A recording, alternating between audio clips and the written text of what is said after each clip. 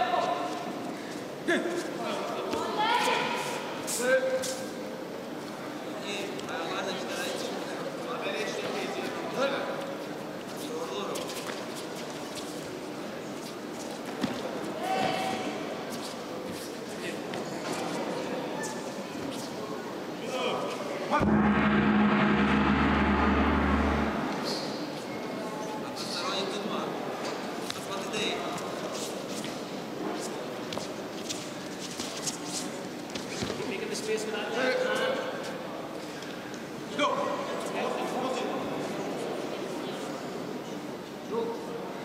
Tatami 2, goal scored.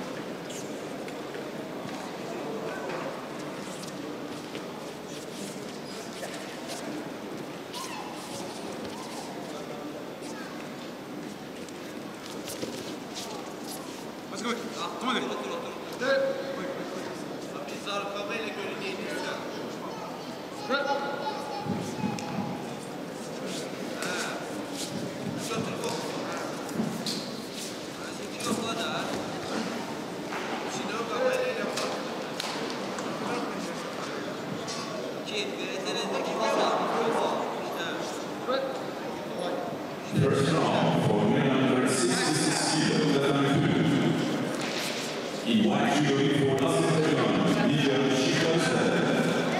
In blue judo for Hong Kong, Li Yuki.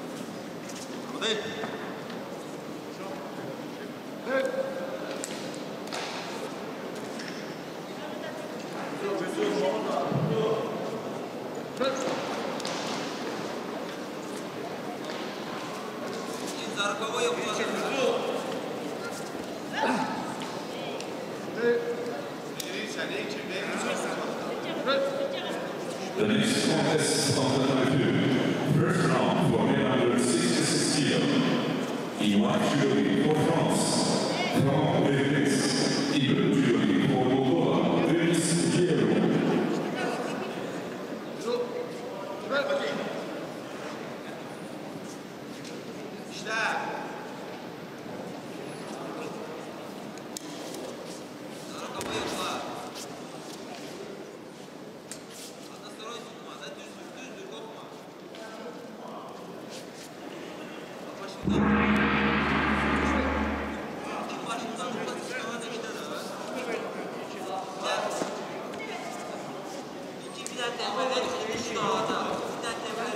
Tatami 1.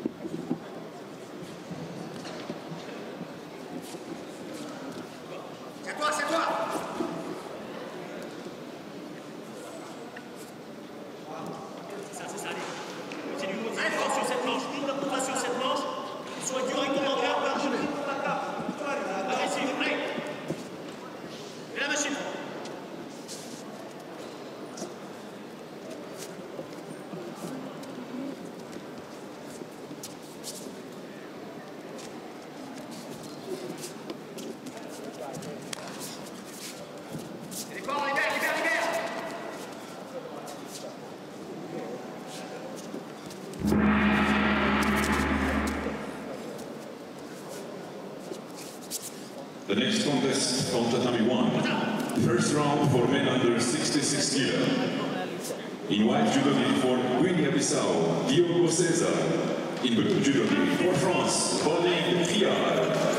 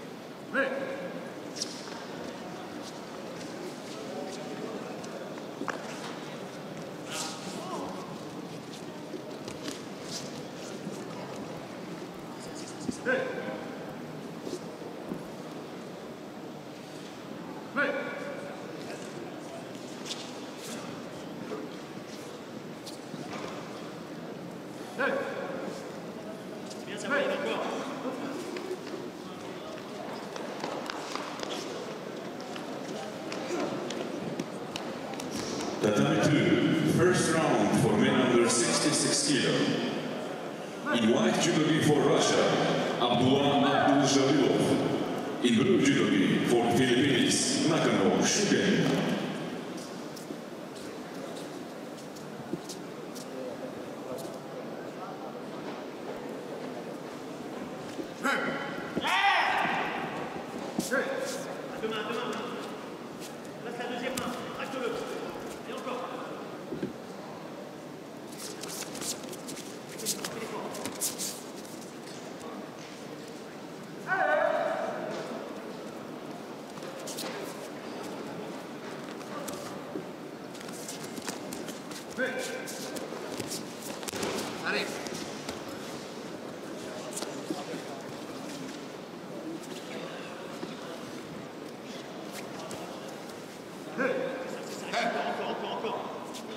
La deuxième main derrière.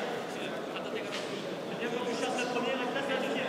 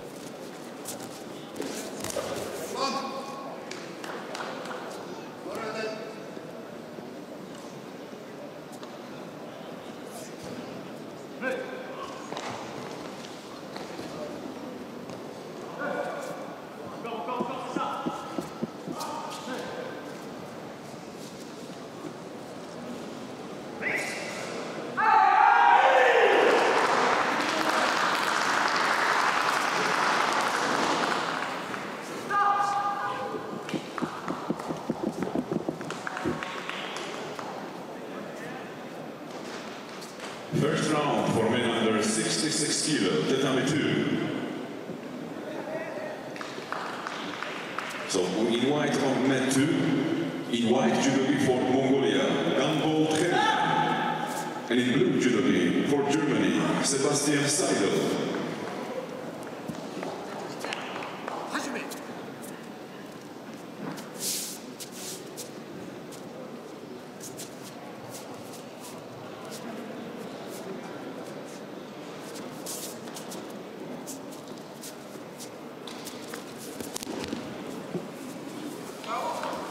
First round for men under 66 kilo, Tatami 1. In white judogi, representing International Judo Federation, Baruch Shmailov. In blue judogi for Uzbekistan, Hoji Akbar Olimov.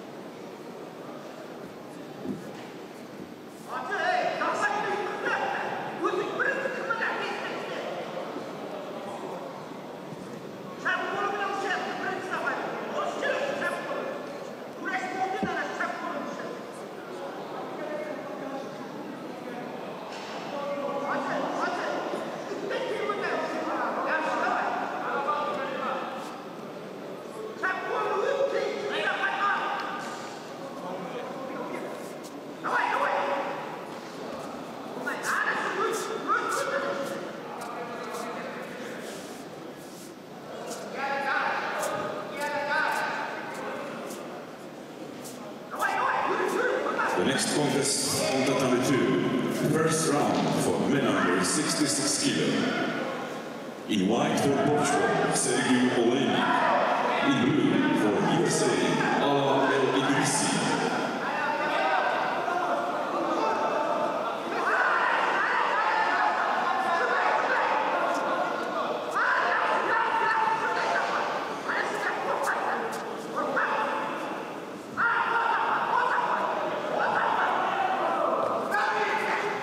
Tatami 2, Sergio Oleni for Portugal could not fight due to the injury. The next contest on Tatami 2, first round, men under 66 kilo.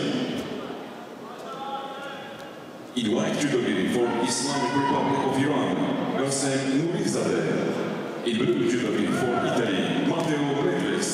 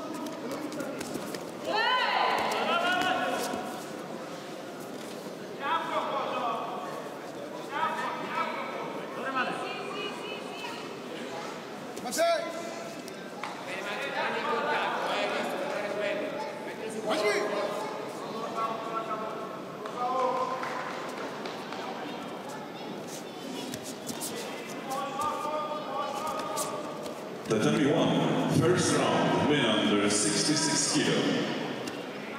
In white judo for Georgia, Lasha Giunashvili. In blue judo for Kazakhstan, Yildiz Zhumakanov.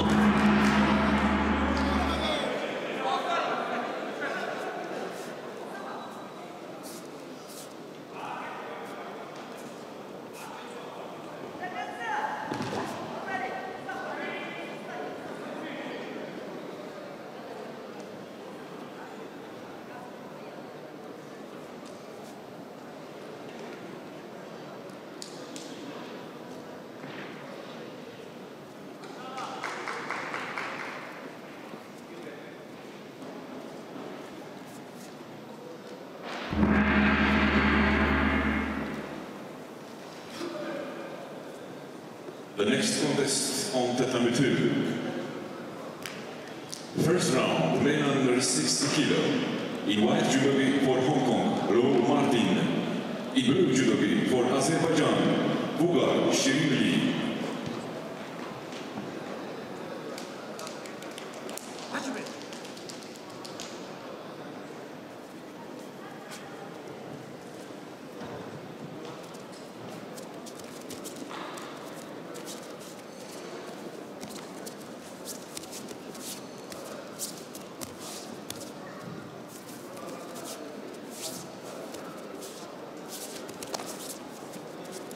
Tatami 1, first round, men under 66 kilo. In white judogi for Russia, Mikhail Bulyarev. In blue judogi for United Arab Emirates, Khalifa Al-Hosani.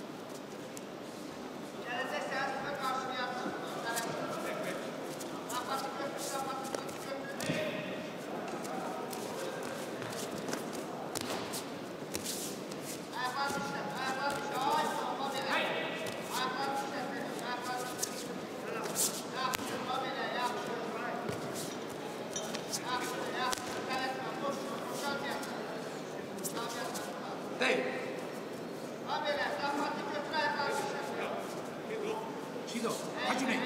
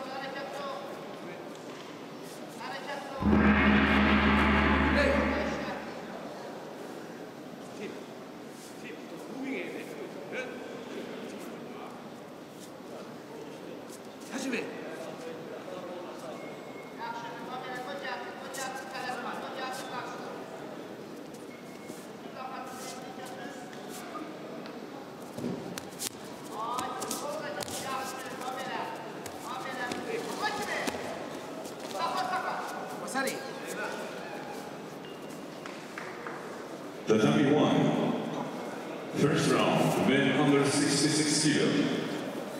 In white judogi for Hong Kong, Ma Mok-Ni. In blue judogi for Morocco, Iman Basu.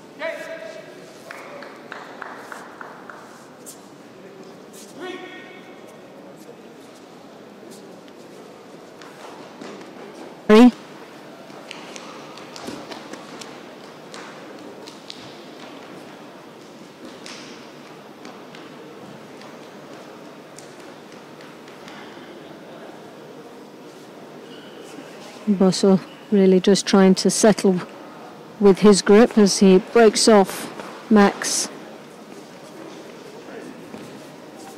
sleeve grip, and as you can see he's controlling it quite nicely there, just putting the pressure on Mac quite a lot there. As you can see he's defending on the hip to stop those hips drawing through for the Sianagi.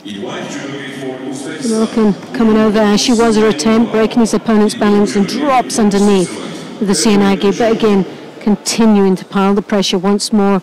Another attack on that Sianagi. Mac really under a lot of pressure right now. Doesn't seem to have much to come back from as his head's drawn down. Very strong right hand high collar grip there. And a Judo been awarded to Hong Kong.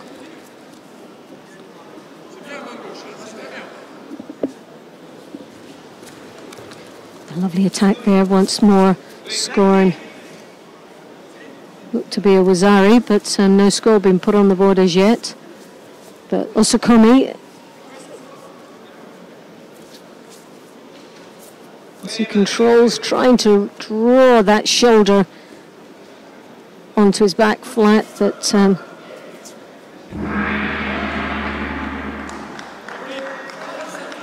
good attempt to escape from the Niwaza from Mac, but sadly not enough time, and with 1 minute and 50 seconds remaining, the win goes to Morocco. Basso, who goes into the next round where he will meet Puliev of Russia.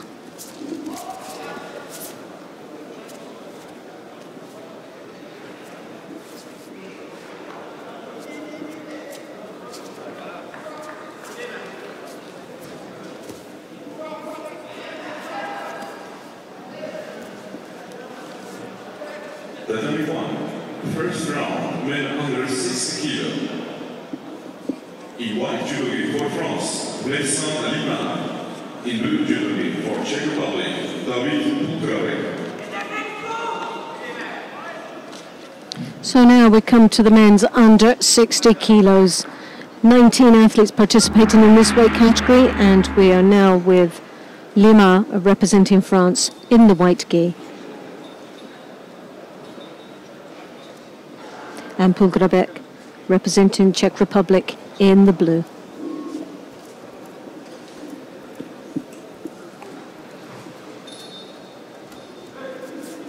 We've got the under 52 kilo category beginning down on number 2, and then we've got, after the next contest here on mat number 1, we've got another pool of the under 52 kilo category. So at some stage we're going to see it, irrespective of whether we stay here or we move on somewhere else. Yes. We're going to get to see some of the under 52 kilo category. What's happened with Lima then? Looks the worse for wear, doesn't he? Yeah. What was that about? Looks like he just caught his thigh. Well, I don't think it was his knee. It didn't look that much of a twist, but I think the hip caught the impact on that one, but seems to be okay at the moment. Lovely coach Gary there, stumble his opponent down into the Niwaza. Lovely turnover there he's attempting. Very strong indeed.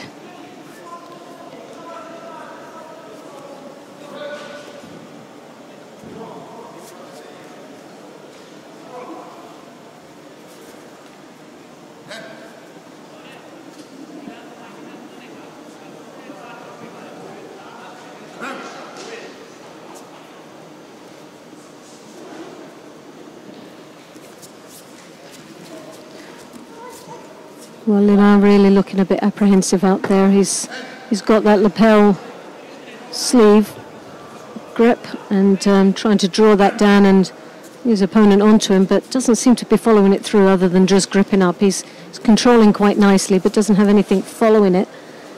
Defended on that Sianagi.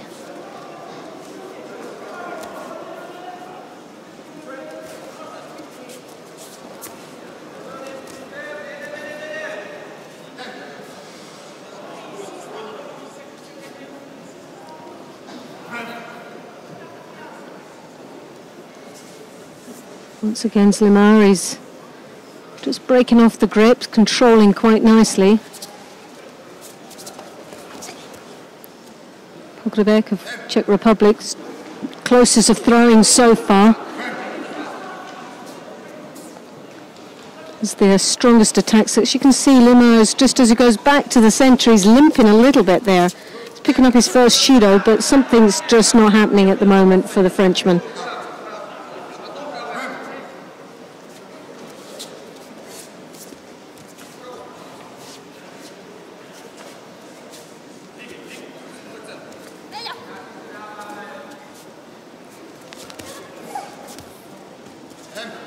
Limar trying to draw his opponent off to that edge.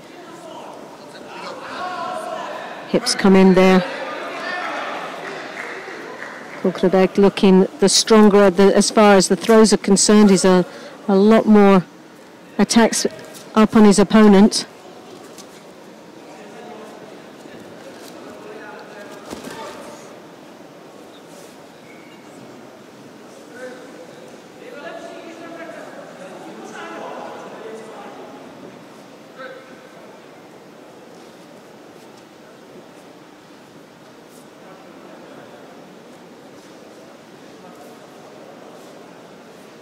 Once more, Limar gets the first grip. He controls lovely with that lapel, but just doesn't seem to follow through with it. He's trying to draw his opponent's lapel grip off him, trying to keep that sleeve as Tatami Waza attempt there, but left himself a little bit vulnerable in the knee waza.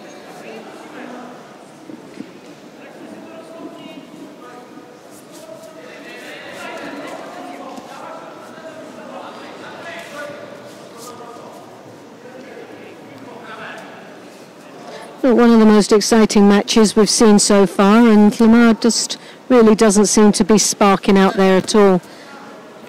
Playing a very sort of cautious game out here. He's always up for the first grip, controlling very nicely there, but doesn't seem to be following through much off the grips. I think that injury, whatever it is really slowing him down.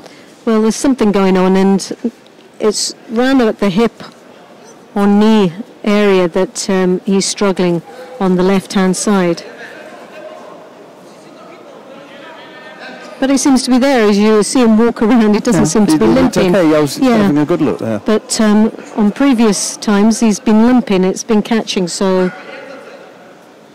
whether it's something he's sustained here in this contest or something it's an injury he's had for a long time, he's learning to cope with, it's very difficult to tell.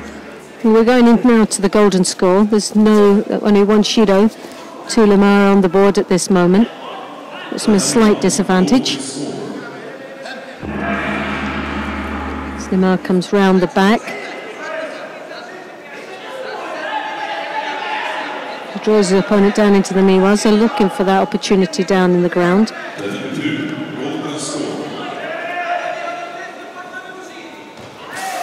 Almost got caught there.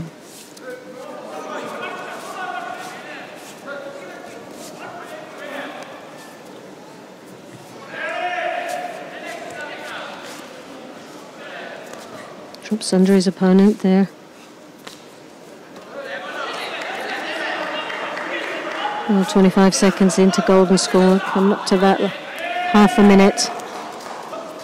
Very difficult to see which way this is going to go. Most of the attacks have been done.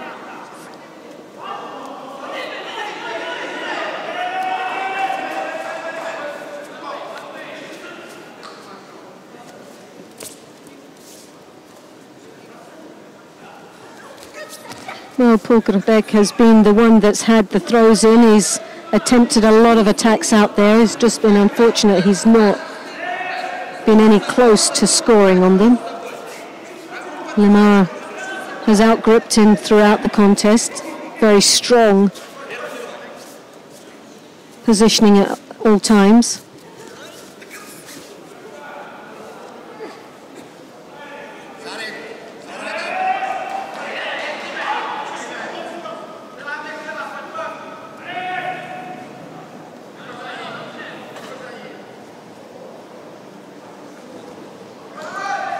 Attempt of a drop Sianagi there.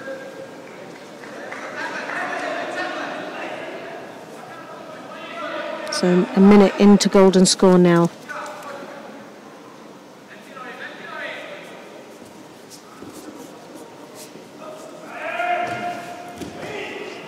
The next contest on Tatami 2. First round, women under 48 kilo.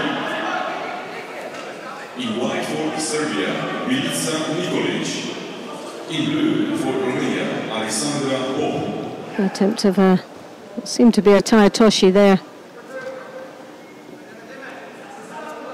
Quebec once more. Dominating on the attacks, just doesn't, it's not able to secure a good, strong grip for it to be successful. Lemar, as you can see, with the two hands on his opponent's sleeves under, close to their armpit. Once more, very powerful, but failing to follow through.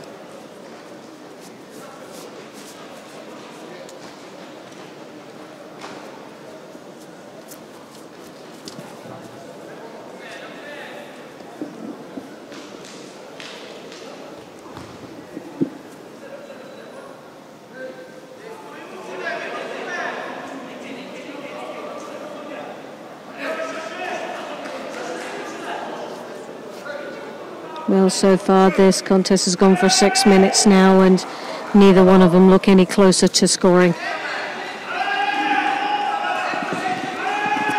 Both athletes starting to look a little bit weary out there. And this is where the mistakes will start to happen. Lemar attempting a drop Sianagi there.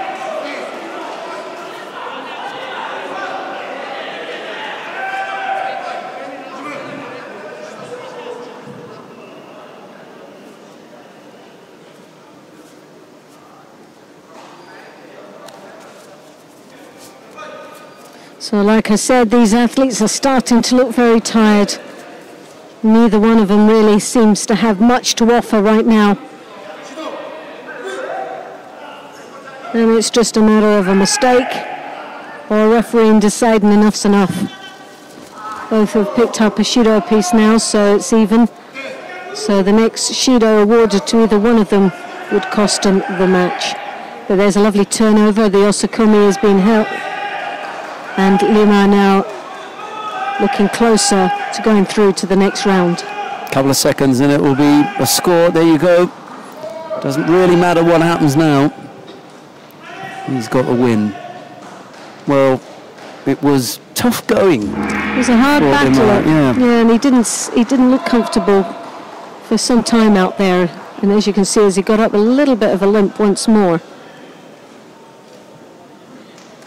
Looks to be more of a hip than anything else. But Lemar goes through to the next round, the under 60 kilo category, where he'll be up against Diaz of the USA a little bit later on.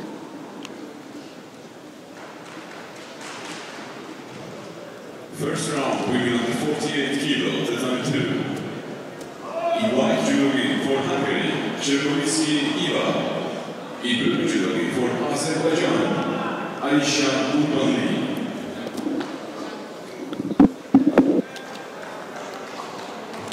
Right, coming up next on number 1, we can continue in the under 60 kilo category.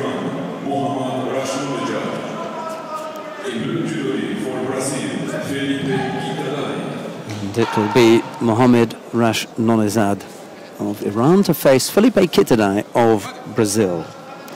Rash Nonezad in the white judogi, Kitadai in blue.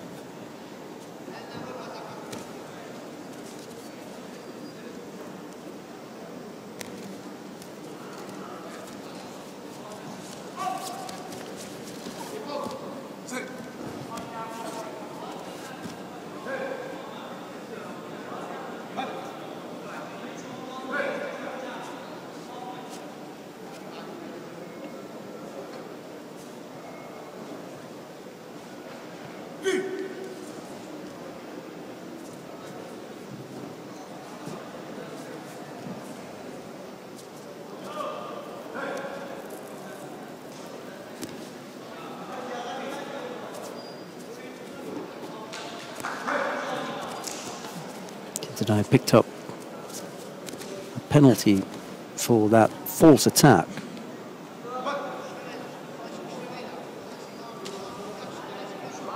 It's not that much better, is it?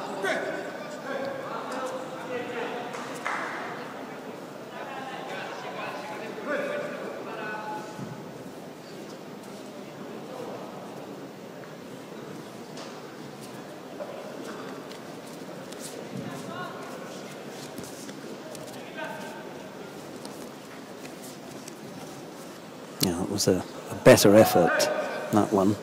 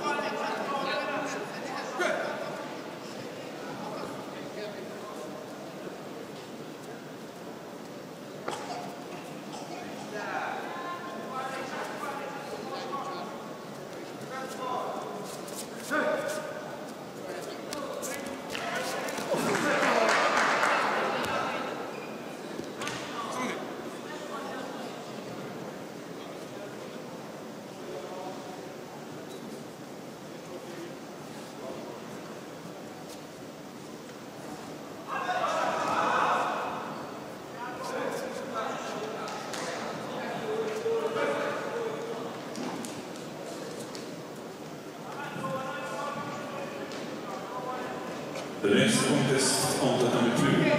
First round. Nice turn here from Kitadai. He's in a bit of trouble having picked up 2 penalties. In blue jersey for Portugal, Judo.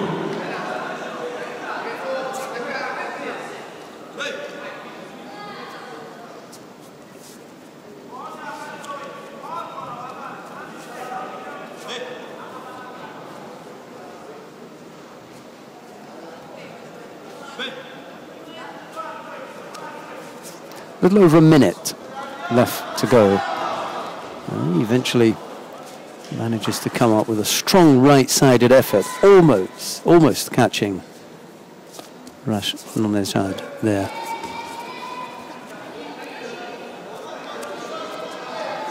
So it's Kitadai who's got the fire underneath him now, realizing another slip here and he could be out.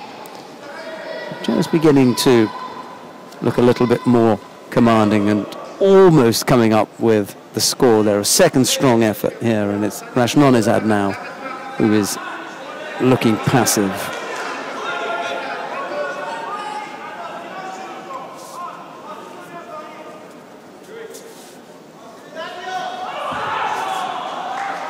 Good effort on the left side from the Iranian in response to the 2 strong attacks.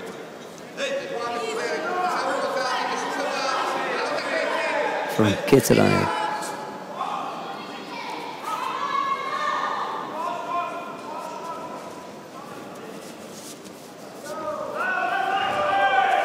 Again, only onto his front.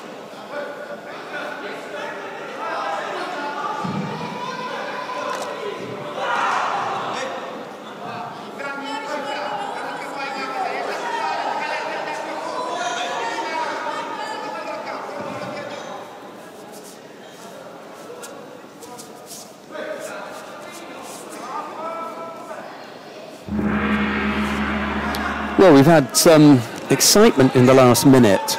Both fighters going for it quite openly, looking to finish this on a positive note. Rashnonezad not looking to try and Shido out of the competition. Kitadai genuinely looking for the positive score.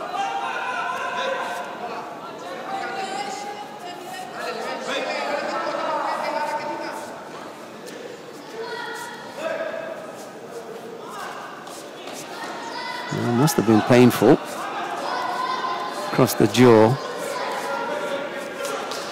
Rashnonezad not able to get the jacket underneath the chin to apply that shimiwaza.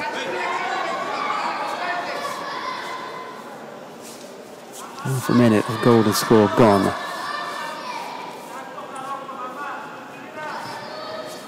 Tries his own little seoinage, but Kitadai feels that coming and blocks it. Uchimata.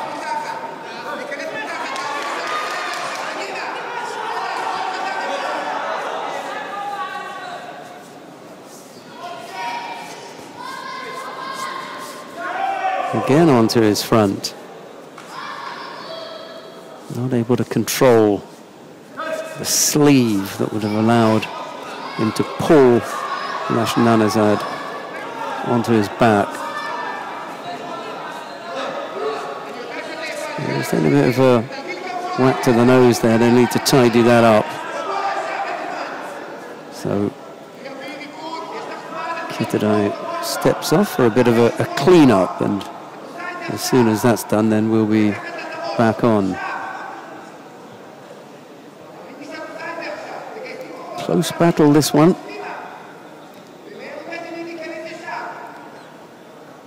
Not sure which way this is going to go.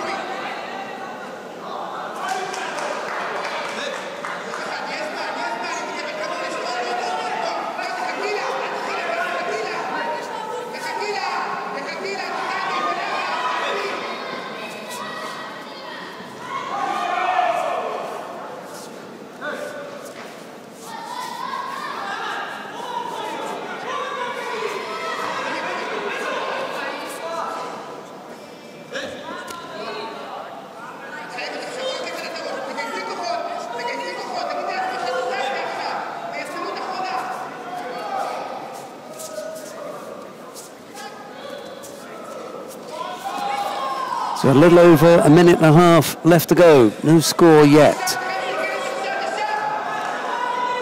Rashnanazad has picked up 2 penalties. Kitadai 2. First score will win it. Still can't come up with the finish.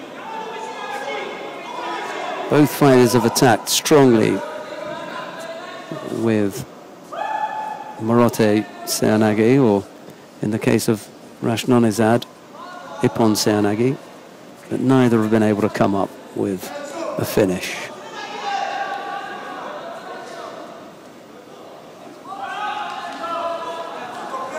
The next contest on the Tatami 2 is the first round with number 48 kilo. Please welcome in white jewelry, Rio de Janeiro Olympic champion for Argentina, Paula Barreto, and in blue for Belgium, Judo.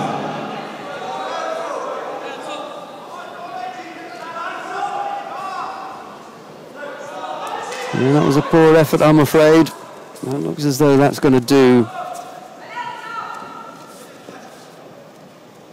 for the Iranian. It wasn't quite strong enough.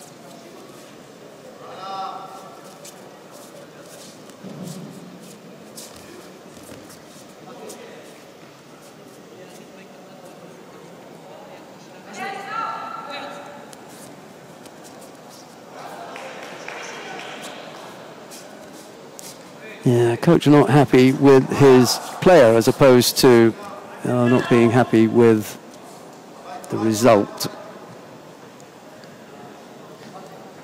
He accepts the result. He's just unhappy with the action of his player. And he gets a bit of a berating on the way out. First round winning under 52 kilo. Right, what else have we got coming up for you? The under 52 kilo category coming up next.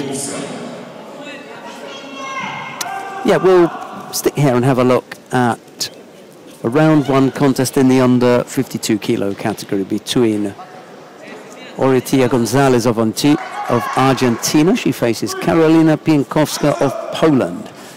It's Gonzalez in the white judo gi, Pienkowska in blue.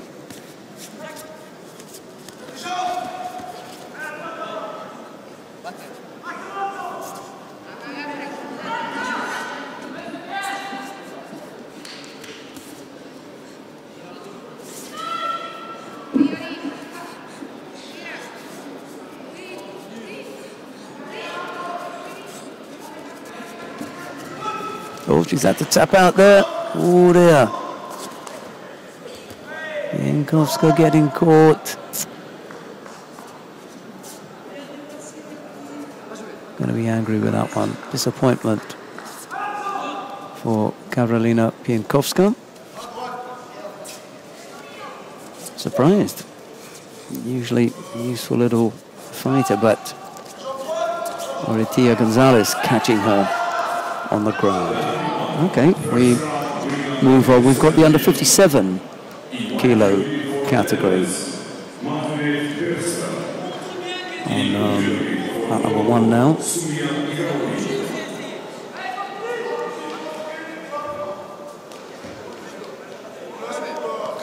And the contest that we're going to see now is Margriet Bergstra of the Netherlands. She faces Sumia Iraoui of Morocco. It's Bergstra in the white judo gi, Iraoui in blue. And it won't be long before we are in Morocco. We're going to be in Marrakesh for the World Open. I'll give you some information about that upcoming competition.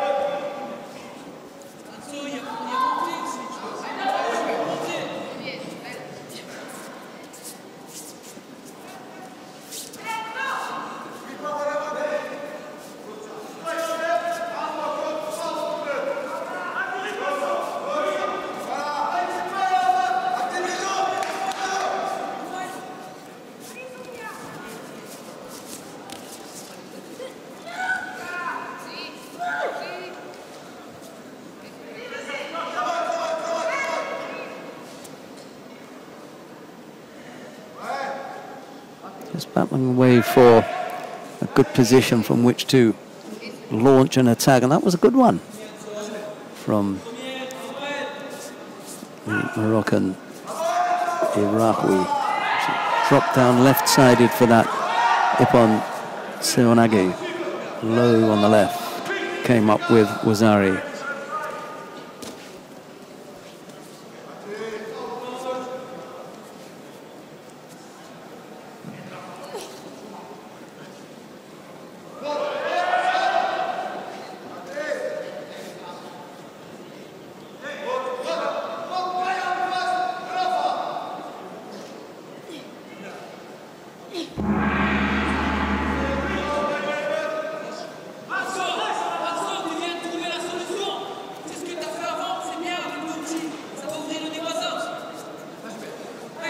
Plenty of time left on the clock for Bergstra to come back with something. She showed a nice Uchimata a moment ago.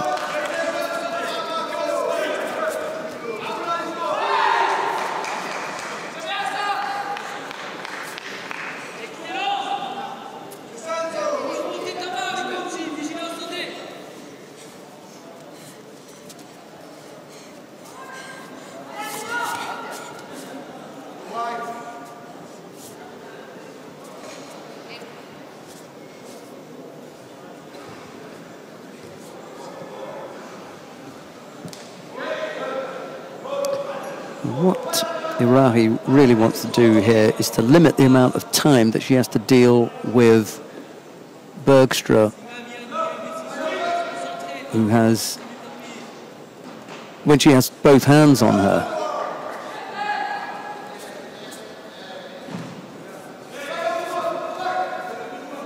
But the single Shido, a bit harsh, in my opinion. Second round, winner under 66 kilo.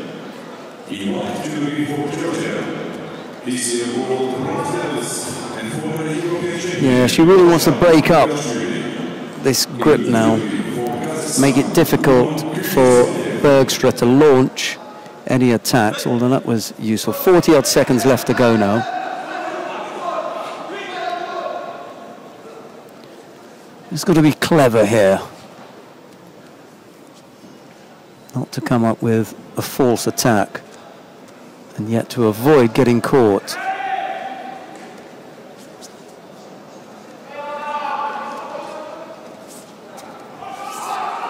Key really is to make sure that you've only got, that your opponent only ever gets one hand on, and as soon as you put both hands on, you come up with a good strong attack. It's easier said than done. But it looks as though Irahi is going to take this one. Yeah, that'll do. That's a good win by Sumia Irahi of Morocco. It takes her into round number 2, where she will face Anna Borowska of Poland. That'll be in round 2. We've got another under 57 kilo category contest coming up next, so stay with us. We're going to bring you that one.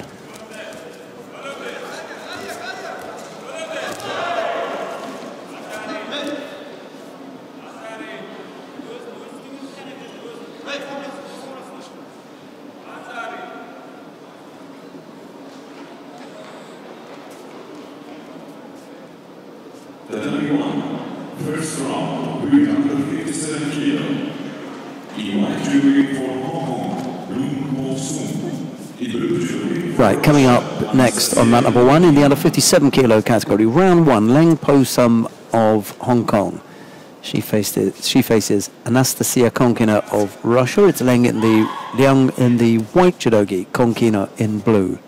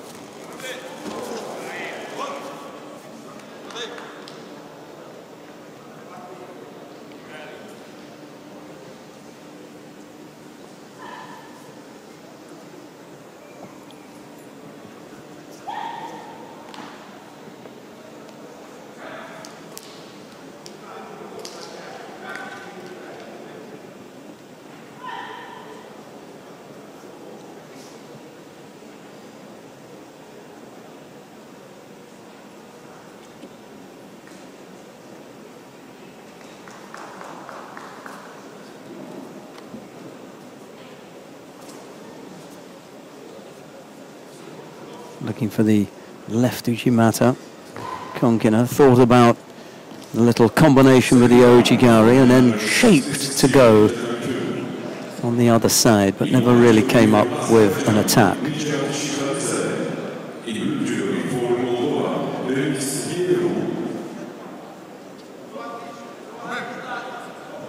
Now, Leung picks up a penalty for passivity.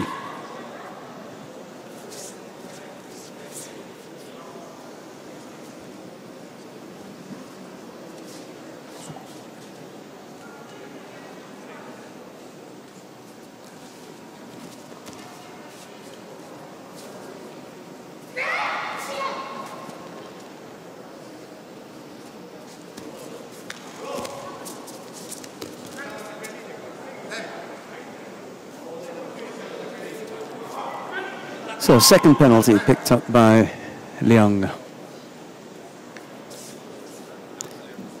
A little over a minute left to go. Konkinen hasn't been able to execute her left Uchimata. Not as yet. There's still time for Konkinen to get to the point where she's the finished article. Hasn't quite gotten there yet.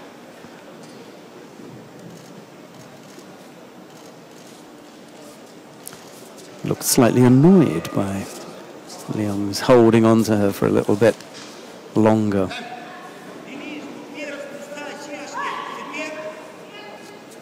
Just needs to remain focused and do what she does well.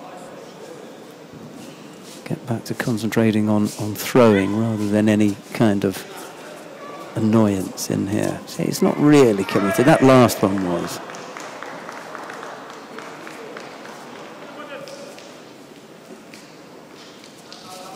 Yeah, the first little stab at that was safety first, and then she eventually decided to launch. Came up with a good finish, and she threw Leung for Ippon.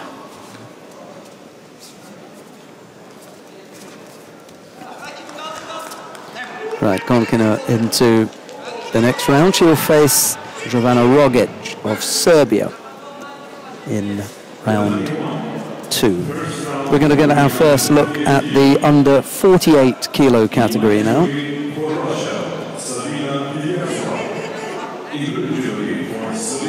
Just so happens that it's another Russian. This time it's Sabina Gilyazova of Russia. She faces Marusa Stanger of Slovenia. It's Gilyazova in the white judogi, Stanger in blue. The winner of this, by the way, will face Otgoncetic Galbadrak, the #1 seed from Kazakhstan.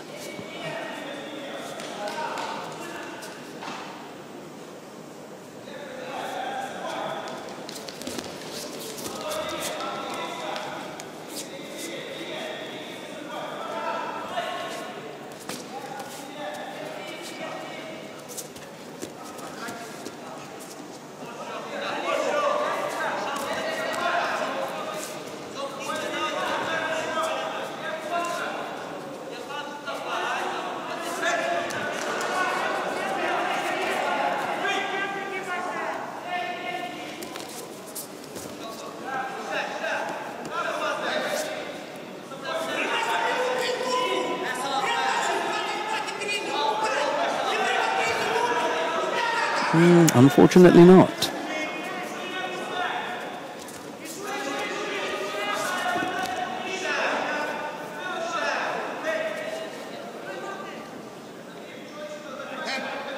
Well, my only question, well, I've got several questions about that last exchange there, and the last one was why the mate after when they went into Niwaza. There's no reason for me. Bit of arm locked her there. Oh well.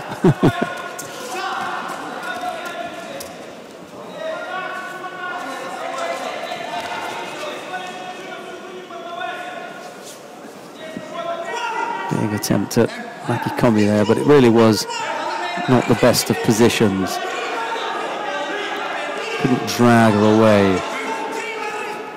Much too far to drag her opponent from. The distance was too great.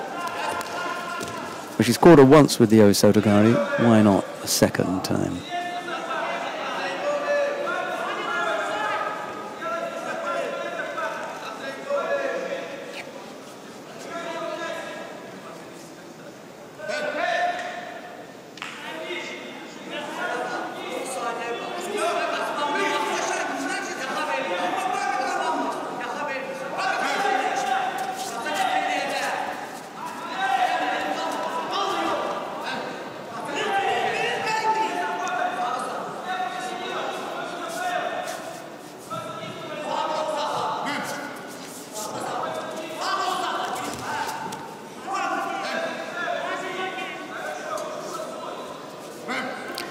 Still the Wazari lead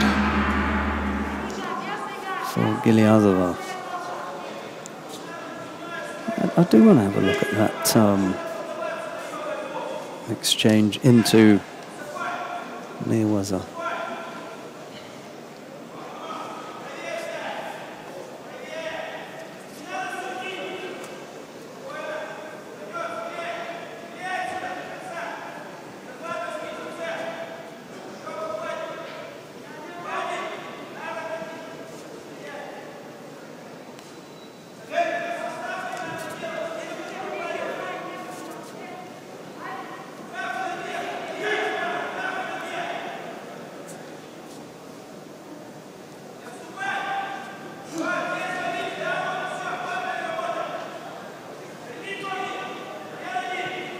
Second round for men under 66 kilo, Tatami 2. In white judo for Russia, in blue judo for Mongolia, Gamble Kremlin.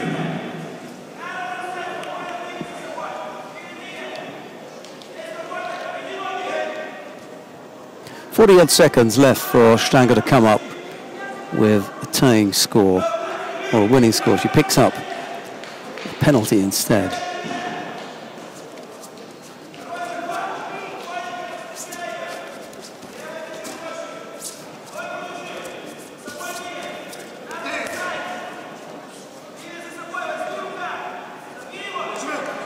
Searching over on that right side, another Osotogari effort from Gilyazova.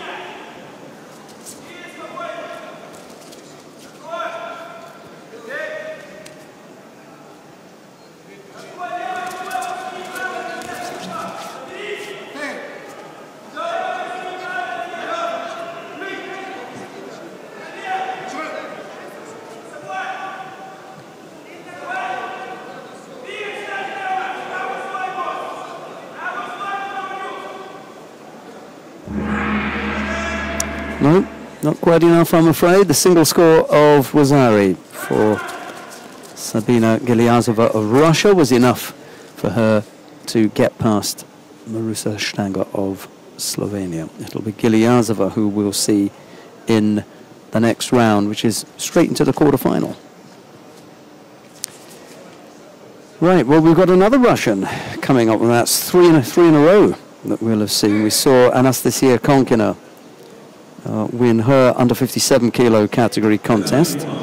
We've just seen Gilyazova winning out over Marusa Stanger of Slovenia. It'll be in the under 48 kilo category now, Irina Dolgova to face Monica Ungaranu of Romania. Dolgova in the white judogi, Ungaranu in blue.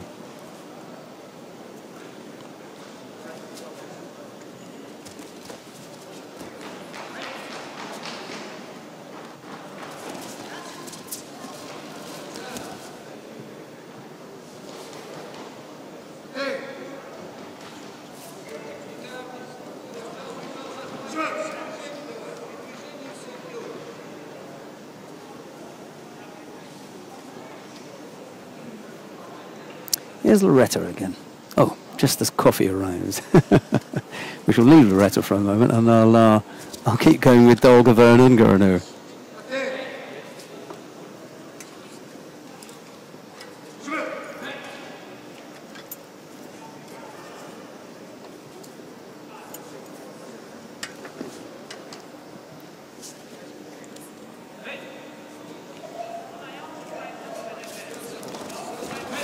The fighters have picked up penalties. It's not the most attractive of starts, but Ungaranu is an exceptionally difficult fighter.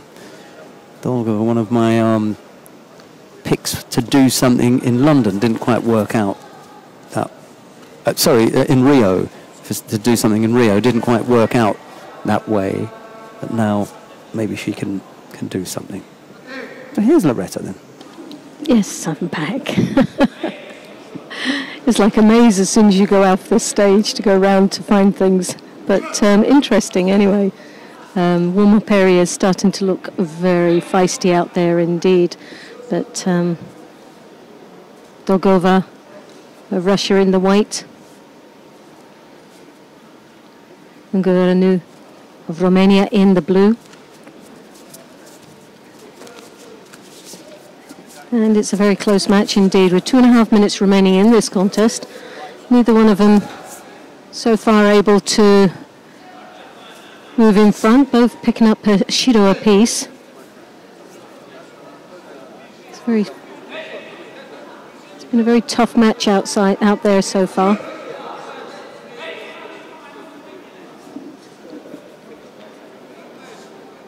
Ungureanu in the European Championships this year took a bronze medal, along with a bronze in Dusseldorf.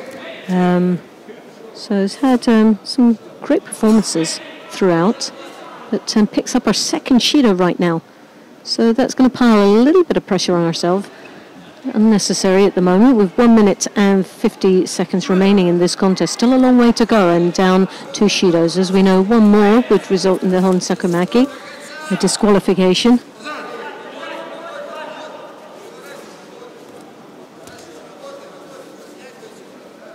Dolgova, very strong in the grip. She drops in for the Sianagi.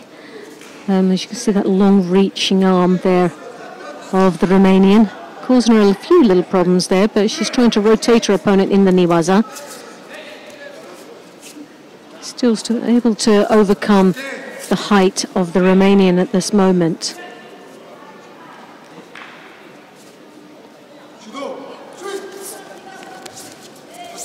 Dolgova in the World Championships this year picked up the 5th place, and back in 2015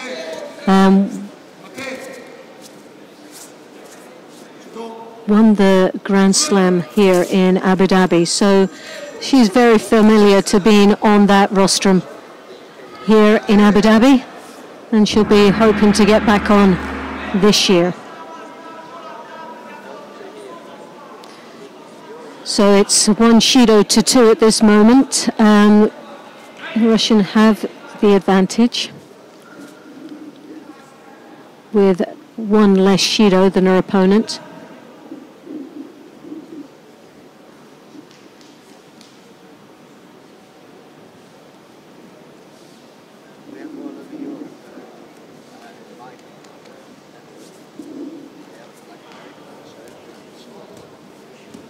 So this is for a place in the quarterfinals of the under-48s. 15 athletes participated here today in this weight category.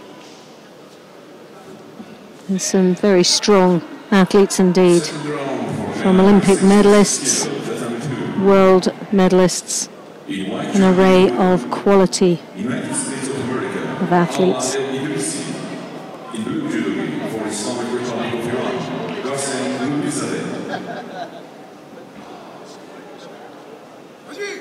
So the final seconds of this contest remaining, and it's looking very much golden score, and there we have it. So the Romanian with 2 Shidos. We know 1 more would obviously lose the match, so the advantage is to the Russian.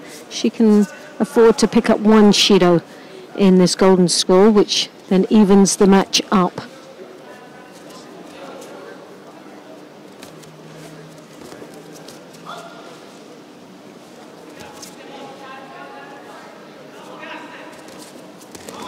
And as expected, Dolgova advancing onto her opponent.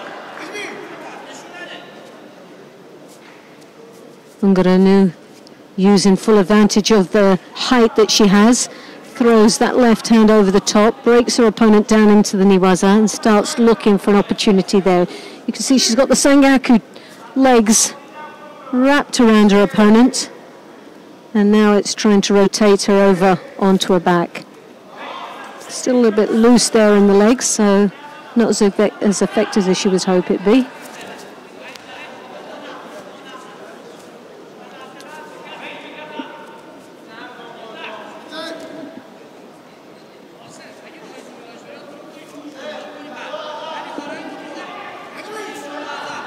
Well, an Epons, an Ogoshi attempt there from the Russian, but really a little bit unorthodox and sort of left herself in a very awkward situation there. He didn't have the power generating through the attack.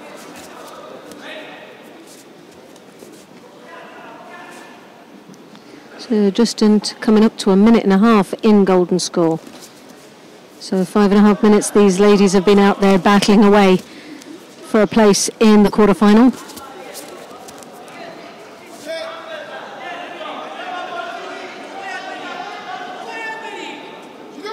Mogova there as the Sangaku turn as she tries to rotate her opponent over, looking the stronger of the two at this moment, more positive and engaging in this contest.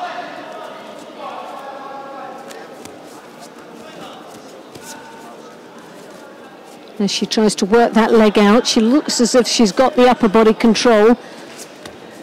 How strong, I'm not sure, but as you can see, the Romanian holding on quite tightly there to try and defend as much as she possibly can. So we're into the second minute of this contest. 6 minutes these ladies have been battling away. Neither close enough to go through to that next round, but there we have the third and final Judo being awarded to the Romanian.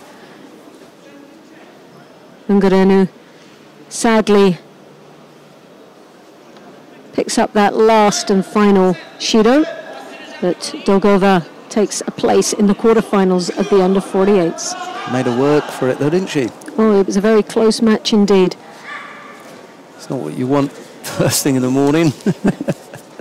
To be detained in the opening round. But, you know, I said at the beginning that Ungureanu was going to prove a tough hurdle to leap. And so it turned out. How does the rest of the draw look for the 48 kilo category? Galbadrak at the top of the draw will face Giliazova. Dolgova to face the winner of the upcoming contest now, and that's between Shira Rishoni, representing the International Judo Federation. She faces Aziza Shakir of Morocco. We've already seen one Moroccan in the under 52 kilo category knock out her opponent. Well, I suspect that Rishoni is going to prove a little bit more difficult. A useful fighter. Her teammate Noah Minska has already gone out in Pool D, that 52 kilo category contest that I was talking about. Who was that between them? Oh, sorry, it was 57. My mistake. It was the under 57 kilo category. It was Margriet Bergstra of the Netherlands who fell to Sumia Irahoui of Morocco in the opening round. Not 52, but 57. Let's see how Rishoni gets on. Well, Rishoni is always, for me, she's a wee dynamo. She's a real fighter out there and gives it her all each time she competes, and quite an impressive athlete indeed. Very determined. In Baku this year, took a bronze medal, and also in the Grand Slam and in Grand Prix in Antalya took the silver medal, and in Tashkent the gold in the Grand Prix. So she's had a very impressive year so far.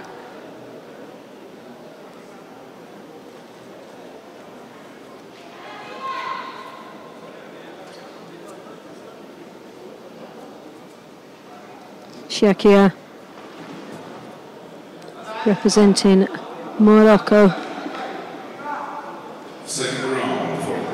in the African Championships, that picked up the bronze medal.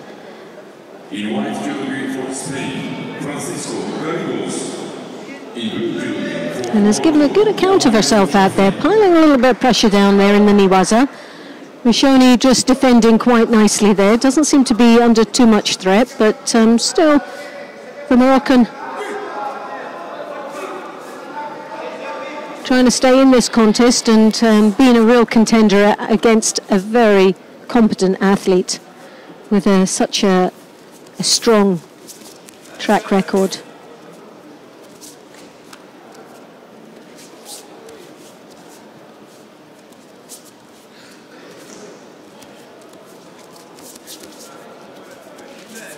Well, Rashani, as you can see, with that left hand on the lapel, she drops through into the Seoinage. Lovely finish of a technique there.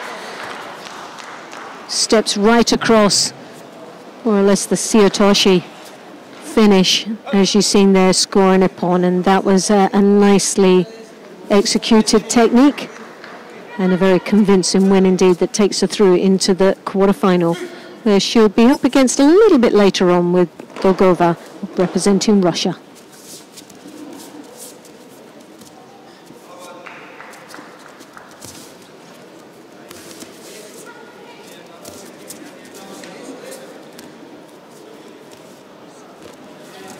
Tatami 1, second round, men under 66 kilo.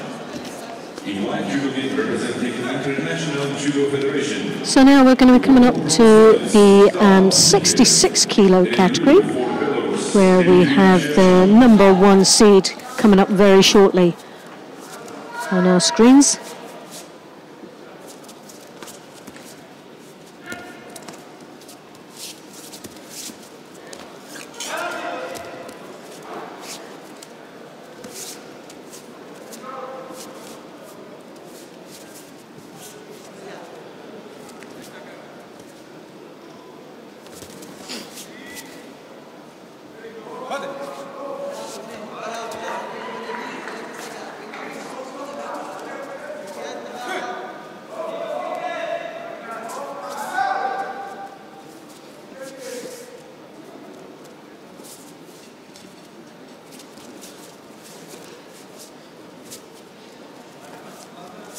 There we have Tai Flicker, who's the #1 seed, ranked #2 in the world at this moment, and currently world bronze medalist.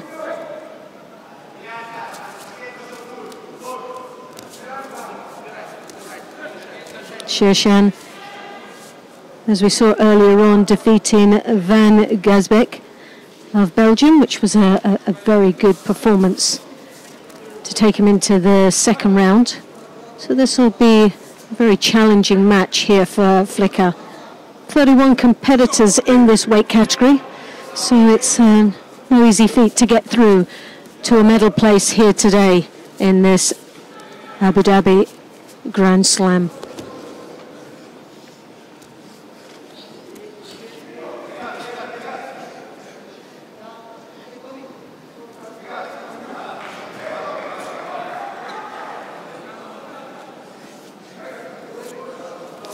As we know, Shershan took a gold medal back in 2014 here in the Grand Slam. So very familiar to being on the rostrum here in Abu Dhabi, as well as first place there back in 2014. In 2015, Masters Morocco champion and a Grand Prix in Budapest silver medalist. So he is known to be a medal contender and a medalist at a very high level, but he has got his work cut out for him against Tai Flicker, who's here representing the IJF here in the white. What a lovely Ashiwaza attempt there, breaking his opponent's balance. Shershan.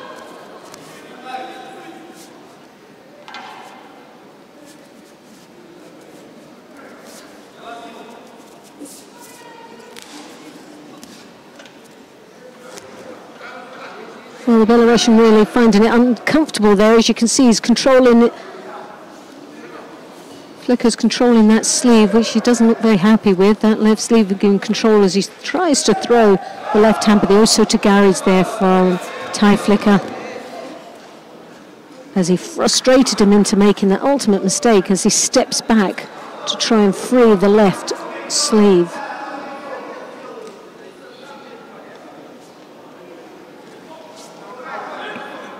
The first Judo's been awarded, but to Shershan, so he now really has to start engaging a little bit more into this contest, but that's the second one he's picked up, so now piles even more pressure on himself. One more results in a hand Sokumaki disqualification. So he can't afford to make any more mistakes here in this contest with just under a minute remaining Flicker there, as you can see, with the left hand high on the collar, controlling quite nicely, taking his time, but piling a lot of pressure on his opponent. But looks very comfortable and very composed out there. Second round for men under 60 kilos. Well, he's dominated this match throughout these 3.5 minutes. As he comes through again for another drop, Sianagi. Belarusian tries to counteract that by coming into Sutemi Waza and drawing his opponent down into the knee waza. Wasn't very successful, but nevertheless got himself out of a bit of trouble. But he's just got to be careful. Again, that negative attack, dropping himself on his back, most probably has cost him another Shido, which means that'll be the third and final one he'll receive. And giving the win there to Ty Flicker and a place in the next round, which will put him into the quarterfinals. So Shershan there looking very disappointed, most probably in himself more than anybody else, but the win, and a very convincing win throughout this whole contest, was Ty Flicker. He didn't look like he was going to be in any trouble throughout the whole contest, and takes himself into the quarterfinals of the under 66 kilo category. And he'll be up against the contenders of the next match coming up very shortly. Second round for men under 66 kilos. In white judo game for Mongolia, the former Asian champion, Dhabi, and in blue judo game for France, former European champion in under 60 kilos. So now we have Davidoj representing Mongolia in the white, and he's up against Kaya representing France in blue.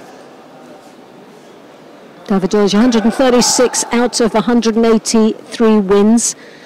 A very impressive track record indeed. Had a bye. Davidoj defeated the Azerbaijan in the first round. Babazada. And Kaya had a bit of a challenging match where he was up against Daigo Cesar.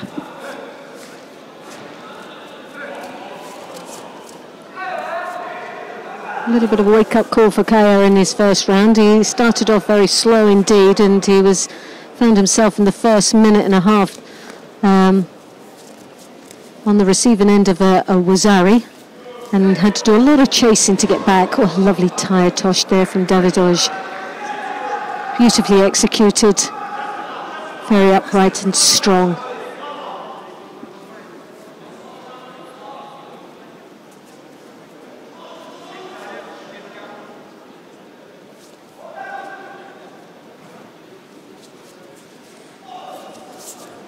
Kaya there, as you see, tries the cross grip, throws that arm over the top. Doesn't connect and controls it as well, but the gutsy move, showing that he wants to desperately engage and control this match. But I think he's got his work cut up with the Mongolian.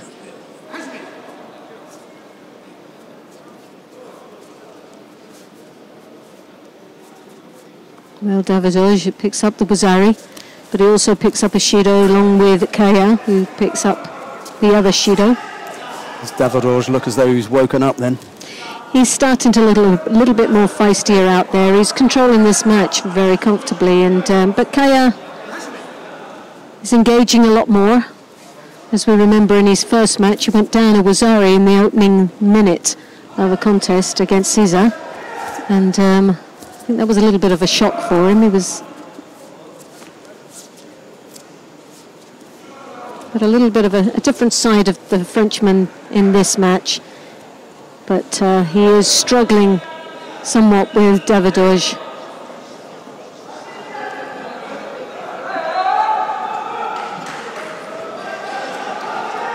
Davidoj, as he throws that right hand over, looks very strong indeed when it connects. And now is looking to have that rotation over in the knee waza. Nice. Just got the leg out. A very clever move. He went one way and switched it to the opposite side. Totally fooled his opponent on which direction he was going. And Kaya fell for it and left himself out. Now he's got the Tatami he's looking for. Every way that he goes, he's got something trapped. Good, that was good work on the ground from the Frenchman. Yeah, Kaya did extremely well to get out of that difficult situation. For a while there, I thought it was all over and done with. Well, he had a couple of stabs at that, didn't he? I think the mistake there that Davidovich made, he changed too many times. He should have just persevered with one. And if he'd gone for the hold, it would have been fine. As soon as he switched for that arm lock, it all went horribly wrong for him. He was absolutely, as Loretta said, much better off looking for the Osai Waza there. To change to, for the Kansetsu Waza was always going to be difficult. You had to let go of a strong position to try to work a weaker position. Yes. And it then fell apart. Anyway, he used up a good amount of time. Well, the clock's ticking away, and he's got just over a minute remaining in this contest. A Judo apiece, but one Wazari, which is what's the most important. That score on the board there for Davidovich.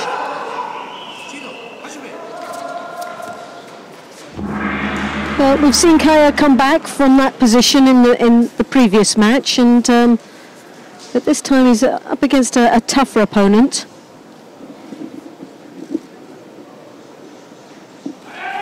No.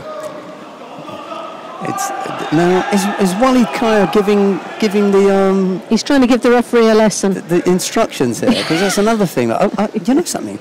I was going to say I'm getting old. I must be getting old. I am old, because there's certain things that really get me now. And he's got one side. And it really holding on. Yeah. Well, both of them have there at that time, and so neither one of them were doing it, but. I believe that Davidovich did exactly the same. It was a cross grip. Let's see. Well, it's important to see how it got there. How did he get there? Well, there was so that was the force attack. Drop, and that's out of order anyway. Yeah. Well, there's the first Judo there for the drop.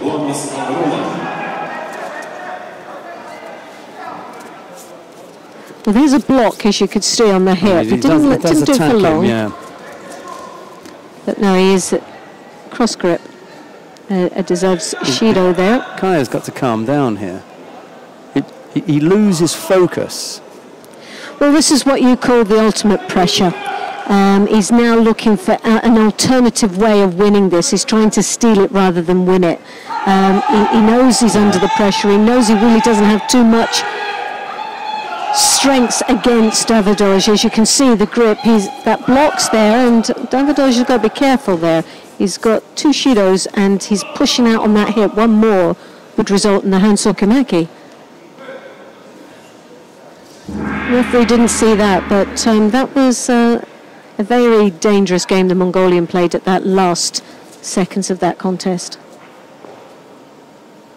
But Davidovich goes through to the next round, the quarterfinals of the 66 kilo category. Yeah, well, it's an unfortunate exit for Kaya because it's out of the competition. He was up against one of the best in the world. Well, the next match coming up for a place in handshake.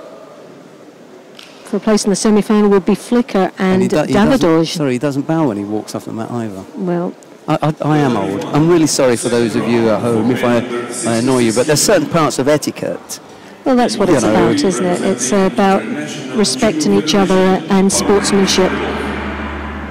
Yeah, I know it's hard to hold it together, and I know really experienced players will say, you don't know what it's like to be fighting at that level, and it means everything to you and everything. And well, I don't, but Loretta certainly does. And I bet, she was managed to keep a lid on it. I know. Definitely. But the sad thing about with that match, that previous match, was that it was quite obvious who the stronger opponent was. And Kaya really was trying to steal, at the latter stage of that contest, was trying to steal it rather than win it. Yeah. And he was, as well as showing the referee how to do his job, which is a complete no-no, because you want the referees on your side, you don't want to alienate any of them. And by trying to teach them how to do their job is not the way forward. But hopefully he'll learn by those lessons when he looks back and reflects on that performance that there's other things that he could have done that might have actually brought him through into the next round, but he failed to do that, and that was keep keep his composure and be professional.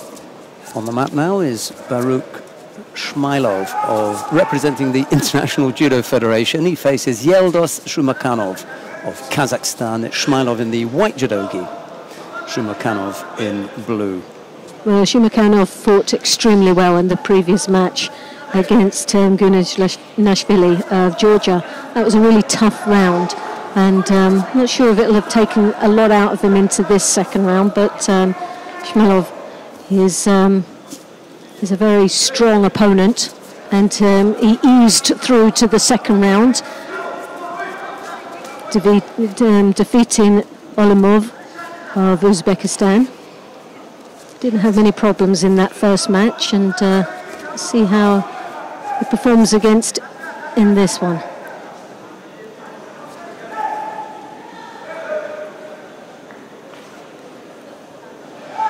Shmailov there, as you can see, with that left hand high, controlling quite nicely.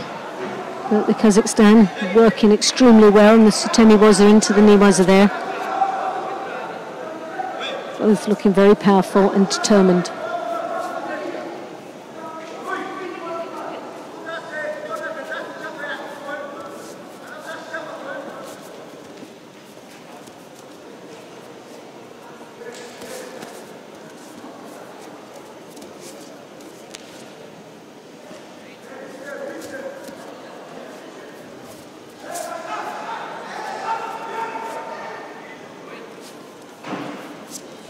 Jumakov there, looking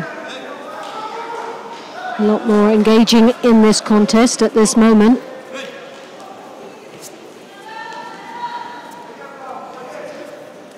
Takes the first grip there, Shmailov comes over with the oh-so turn, lovely attack.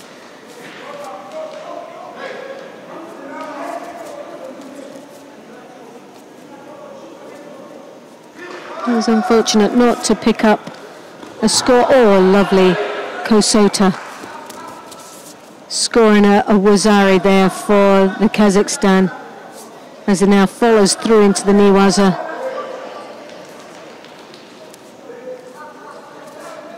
Looking for the opportunity there in the shimmy waza, and it's on.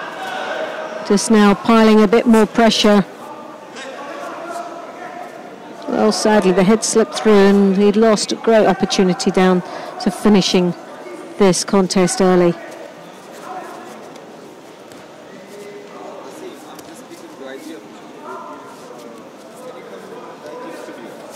Jumakov there.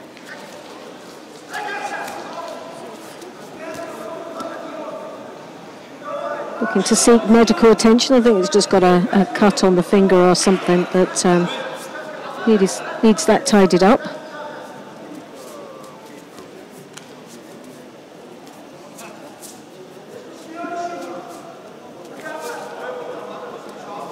Well, better opportunity for both athletes to compose themselves and get off the contest area. Not always easy when one athlete's left there to think and keep his thoughts to himself, but as you can see, they both needed a bit of attention, didn't they? I think one was a tidy up. All right. Okay. Yeah, Jumakov, he was the one that I think was bleeding in the hand, but they needed a bit of a clean up for Shmailov.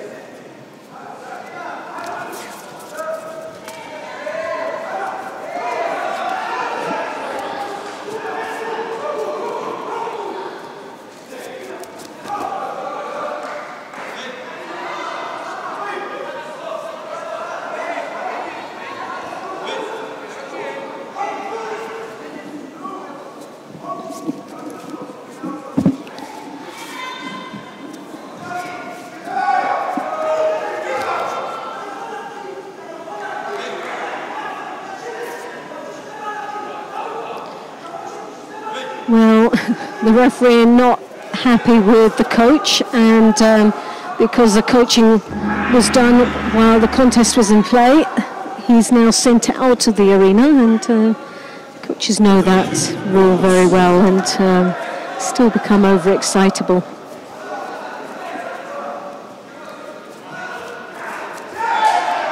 Hips come through, Shmailov there, lovely attack. Still finds himself trailing with the Wazari. and 13 seconds remaining in the contest.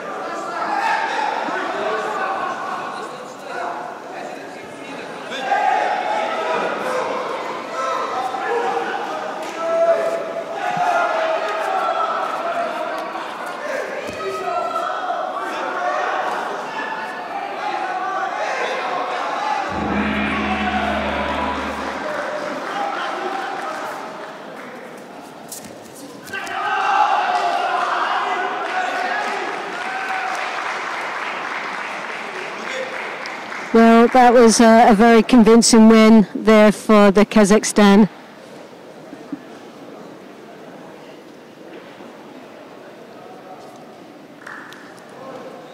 Zhumakov there goes through to the quarterfinals of the under 66 kilos.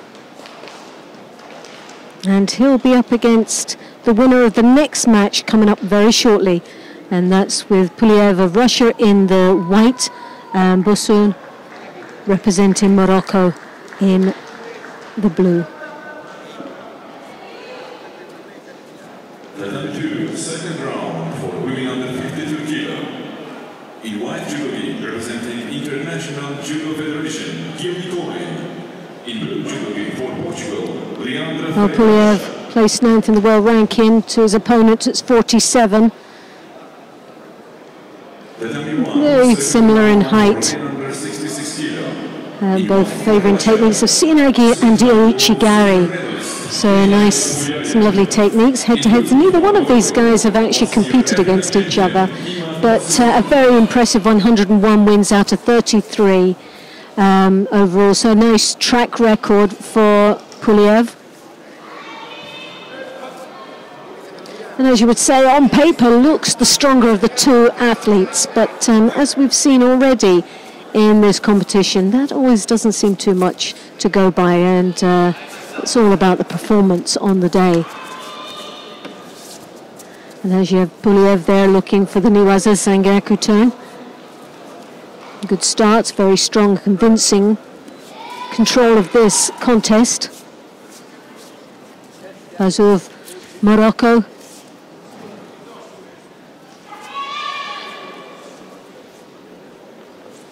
A great performance in his first round, defeating the Mak Hongning of Hong Kong in the first round.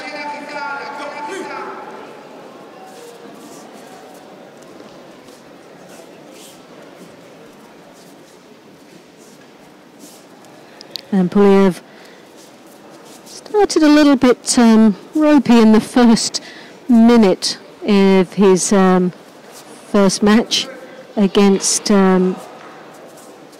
Hazozani of United Arab Emirates, who had a great contest up against a very strong opponent, but made a good account of himself in that contest, controlled very nicely in the opening rounds, first minute or so in the contest. Definitely some potential there for United Arab Emirates.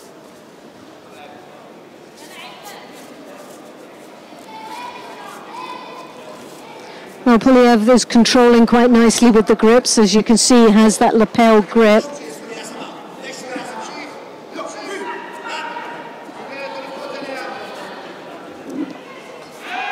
But there you have an attempt there from the Moroccan with that Judo Tatami as he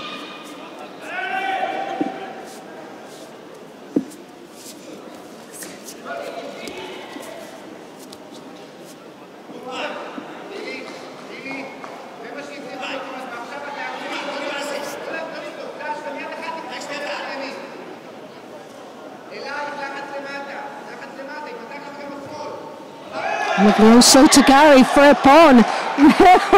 That is an absolute turn up for the books. Who would have actually imagined that happening? The Russian, I don't know what he was thinking of, but it's cost him dearly for thinking nothing at that split opportunity that the Moroccan had. So that Oso Tagari takes him for the pawn through to the next round. Well, that was massive surprise. Somebody who's 3 times world silver medalist goes over with such ease. In white for Georgia, 2013 European champion, and in blue, representing International Judo Federation, So now we have coming up Papinashvili representing Georgia in the white, and Ben David representing IJF in the blue.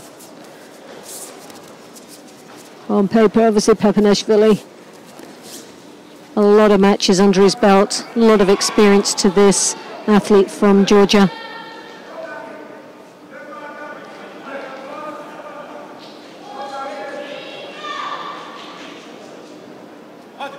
And this is in the under 60 kilo category for men.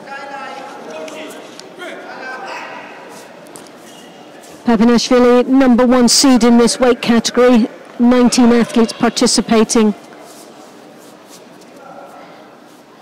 10 Grand Slam medals under his belt. Papinashvili, very consistent athletes throughout.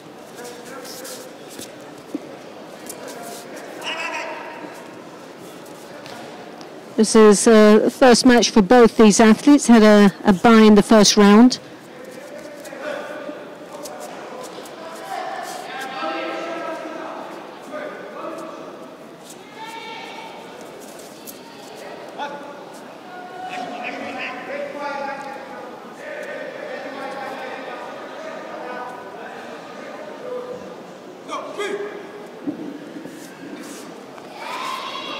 Well, Sianagi attempt there from Ben David.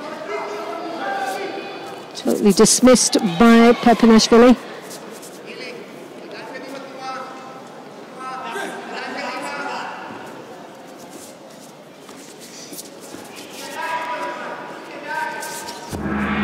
The right hand there around the arm of Ben David. Looks very strong, controlling as he slips it up above the head. Trying to control the pace of Ben David, slowing it down until he actually gets a little bit of control in the Kumikata.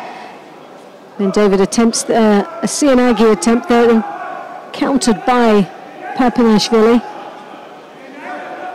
But just playing a little bit too much of a waiting game, and picks up the second Shido, and he's got to be careful. 2 minutes remaining in this contest, and 2 Shidos already to Papinashvili. 1 more would result in a hand sakamaki, and what a disappointment that would be for not only the Georgian team, but for, on paper, is the number 1 seed here today in this contest.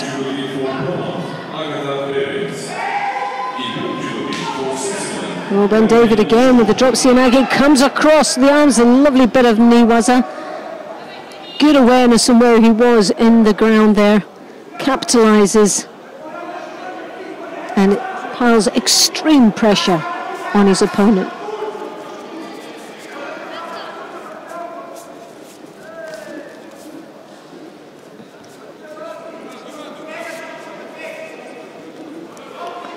Well, Papinashvili really does need to do some homework now. He got the Osota scoring a nippon just with 1 minute and 14 seconds. Well, he left that a little bit tight indeed, and we were all a little bit worried there for someone who's so consistent in his performances. But that shows you the caliber of athlete he truly is, that although under so much pressure, seems to be able to take his time, and when he does get the opportunity attack, he makes sure it counts.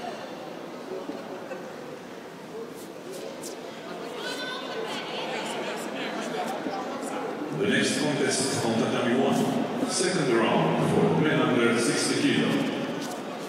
In white judo for United States of America, Diaz. So now we have coming up Diaz of the United States of America in the white, and representing France, Lima in blue. Morotti Gari, Diaz favours.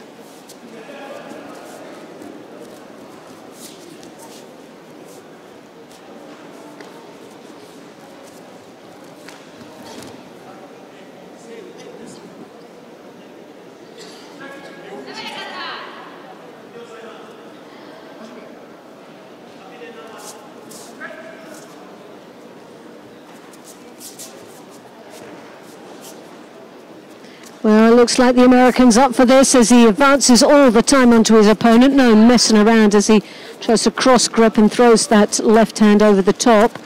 Lima, we saw in his previous match, looked it was an uncomfortable match for him. He didn't look to be firing on all cylinders and looked a little bit too laid back. We weren't sure whether he was carrying an injury at that time, because there was a couple of opportunities where we watched him going back to the centre of the mat where he was limping. Whether it's where you can see now he's actually got a strapping on that left leg, so maybe that was what the problem was, but it definitely didn't do his performance any good in the first round. He just got through and no more into this second round.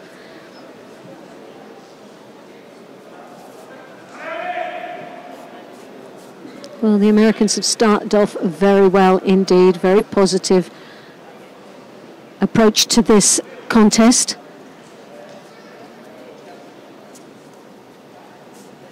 Lima always taking that one or two steps back, and Diaz forward in and following all the time, chasing, but finds himself with a Shido on the board.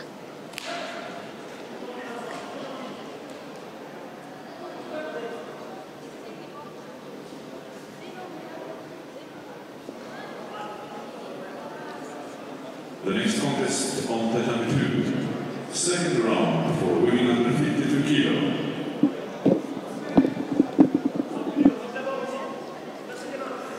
In white judo for Romania. Well, again, another Shido has been awarded, but one apiece, which again puts Diaz this time in a lot of pressure with two Shidos, and we know what happens when he gets the next one, but not with 1 minute, just under 2 minutes remaining. It's a long time to go. So he's got to be very careful in how he performs the next couple of minutes. And we know the French are very good at tactically fighting in their matches, and he will know that the advantage is in his favour. But the American battles away here as he throws that left hand over the top. Attempts the Uchimata, but totally misengaged that leg.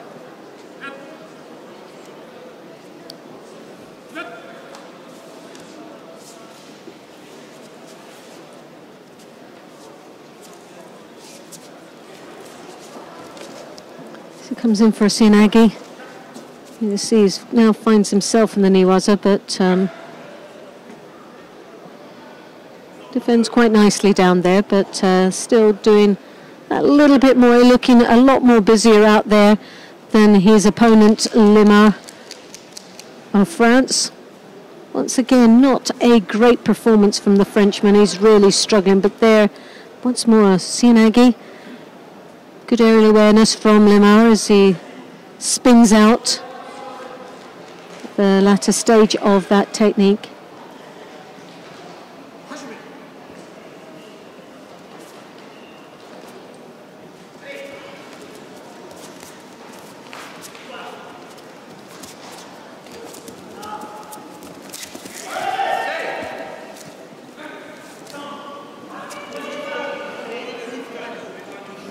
Well, just over half a minute remaining in this contest. Diaz has really battled away in this contest, looking the more positive out there. Lima is looking at the experience, but really has struggled, not only in his first match, but is also starting to struggle again in this one. Donny needs to take Lima into golden score. The longer he keeps Lima on the mat, the better it is for him. He's young, strong, fit, healthy, the American boy. Just as Loretta has quite rightly pointed out, slightly less experienced than Lima is. And that really comes down to the fact that Lima has got far greater opportunities to compete against high-quality competitors in that weight category in the region that he comes from. So first of all, he's got his national group, and with the greatest of respect to Adonis in the United States of America, you're not going to get that depth of competitor at 60 kilos in the United States of America that you're going to get in in France, and then of course simply the geographical location of being France in Europe, yes, in Europe, and access to tournaments and everything like it, and without a doubt funding as well, because when you look on the scale of things, the sum of money that goes into France and investment in judo and places like INSEP and what have you, Le Mans been exposed to that. Oh yeah. From the year dot. So when you talk like that, you'd say, well, this would be a bit of a mismatch. But when you think of all the sort of the struggles and the negatives as far as to getting to this level, Diaz is doing brilliantly out there against Le Mans. So what you've got is, when you look at someone like Adonis Diaz, you've got real talent, a real prospect, a young man who, yes, if he can stay injury-free and focused, may yet do something at this. Well, he's got a heart of the lion out here in this contest. He has given it all the way right from the beginning. As soon as this contest started, he took control right from the beginning. Even though, and that experience, he's shown his maturity, because halfway through the contest, 2 minutes down, and he was two Shidos against him, and he managed to maintain that and still drive forward. But as you can see, he was a little bit unlucky there. He was the arm lock that was on, and has to be very careful down there, because this is where the Frenchman can work well and has experience. But well, they're just going to dress these two athletes up, which sometimes gives you the warning that there's going to be a Shido being awarded, and the third one for either one of them is the Hansokimaki, but we're in the golden score, so it doesn't matter either way. What happened was Adonis couldn't come back with an attack after the third effort from Le Mans. 2 standing attacks from the French boy, and then the Newaza effort there, and that was enough for them to decide that he'd been passive. And there's the third and final one, and sadly for Diaz, out. And he was one of the extra names that I mentioned this morning, yes, to look out for, yes, to say if he could just get past into the second round Le Mans, it would have to be either Le Mans or Pulkabek. It turned out to be Le Mans. If he could just get past Le Mans, he would then be up against Amiram Papinashvili. Okay, that would be a bridge too far, but we'd then see him in the repechage. And if he could win his repechage contest, we might see him in the bronze medal match, and you never know where that goes. Exactly. None of that worked out. Well, it's sad. I know it's an absolute shame, because based on performance in that contest, he deserved to go through. Right. Well, we'll get him up here in a short while. We're gonna move quickly now to map number 2, because on map number 2 it is the current Olympic champion, Rafaela Silva of Brazil. She faces Julia Kowalczyk of Poland. It's Silva in the white judogi, Kowalczyk in blue. Yeah, that didn't work out. But what we could do is to get Adonis Diaz up here and have a chat with him.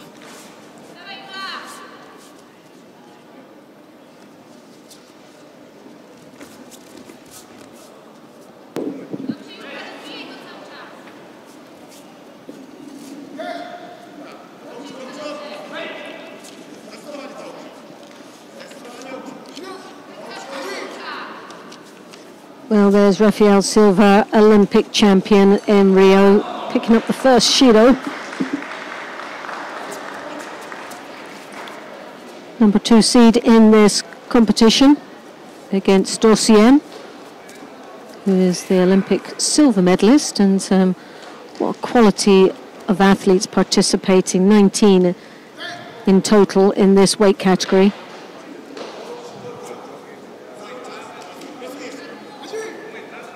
But takes the lead with the Wazari.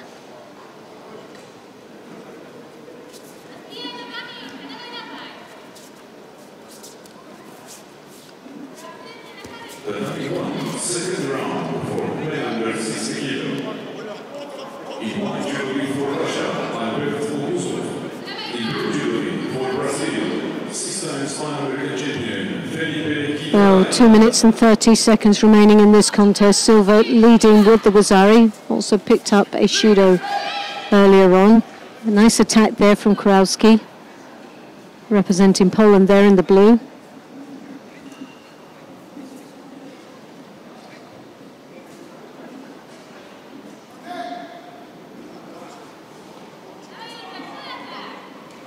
Kowalski in the Grand Slam in Baku this year took a bronze medal, and last year Junior European Championships was a bronze medalist.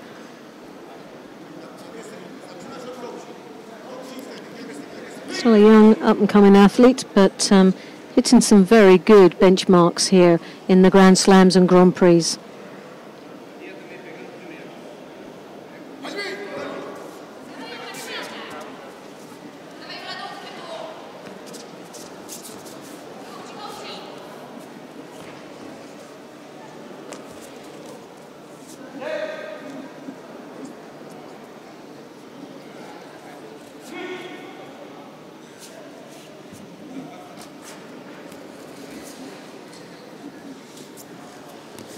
And as we know, Rafael Silva, as Kowalski desperately tries to turn her opponent over, and as we know that Polish athletes are very feisty down in the ground, very technical.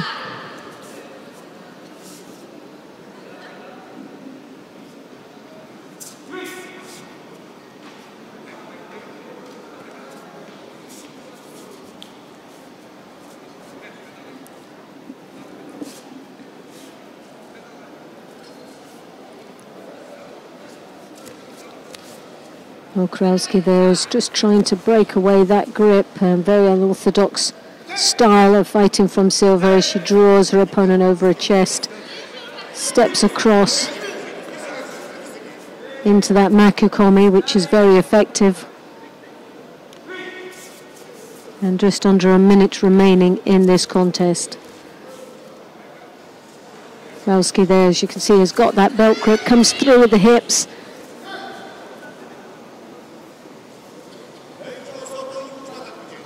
Given a good performance out here, Kowalski is against a very tough opponent. Yeah, the difficulty for Julia Kowalczyk is that had she gotten past Silva, I mean, I know we've still got time on the clock, but after that, it would the winner of Thelma Montero and Amelie Stoll. I mean, you couldn't hope for a tougher draw. 19 athletes in there, and you could pick out every single one of them and say, well, do you know what, they've all got a chance out there. They've all got something special about them, and they've had some outstanding performances. There's not going to be an easy match at all for anybody out here today in this weight category. Last few seconds ticking away. Rafaela Silva, the current Olympic champion, is going to take this one from the youngster Julia Kowalczyk, who's still making her way up the ranks in Poland. Yes. Far less in the world. And I'm really lucky to be involved in this sport, but I'm doubly lucky not to have been a referee or top draw fighter or coach. And the reason for that is those three tasks in judo require incredible strength or concentration, all sorts of stuff. I don't have that. And I definitely don't have what it is to make a high-performance coach, because I've just spoken to Adonis Diaz, walked him through the complete fight and said what the pluses are and what he was up against and everything. He said, oh, thanks so much. It was absolutely, great what you said and everything. And I wanted to cry. I felt so sorry for him. He came out here with no coach, spent his money to come out here, all sorts of things, and he ends up losing out in that fight. I couldn't do that week in, week out. No, it's heartbreaking when you see the determination and the effort these athletes. You only see the final result at the end of the day in the contest, but it's that build-up, the months that they spend, and the funding, everything that goes to bringing them here. And sadly, he had a bye in the first round and then lost his second. So and because I'm not good at that, and I know Loretta is, I'm going to let Loretta chat with Adonis Diaz when he comes and he sits in here, because Loretta knows about coaching at high level. So I'm going to leave her to do that. It still doesn't stop you from wanting to burst into tears for them. It makes it harder because you just see them day in, day out, and you just feel for them even more. We're going to pay attention to the contest on mat number 2 at the moment between Thelma Montero of Portugal. She is up against Amelie Stoll of Germany. It's Montero in the white judogi, Stoll in blue, and Thelma Montero has picked up the single Shido. We've got a little over 3 minutes left to go, and here is Loretta again. Thank you, Sheldon. Right, this is one that we would expect a real battle between these two ladies. One with that real maturity, and that's Montero, but my goodness, she matures like a fine wine. She gets better as the years go on. And Emilia Stoll, oh, we have seen her and her sister out on this circuit many a time and in those medals, so it's a delight to see both these athletes battling away, but as we know, only one's going to go through. And whoever goes out is in that position that they're out of the tournament, so there's no coming back, which is unfortunate. Down on mat number 1, you've got Erika Miranda of Brazil up against Oretia Gonzalez of Argentina. That one is just getting underway, but these are both round 2 contests, so we can stay here and see how Montero gets on. We'll no doubt get a chance to see Miranda a little bit later. Well, Montero there, as you can see, with that left hand on the lapel, controls quite nicely and is just waiting for that ultimate mistake that she's tempting Stoll to go for that koji or step across, so Montero can do the Ashiwaza and catch her off that left side. But made a bit of a mistake there, finds herself in the Niwaza position and not on and on the receiving end rather than giving.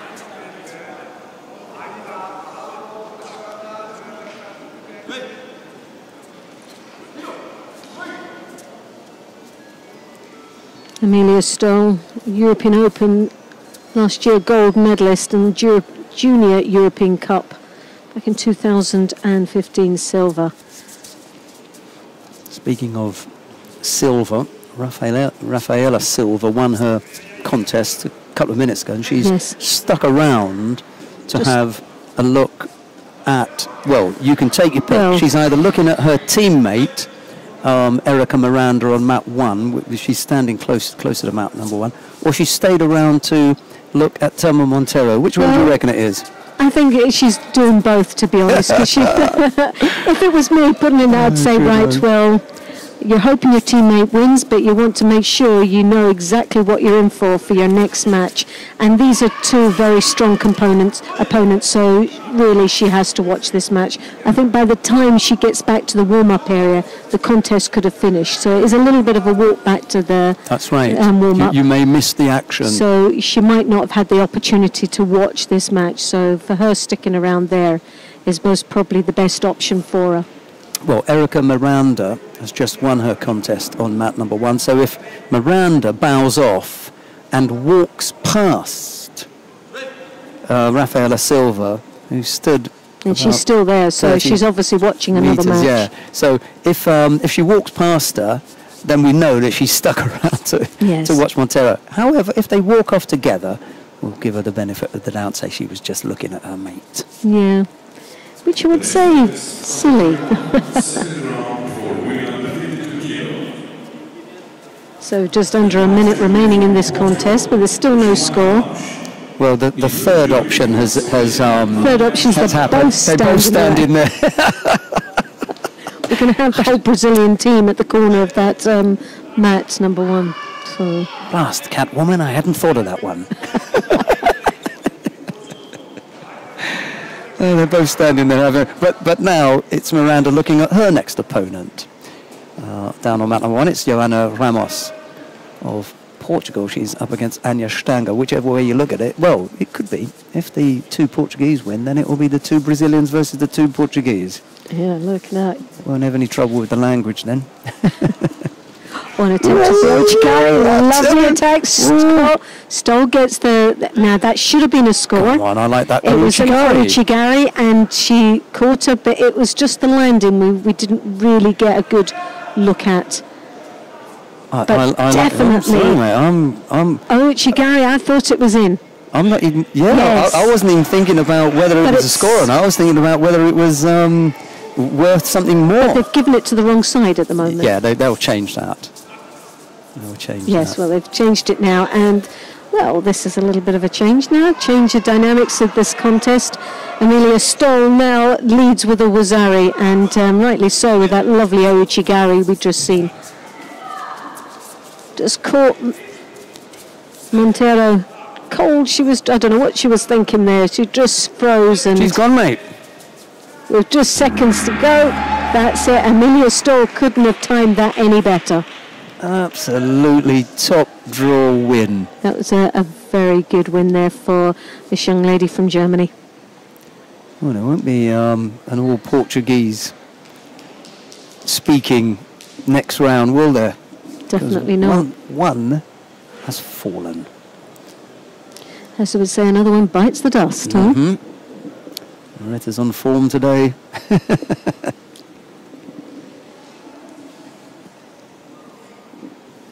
Oh, yeah. Well, we're looking back on those. That Ouchigari, so close to being Ippon. It could have been Ippon. Could have been.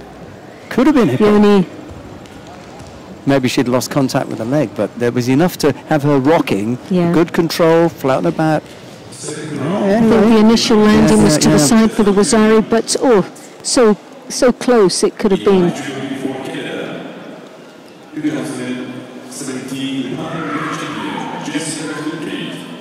Whilst we're having a sneak look at that win, Jessica Klimke of Canada has taken to the tatami. They just turn and then Stoll gets that right leg in, hooks, pushes back. I think that's 10, mate. That is so close, isn't it? That is so close. I wouldn't have liked to have been the referee to call that one, but if I was, it would have been Ippon.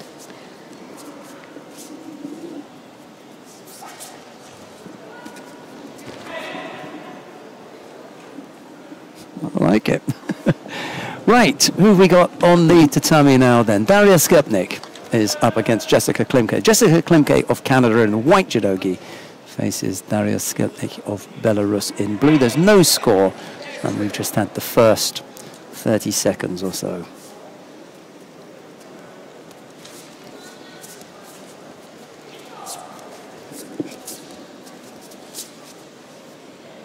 So a little bit of a turn up for the book.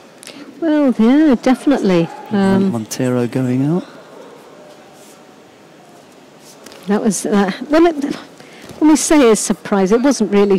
You have Stoll, she's a very impressive fighter, and she's got so much determination and that youth behind her. She's got nothing to lose, has she?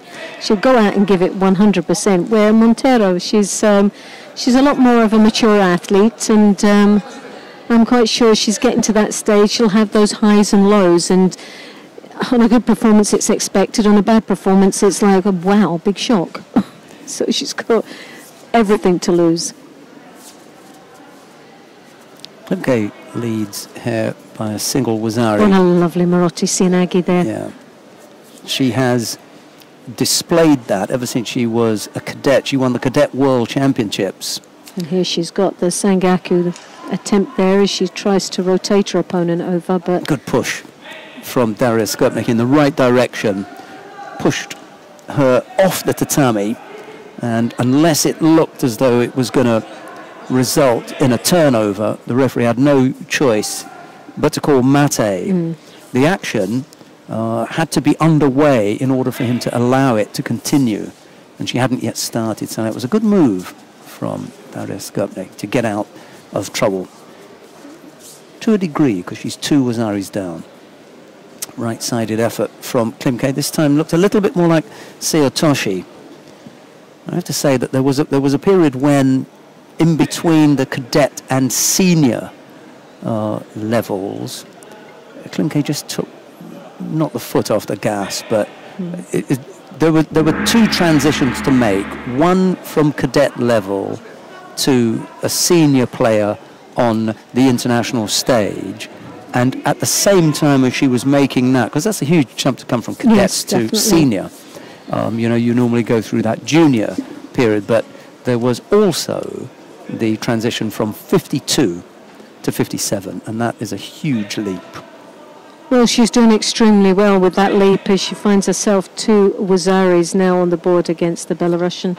But again, it's going back to that situation we were talking about with the American, about how difficult it is for them to get into Europe, especially young athletes coming over into Europe and getting that exposure and those matches under the belt.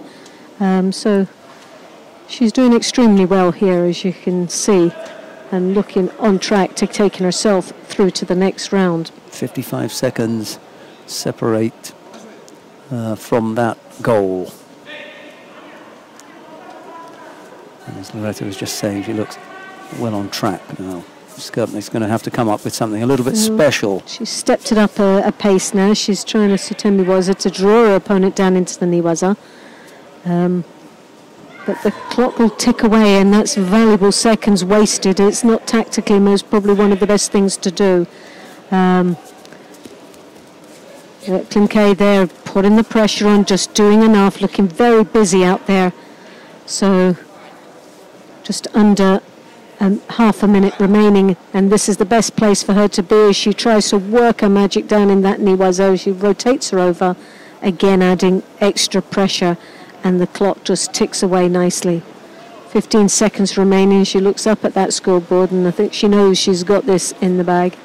She's become a much more physically well-prepared. She's a very strong-looking athlete out there, very strong. Good size, height. She's got a lot of advantages here, hasn't she? Whereas as a cadet, my principal concern when I first saw her was she going to make the move from, child almost, to adult senior judo, and she's been able to do that. It's a tough. It is a tough. It's a tough sport. Because of that age, as we know, athletes, as young athletes, they've got the world on their shoulders. Everything's a problem from that sort of teenager sort of stage of coming through, and the physical development becomes very challenging. Now, the third element for Klimke to overcome, it comes not from some outside influence like changing weight or getting used to fighting senior instead of, cadet. It's from within her own team. And in a couple of fights' time, we're going to see where that threat is, because Krista Deguchi of Canada will face the current world champion, Dojsurin Sumia, at under 57 kilos. So that will be an interesting little run out for Deguchi to face the current world champion, the #1 seed here as well. And that's in her first fight. They both had buys to that point. On the mat now, we have Daria Mezhetskaya of Russia. She faces Becky Livesey of Great Britain. It's Mezhetskaya in the white judogi, Livesey in blue. Well, this will be a very interesting match. Quite a tough one indeed, with a very evenly matched as far as results are concerned and wins under the belt. But Becky Livesey has been going from strength to strength, competed at World Championships, her first senior worlds, and I thought that was a little bit overwhelming with that, as I've spoke to her earlier. But she's picked up some very impressive medals, and as one of the potentials for Great Britain at this moment in time, and has a sister also competing at this level. So great matches are between those two at the household, I would imagine.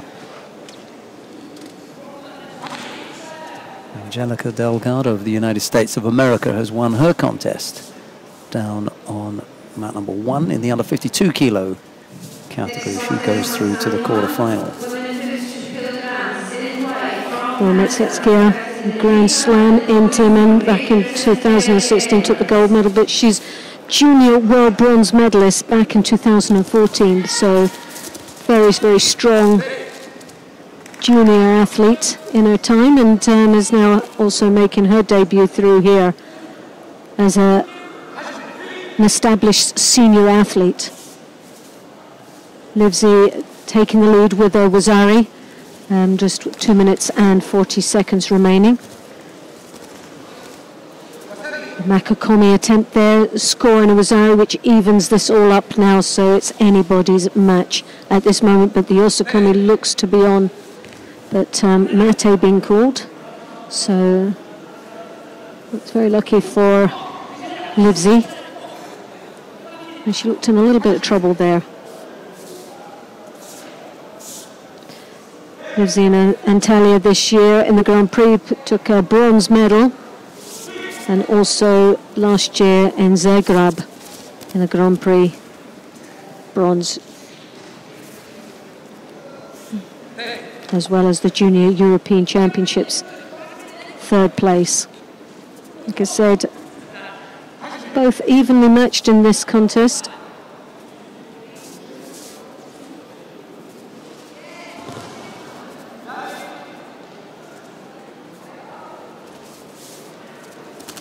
Livzi coming in with the drop Sianagi.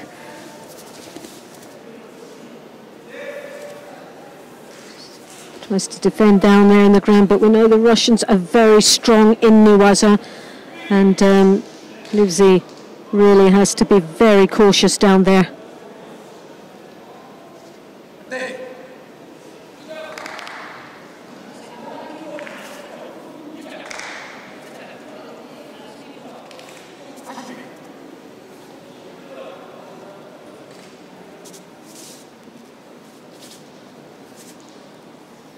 Well, just a minute and a half remaining.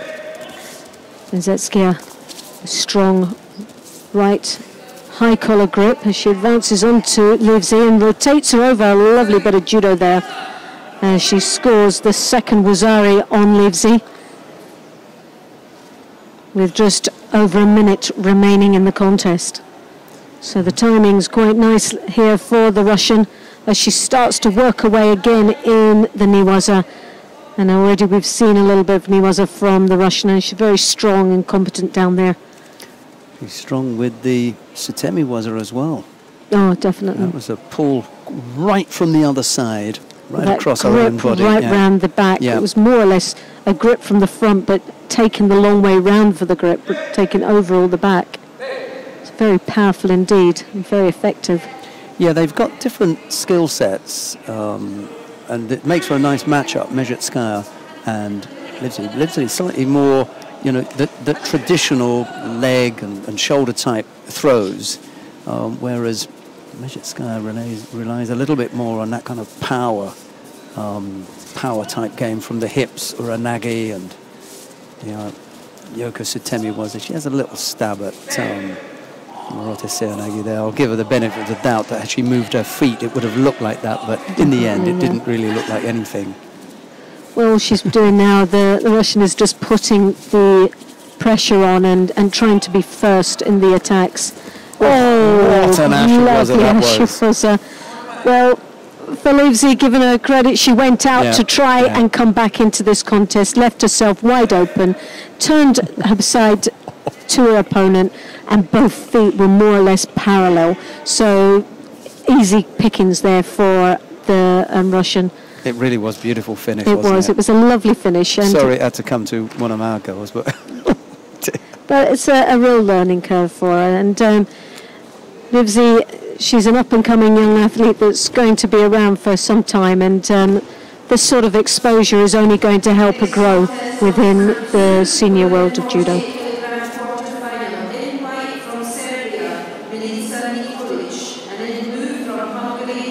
Yes, it was an absolutely beautiful finish. She'd scored twice already, Mezhetskaya, so what was important for Livzi in that last, 30 or 20 seconds even, was to try and come up with something that would either tie up the scores or she would finish off with a big win. In the end, left herself a little bit open there and then ended up. Well, there was a couple of attacks there. They were just putting more and more pressure on Bex. Livzi, she was just frustrated, but full credit to the young lady from Great Britain. She went out there. She was really trying to come back and give it her all. You can't say that she didn't try, but keeping that foot hopping in just left herself very vulnerable. Standing on one leg, which is the one that went furthest away. That cost her dearly.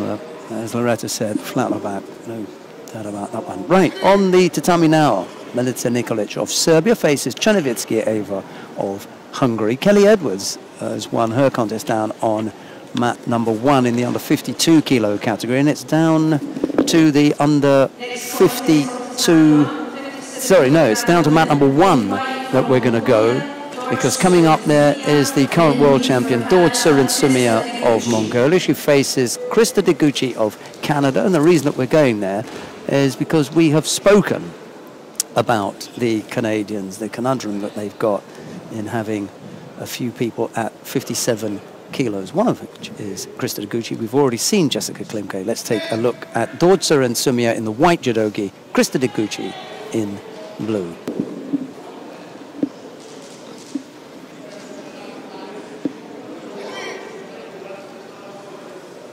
Well, both these athletes had a bye in the first round, so this is their first match out today in this contest. 19 athletes participating here today, and a very strong weight division for women. Deguchi can count herself extremely unlucky that in the first outing back she ends up facing Dortsurin Sumia, the current world champion, in her opening contest. She would have liked to have had a little bit of an easier route, but hey. But looking at the list of athletes that are participating, I don't know if there is such an easy route. Would have been so tough. For every match, I think would have been tough for this young lady. But if you're going to go out, you go out with the strongest out there. At least you can turn around and say that you fought the best. And Dortsurin is one of the best out here in this field. That little tomoe-nage that Deguchi just stuck in there served her well, especially when she can get that going in the right area of the mat. Unfortunately for her, it was on the edge of the mat, and Dortsurin was able to cover up. That lovely Kosota was nice. The sticky foot, just keeping it there, nice balance, controlled it well, and now works her way into the niwaza. As you can see, really nice bit of niwaza. Just.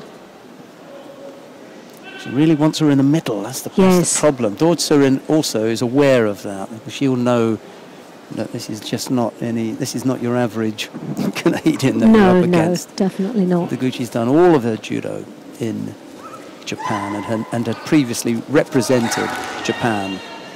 So you know what you're going to get with the Japanese lighter weights. You're going to get a concentration. Well, her grounding, her foundation has got to be very, very strong, isn't it, for this athlete? But Dortsurin, as you can see, they're trying with the Sangaku turn.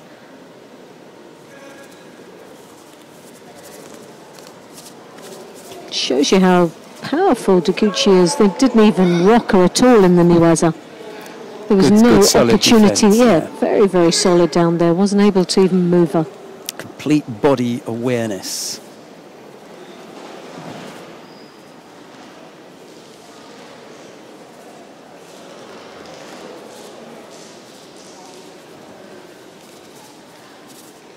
She works well with the feet, trying to look for an opportunity to open up Dortsurin. Still looks very calm and collective out there. She's a little, slightly elegant, as you would say, out there with her. Yeah, she's an attractive looking fighter. It's not powerful, it's flowing. Yeah. And she transfers her weight quite nicely. It's not a stop and start or an aggressive type of approach. It's very smooth in her transition from her feet to her upper body. She's actually a delight to watch, which creates that sort of excitement about, because you really can't see what's going to happen next, so it keeps you engaged. This is where Deguchi's got to step up the pressure, because with 40 seconds left to go, Dortsurin has picked up a second penalty, this time for passivity, and Deguchi can really put the pressure on now in this last half a minute. And it's the feet that I think will do it, because she's got very dangerous feet. She touches with that Kosoto every time. And she's able to balance herself to hold it, but she's left herself there a little bit open with the drop Seoinage. Got to be careful there. With 19 seconds remaining, there's 2 Shidos to 1, and Deguchi really has to start pushing that, putting his step up to the next level. A bigger attack, not the little foot without tap. Leaving herself open. Hasn't really had a good go on the ground yet. On every occasion they've been on the mat edge. and Dortsurin has been able to avoid getting caught up. Well, here we are in the golden score period. The best thing that you can do if you're going to go into golden score is to ensure that you are penalty free. Failing that, just take one in. What you don't want to do is to go into the golden score period with 2 penalties. Well, having that, she's got the slight advantage here, the Canadian. She can afford to pick up the one Judo, which will level it all up. But Dortsurin there, as you can see, every time she has got the grips, and because she really has to get hold of her opponent, and now working those feet and looking to take control of this golden score. There's another attack there from Dortsurin. And just at the right time, because they were on the verge there of both getting. And if both get them, then that's it. It's that plays into her hands. Yes.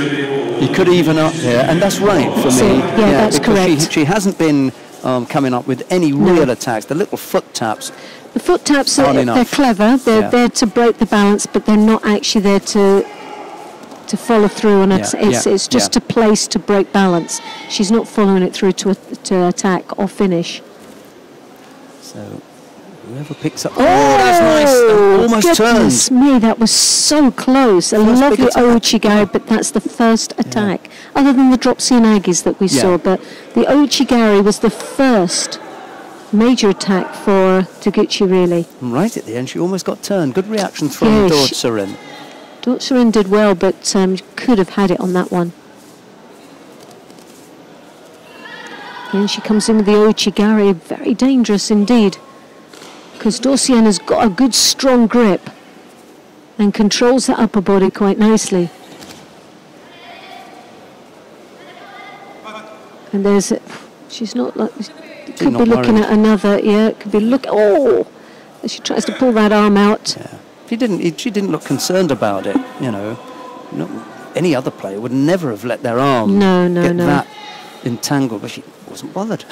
Well, Dortsurin looks as if she's stepped it up to the next level, especially in this golden score. She's, for me, is the one that's really put the work in all the time. Yes, that's it. Couldn't stop it at the end. No, Dortsurin just took advantage of that golden score. She dominated it right from the beginning, and sadly for Taguchi, she really didn't have a look in at that golden score. Up until then, she was a contender. Yeah, she had the one ouchigari attack, and that was that threatened. That was it. However, when you can push the current world champion into almost 2 minutes of golden score and have it finally balanced, then, you know... You're not far off the mark, are you, really? You've got something going for you. Yeah, definitely. It's going to be a long road back up for Krista Taguchi. She's got that mountain to climb now, and her difficulty is going to be in selection, because ahead of her is going to be Jessica Klimke, and we've already seen Klimke is into the next round, so, you know, the gap is going to get wider, if anything. Right, who have we got on the mat now? Anna Borowska of Poland has just taken to mat number 1. This is round 2 of the under 57 kilo category. It's Borowska in the white judogi, Irahui of Morocco in blue. Sumia Irahui. That was a nice little effort, wasn't it? Right-sided. Slightly too far away to catch Borowska, and now Irahui goes over for Wazari.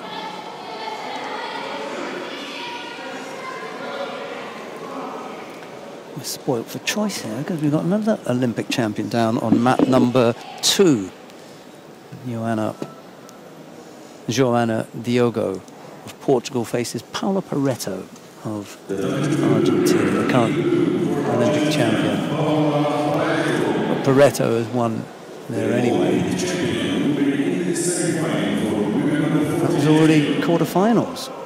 We may, in actual fact, have to go down to mat number 2, because the quarterfinals have started down there. So yes, let's go down to mat number 2. We're going to pick up the first of the quarterfinals in the under 66 kilo category. Vaza Margvelashvili of Georgia faces Nijat Shikalizada of Azerbaijan. It's Margvelashvili in white, Shikalizada in blue.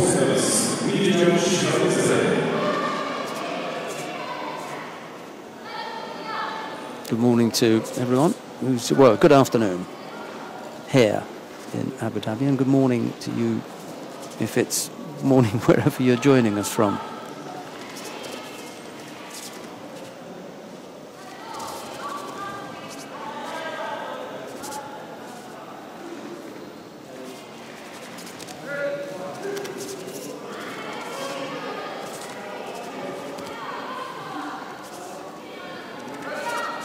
Big hello to Richard Britton. Thanks very much for your message, and we agree with you. I mean, a whole host of people that Dordtsorin would rather have faced than Krista Deguchi. We were immediately interested when we saw the draw with regard to how that one would turn out, and pretty much as we thought, with Dordtsorin just having the edge, but without really having been fiercely tested. Deguchi made things difficult, but you know, there was only the one really big attack. That'll be a score for Shikalizada as he just catches Margvelashvili, the Georgian, going down onto his side there. So yeah, it could have been a stronger test, but I don't think that Deguchi was quite ready yet. She needs a little bit more work, and it appears that Margvelashvili is going to need a little bit more work in his preparation against Nijat Shikalizada as the Azeri throws the Georgian for Ippon. A bit too strong on this occasion. More experienced, Nijat Shikalizada.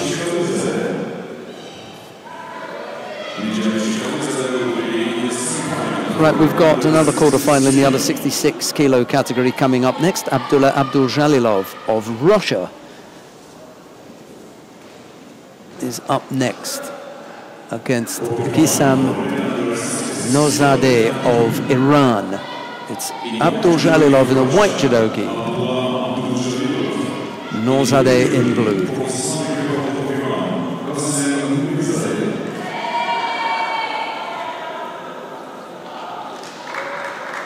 Abduljalilov makes his way to the mat, taking his time. Why not? It's not a marathon, is it? There's plenty of time. Maybe that should have been. It's not a sprint. Yeah, it's not a sprint. You don't have to rush. There's plenty of time. It's more like a marathon. Borovska wins her contest against Irakwi down on mat number 1.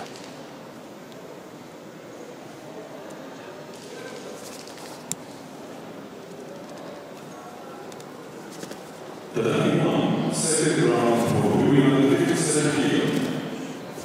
In white judo for Great Britain, 2017 World Championships bronze medalist Nicolas Sigidis, and in the judo for Azerbaijan, Nazarov Azizov.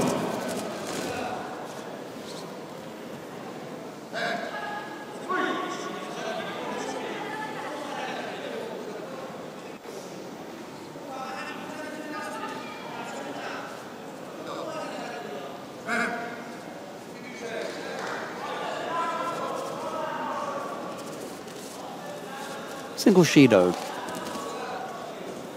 on the board against Norizada, or Norizadeh at the moment.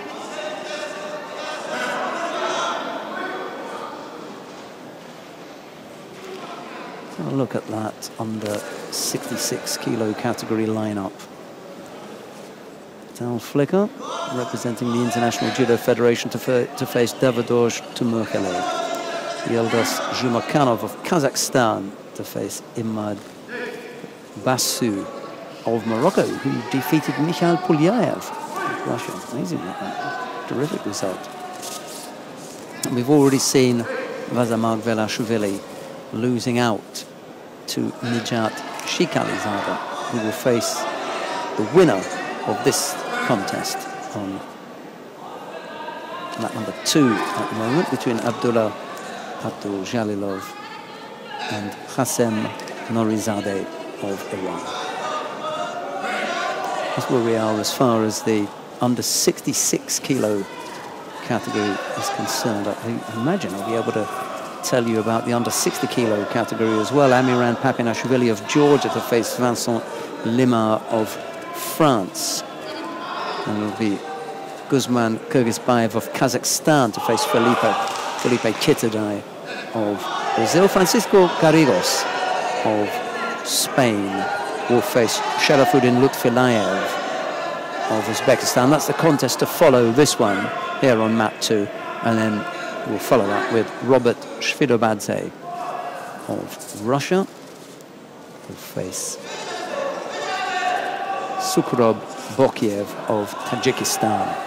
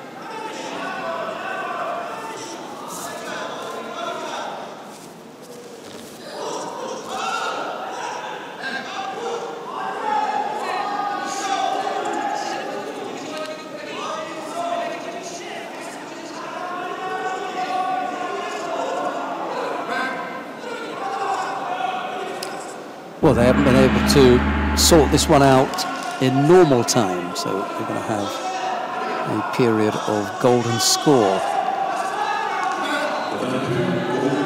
Quarterfinals are about to begin on map number 1 as well, in the under 48 kilos.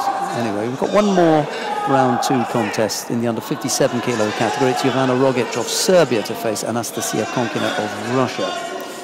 That's taking place down on map number 1 at the moment. There's no score in that contest as yet, as is the case here, except that in our contest we have got one blemish on the scoreboard, and that's a Shido.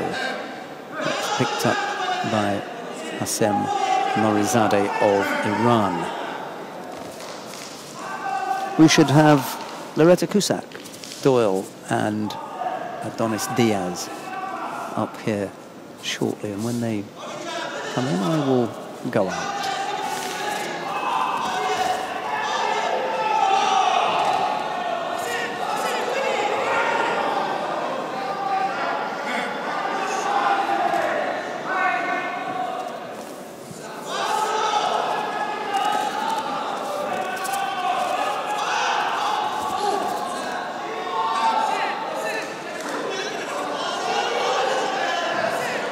Jalilov looking as though there's very little left in the tank now. He could get steamrolled here. One big attack from the Iranian should do it. Get back in the contest area. Oh dear.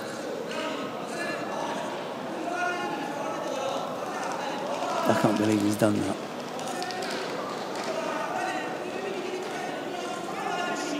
He's just stolen this, Abdul Jalilov.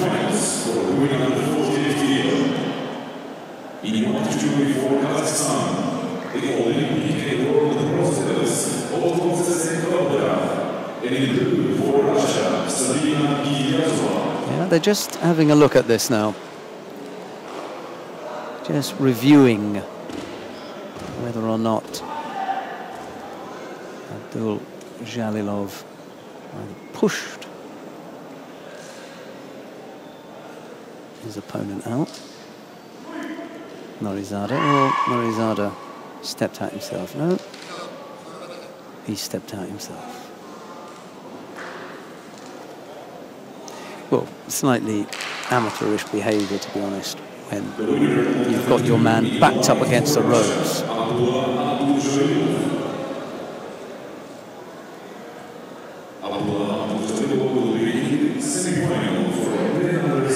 So, Abdul Jalilov escapes by the skin of his teeth there. Right, coming up next, the quarterfinal in the under 60 kilo category. Francisco Garrigos of Spain faces Sharafuddin Lutfilayev of Uzbekistan. It's Garrigos in the white judo group, Lutfilayev in blue.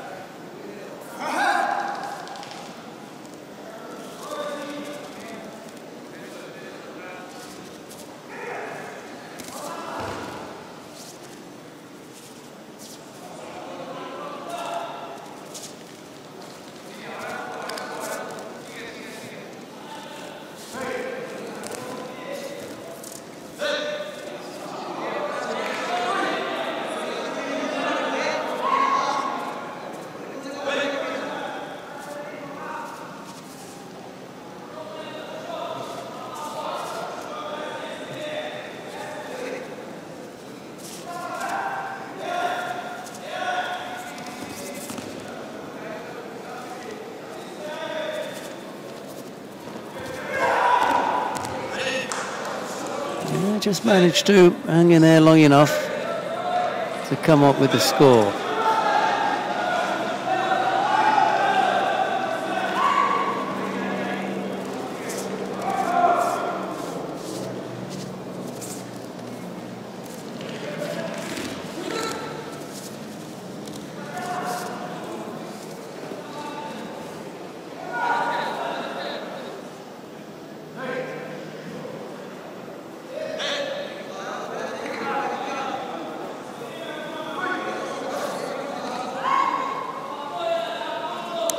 Yeah, it's always disconcerting when that happens with the scoreboard operator. It's got nothing to do with the referee in that instance, but simply the scoreboard operator pressing a particular button that he feels is the right one, and it ends up being the wrong one. Anyway, they've managed to tidy that up now.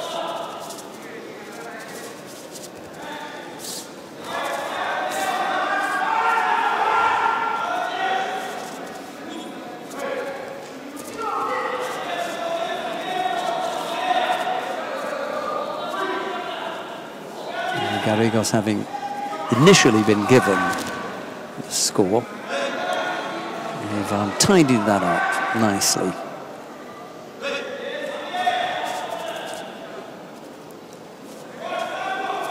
Little under a minute left to go.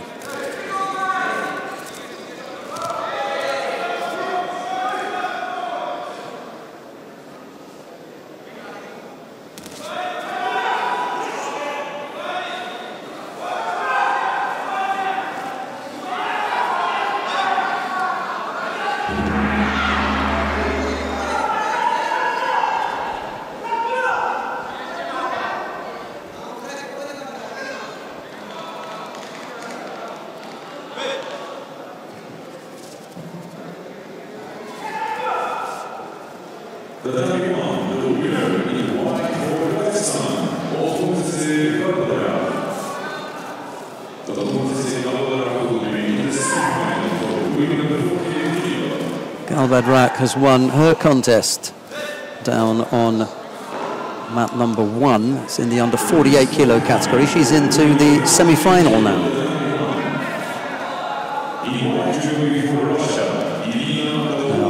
Her opponent in that under 48 kilo category will be the winner of the upcoming contest between Irina Dolgova of Russia and Shiro Rishoni, representing the International Judo Federation. Lutfilayev, with that single wazari, has got himself past last year's gold medal winner, Francisco Garrigos. Garrigos may yet be on the podium again this year, but I tell you what, it won't be on the number 1 spot because he's going to have to come through the repechage anyway. What have we got coming up next? Robert Shvidobadze of Russia to face Sukrob Bokiev of Tajikistan. That'll be Shvidobadze in the white judogi, Bokiev in blue.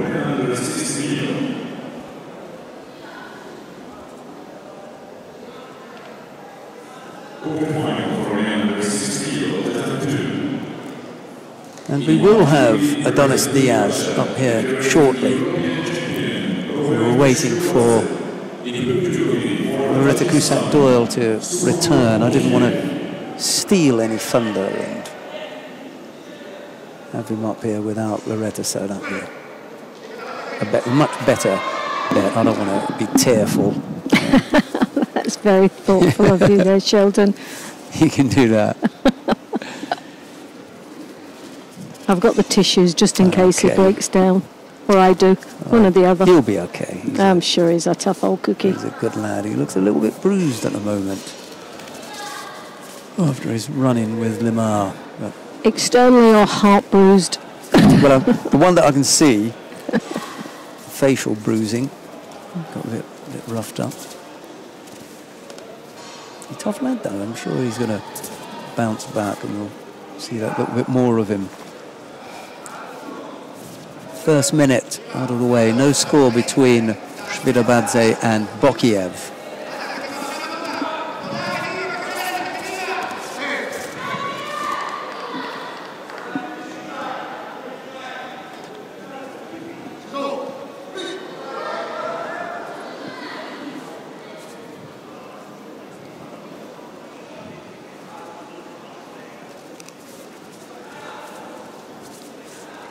Misha Boziev there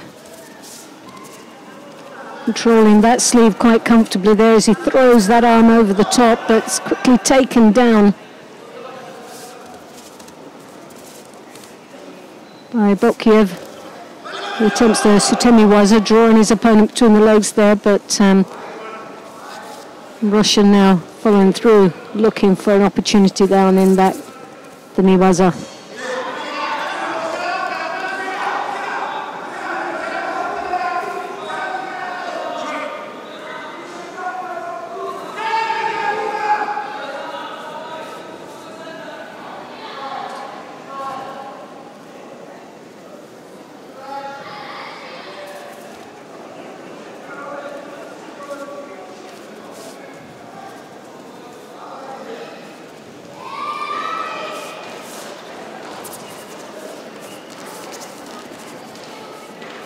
Judo against Bokiev at the moment.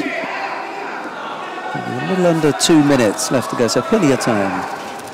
Well, there's a lot of action coming from both these athletes. They really are giving it their all. And you wouldn't like to predict which way this is going to go at this early stage of the contest. A quarter-final place in the semi-final at the under 60 kilos, and it's a tough match for both these athletes.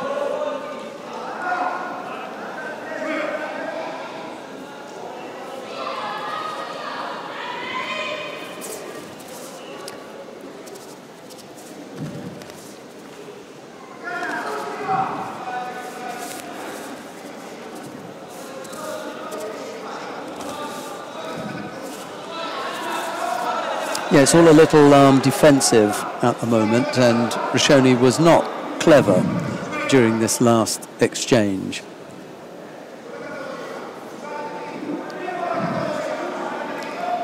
Because if she didn't come up with an attack,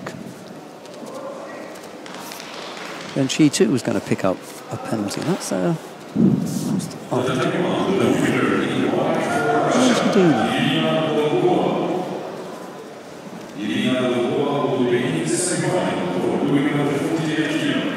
Bokiev there really trying to rotate his opponent over, just lost that control, left it slip a little bit there, and too much space for the Russian to get out. Now finds himself on the receiving end. So 30 seconds remaining, no score on the board at this moment.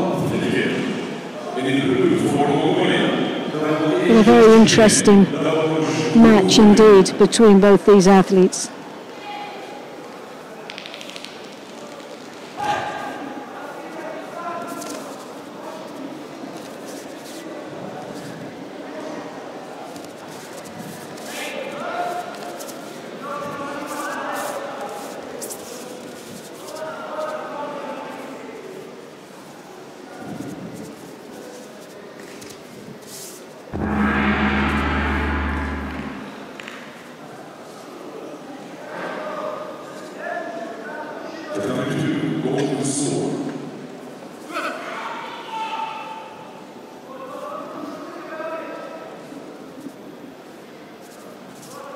Michel Bazet still looking the more dominant out there as he throws that right hand over the top. That's where he's dangerous there, as he piles the pressure on his opponent with 17 seconds remaining.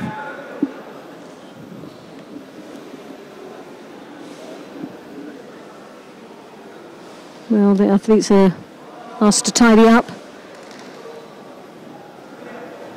17 seconds in golden score, and it's still very much anybody. But here we have a second Judo. Bokiev has to come to terms that that's him out of a place in that final.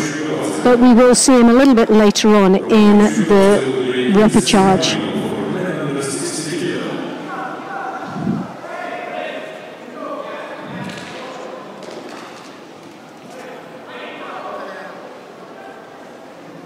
Michel Bazet goes through into the semi-finals, which is will be up against the winner of the next match coming up very shortly.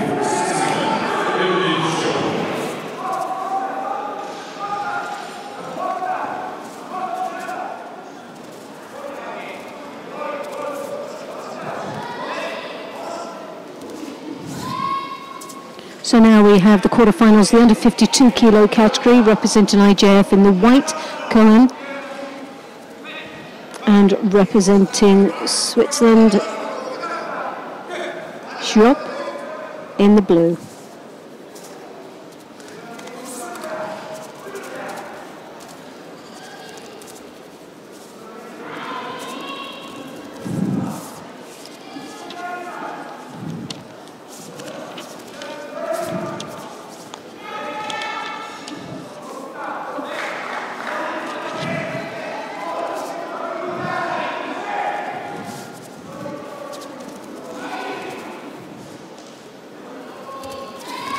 Lovely Koichigak. As she follows it through there.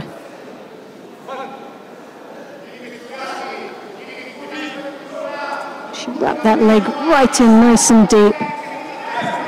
A great score and a good lead now with the Wazari on the board with 2 minutes and 53 seconds remaining.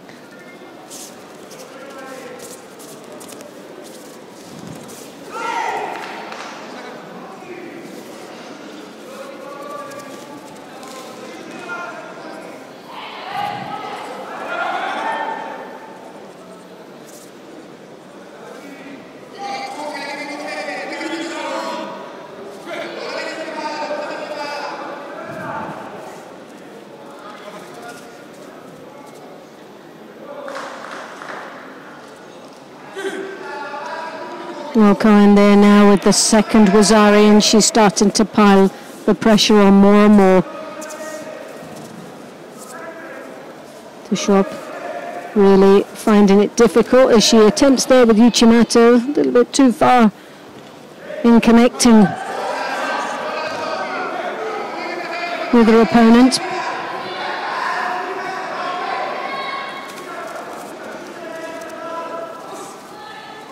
Cohen there grabbing that arm, looking for, look to be a Makakomi. Always keeps herself very busy out there and in control of this contest. Even though she has at times a slight disadvantage of being the smaller of the two athletes, still maintains a level of control.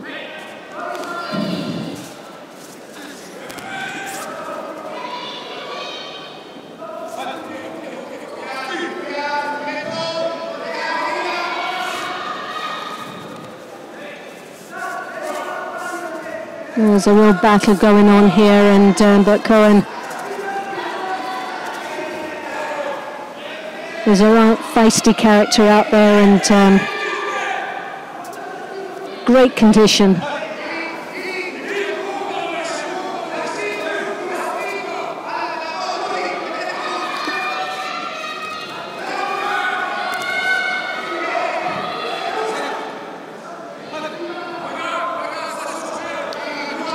Cohen took a fifth place in the World Championships this year, as well as a first in the Grand Slam in Baku, and also second in the Antalya Grand Prix.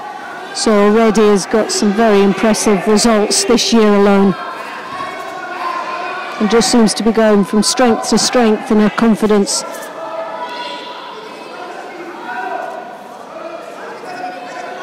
She works away there in the Niwaza. Schropp there, really in a little bit of trouble now. And we're into the last half a minute.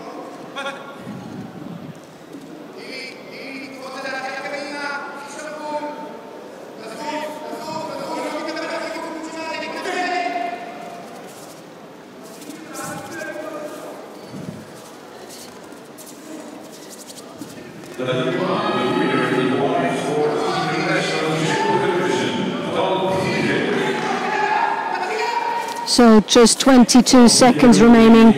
Cohen leading with 3 Wazaris. Just seems to be piling more and more pressure on, but looking very composed out there, considering the opponent is just relentless of trying to come back, even in the last dying seconds of this contest. Full credit for Schropp who's piled the pressure on, but just doesn't seem to come past the strength and determination of this young lady, Cohen. And a very convincing win for Cohen of IJF, who goes through to the semi-final of the under 52 kilos.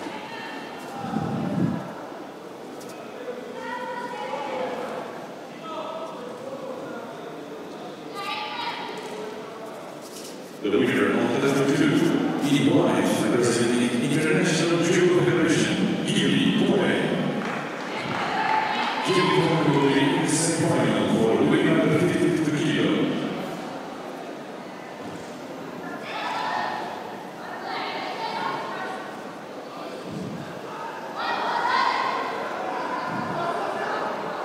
For the final for the winner of the 52 kilo, the number 2. In white jury for Romania, Alexandra Savoia. In blue jury for Belgium, London Olympic Games bronze medalist in under 48 kilo, Charlene Pansy. So now we have Florian of Romania in the white. This is the quarterfinals, the under 52 kilos, and representing Belgium, Vanschnik in the blue.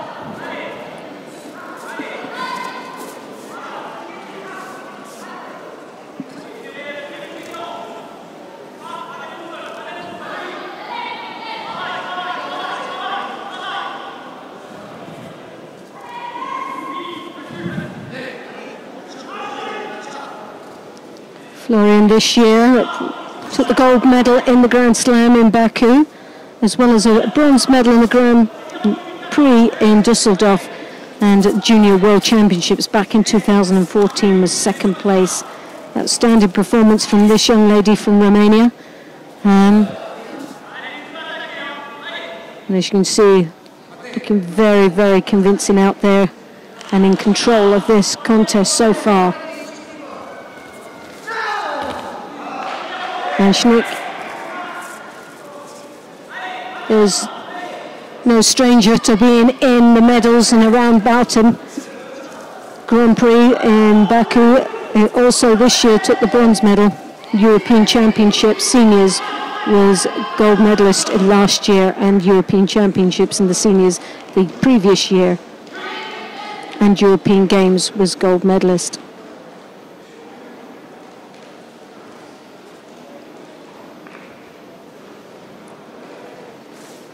So Vanschnik convincingly takes this win that goes through to the semi-final and on track to go into the final of the under 52s. Looking very strong and very convincing out there.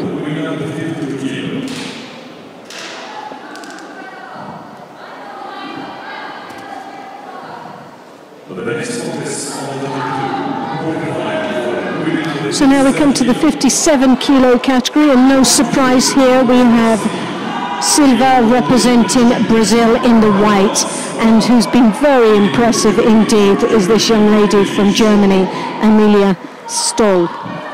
So this will be a very interesting match. As you can see, Uchimata to Cianagi, their favourite techniques, very impressive, very good, nice techniques. Neither one of them have fought each other, so both of them will start off a little bit apprehensive, but you can see 130 wins to 119 matches won for the Brazilian Silva. So there is a lot of experience under the belt of this Brazilian compared to her German opponent. Lovely Uchimata, great start there for Silva, scoring a Wasari, but oh, she looks like she's in a little bit of trouble there as she pulls up, as she stands in, limping into the centre of the mat. Quite sure if it was a muscle or it's just a twist of the knee, but hopefully it's nothing too serious. In rescue of that, Silva Swazari is upgraded to Ippon, and a bit of a sigh of relief, I'm quite sure she will be, because she does look a little bit in trouble, and at least now she has an opportunity to get herself ready for her semi-final. So she'll be up against the winner of the next match coming up.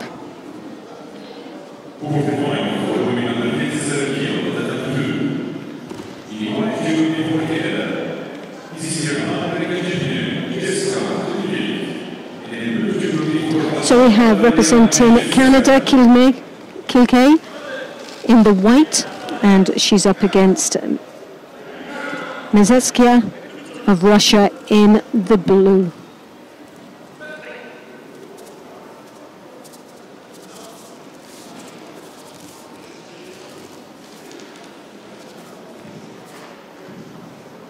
Well, Kilkay, they're coming off to a flying start as she then works her way down into the Niwaza, looking for that Sangaku.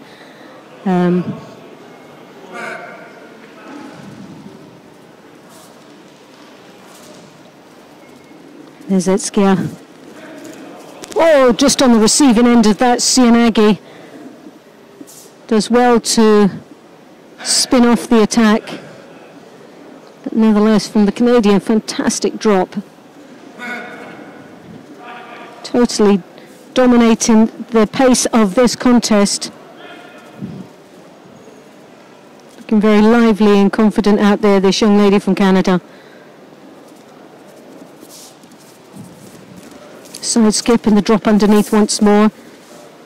Russian coming through, looking for an opportunity in the Niwaza, and we know the Russians are very strong. Seen them on many occasions in the groundwork, showing the real expertise that they have down there. A real threat for any opponent.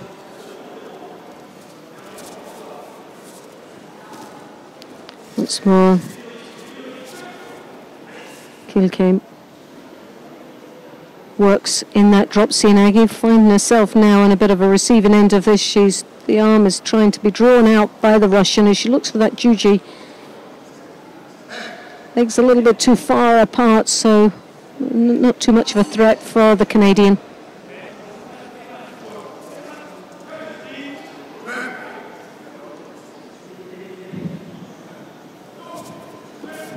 Kilkay again bouncing there, looking so energetic. Just makes you tired watching her out there at this moment. She's got so much energy and her conditioning is very good out there.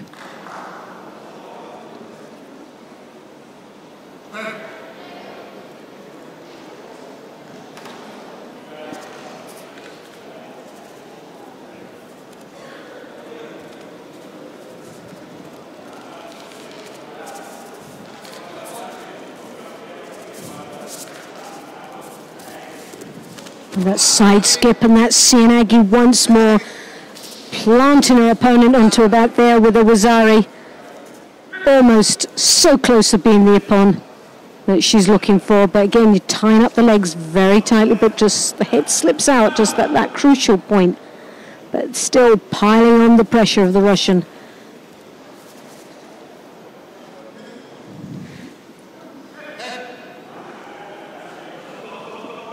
So 1 minute and a half remaining in this contest, and it's been the Canadians throughout, right from the beginning, dominating.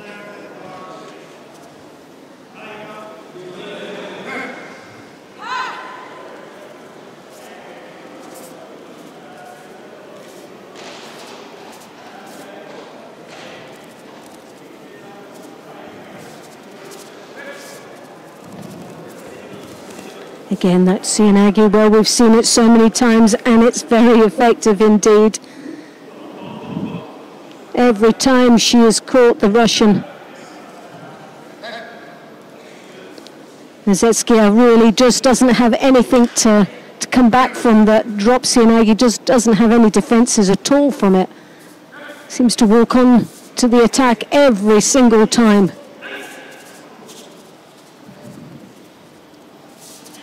That bouncy, sort of energetic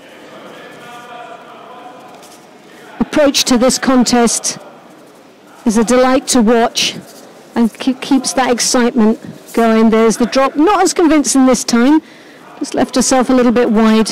Didn't break that balance. She drops underneath to the side of her partner this time, but has to be very careful of not just doing too much. at the moment she's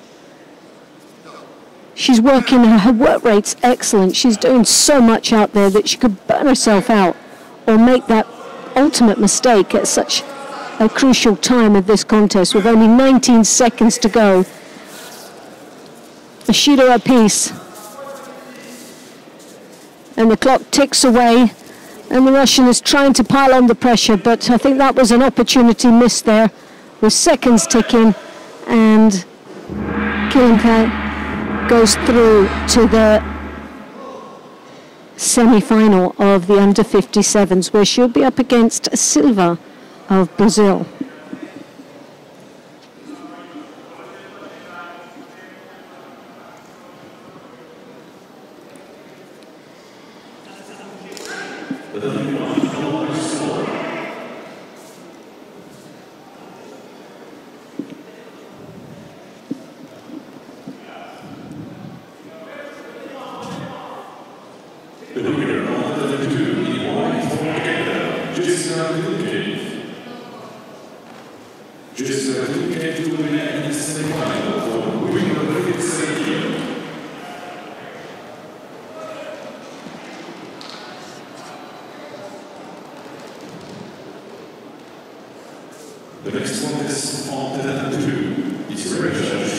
So now we're coming up to the repechage of the under 48 kilo category.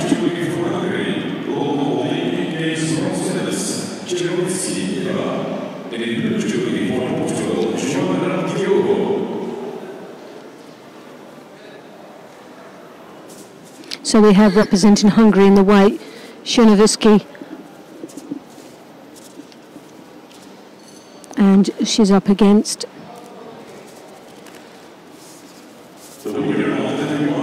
Diogo of Portugal in the blue. So Hungary in the white, Portugal in blue. This is the first repechage match of the under 48 kilos.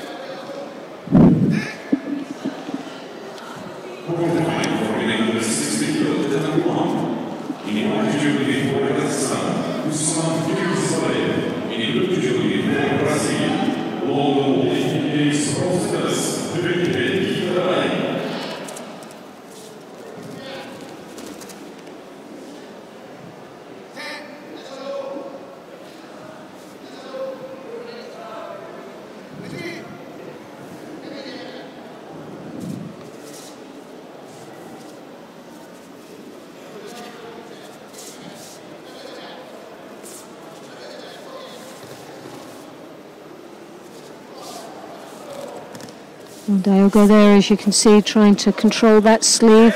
Szynowiecki, Eva. Looking a slight more dominant out there.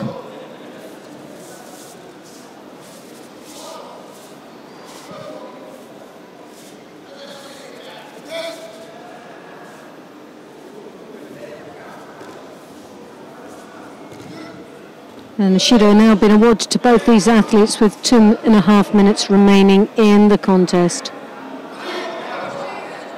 Well, for Szynowiecki, they've taken off the Judo, so it's just Portugal that has that one.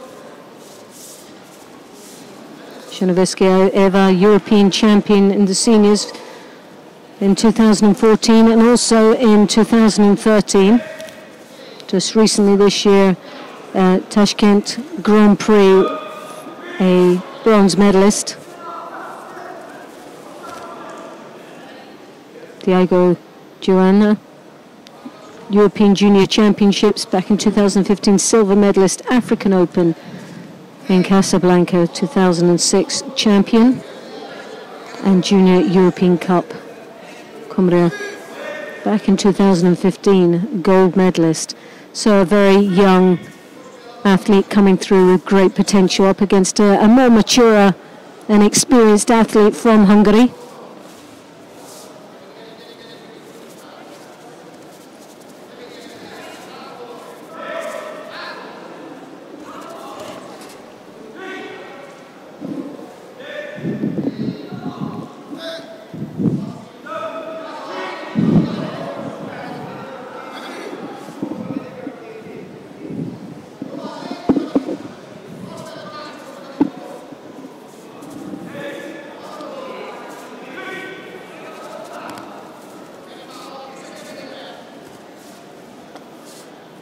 So the battle still carries on here, and it's very difficult to see which way this will go, but the Hungarian does seem to have a slight edge in this contest as she works her way down into the Niwaza, looking for an opportunity down there, trying to create. And she has the Osakumi here, the Tatishio Gatami, and secures that very nicely with just under a minute remaining in the contest. Well, the timing just nicely on this one, and it doesn't look like there'll be any change here. That Hungary goes through. Chernowski goes through to the next round of that repechage.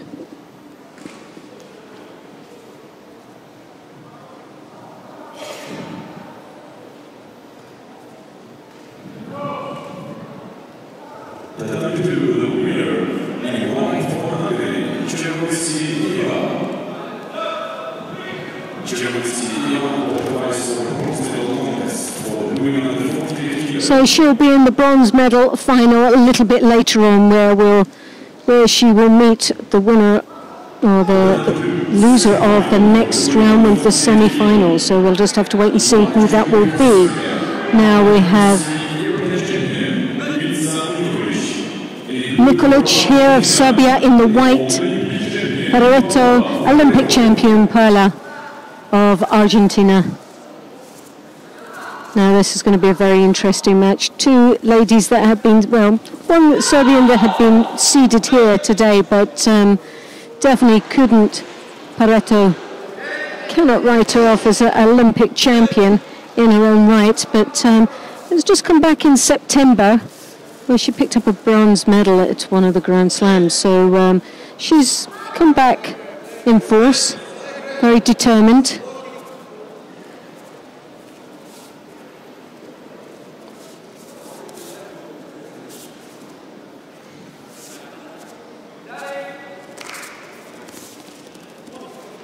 Nikolic, the World Championships this year, took a 5th place. In Baku, Grand Slam 2nd place, and Grand Slam in Paris this year, 3rd place.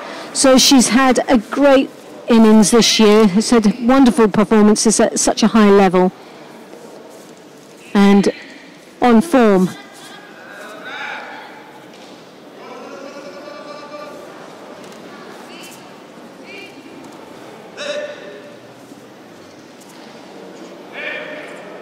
Pareto, as I said earlier, Olympic Games, gold medalist, World Championships in 2015 was world champion, and the Pan American Championships this year took the gold medal.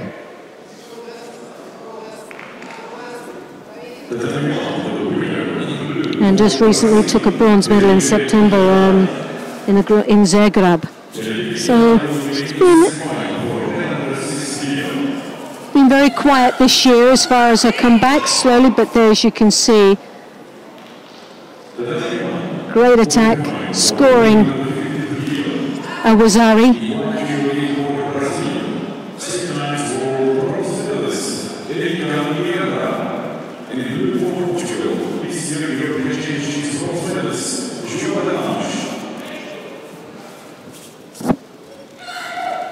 Chigari attempt there.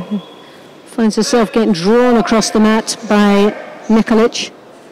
Looking slightly frustrated out there against our Argentinian opponent, who's slightly smaller than her. Nikolic throws that right hand high over to the collar, drawing her opponent down, making her look slightly passive out there. But Pareto still leads with that Wazari that gives her the advantage.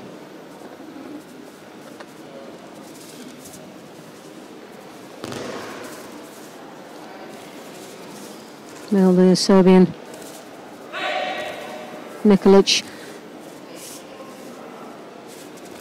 advancing forward, trying to desperately get in, attempts there an attack, but finds herself now in an awkward situation in the Niwaza with very little opportunities down there, and the clock ticks away. So it's those sort of situations she finds herself in that could be detrimental to her going through into the final of the 48 kilos.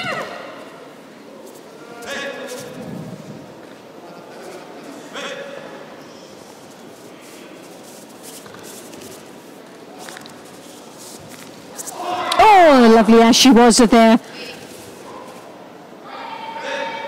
Just didn't have the upper body control. The feet were just perfectly placed, but the upper body control just wasn't there to pin her to the ground and to get a score. But nevertheless, a great opportunity, showing the caliber of player that she truly is.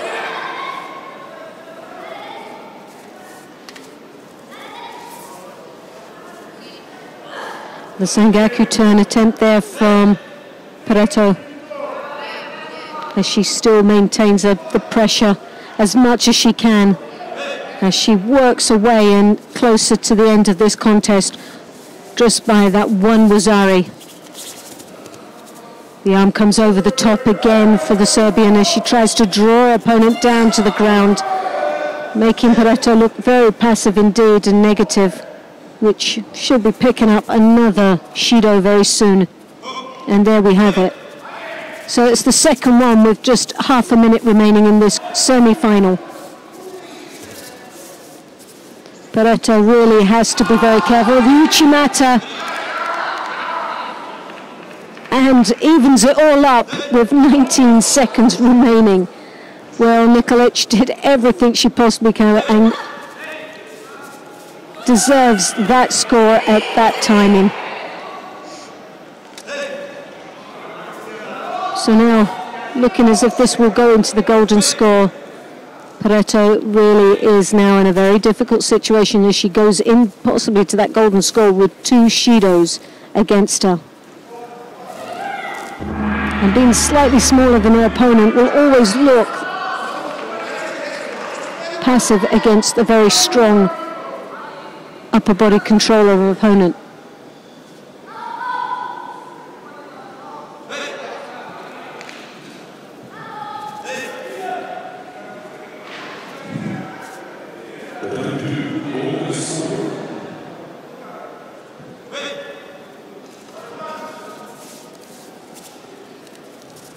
Well, can Pareto come back from this?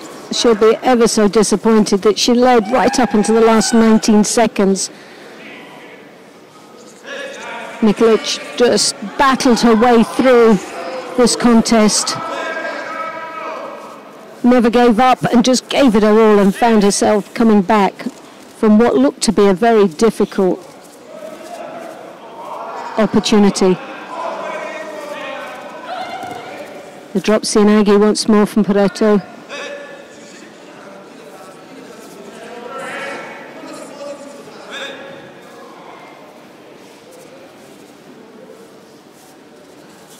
Well, for this Argentinian, she really needs a score.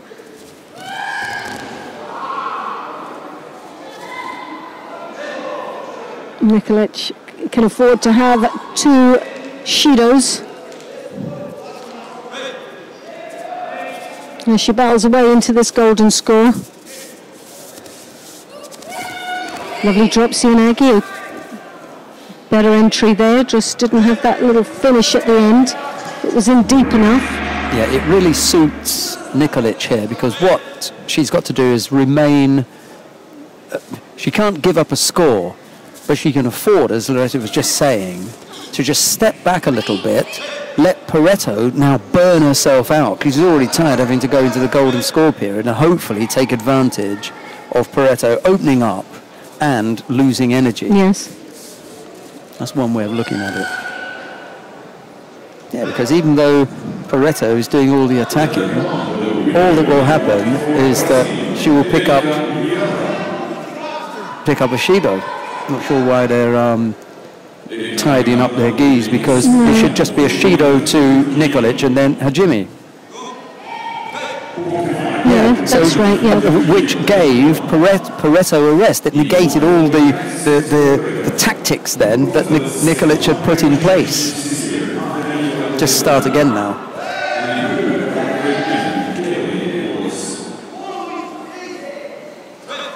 Well, sometimes the disadvantage for a gi to be opened is that obviously you've got Pareto that's coming in with those Sianagis. She's just losing out on the finish, but there's the score. Korochigak sits her on, yeah, well, possibly not, just not deep enough on that one, but again, a great attack.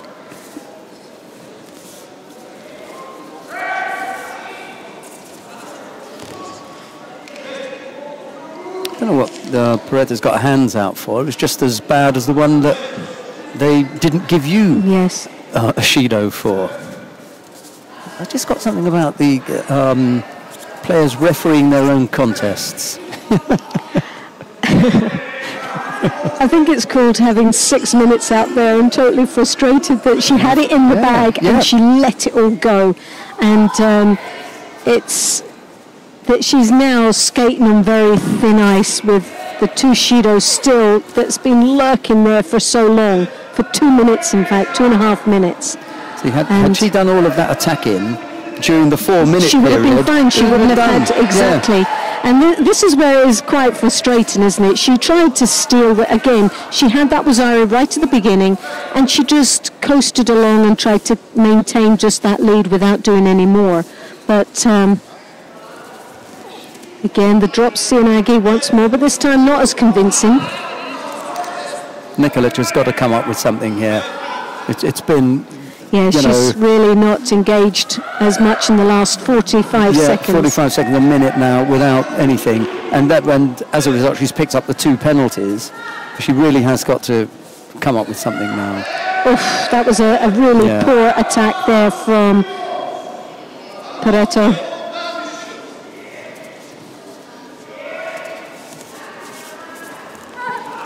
Well, it's just one poor attack after another at this moment. It's a desperate plea here to get forward and to try and convince the referee, and he's now looking to have a look at the video footage. But the last one from Nikolic was only as poor as the one exactly. There wasn't much at all between those two. Why would you give it for that and not give it for the one before? Exactly. Well, they have given it for the one before. Yeah, there was an attack. Yeah, there was an attack before, and that's what it was given for. Yeah. That's the one, and she goes away. She's hiding. Look, on the way down, she's hiding her arms. Look, she's not getting involved in the attack on the way down. That's why they gave that. Yeah. No rotation, and then as she's going down, she's tucking in. That's not an attack. No, definitely not. So at the end of the day, it sort of worked out right. But it ended up looking very scrappy. And the sad thing about it for Pareto, if she'd worked as hard as she did in that golden score, then she would have never had any penalties. Nikolic would have picked up the 3 penalties in normal time. Well, it's something she'll look back and reflect on, and will be most probably quite disappointed that she had it in her hands. She was there in that final. Tell you what, red back patch or gold back patch, there's no protecting you. No, definitely not. That would have been a nice thing, wouldn't it? I suppose we could still do that. We could backdate it and have we could have a Doyle GBR in red from the IGF. I'm going to suggest that.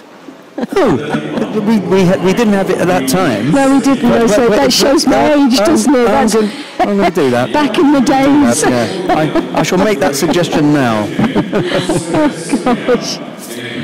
I just love the way you make me feel even older than what I do.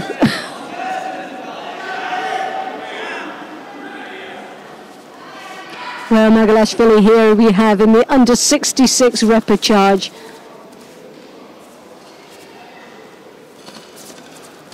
Nurizadeh of Iran in the blue.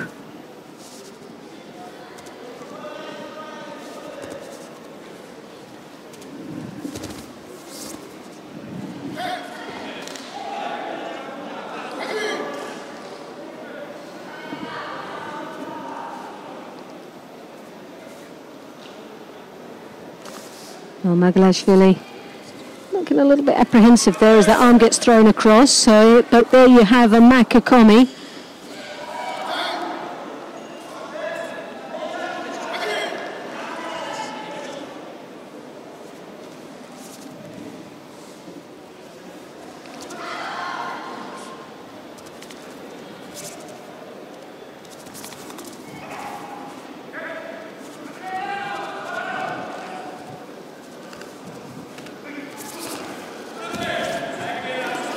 Makakomi attempt there, and Magalashvili there scoring a Wazari with 2 minutes and 8 seconds remaining in this contest. Halfway through this match.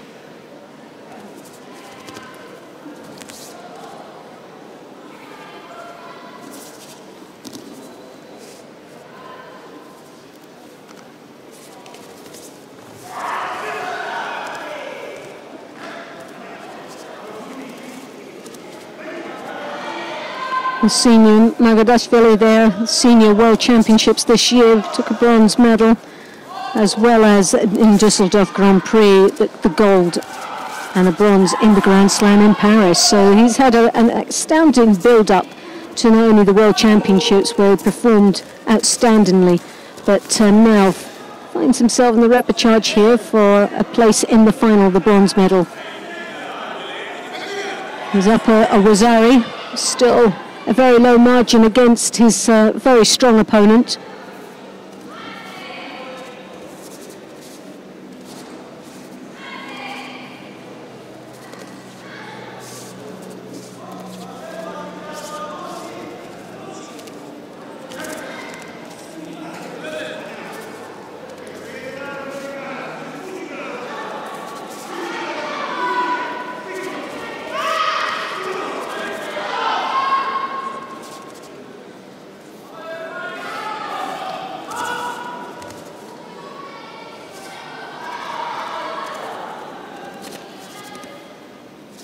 Magalashvili there, still maintaining a lead with a half a minute remaining. Looking a little bit uncomfortable there, not very good posture and good positioning there for the Georgian, who picks up his second Judo, no, the first Judo, sorry.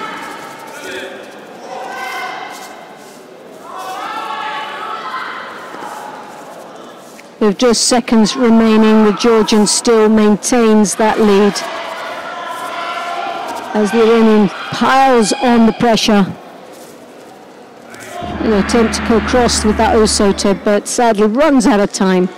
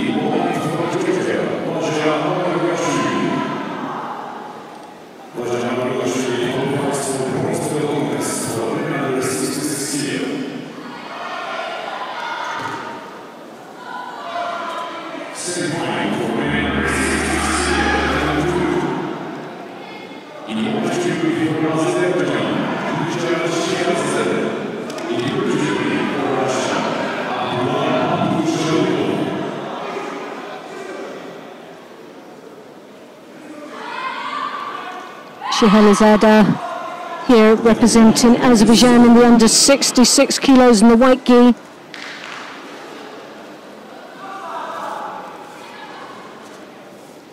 And he's up against Russian in the blue, Abduzalev.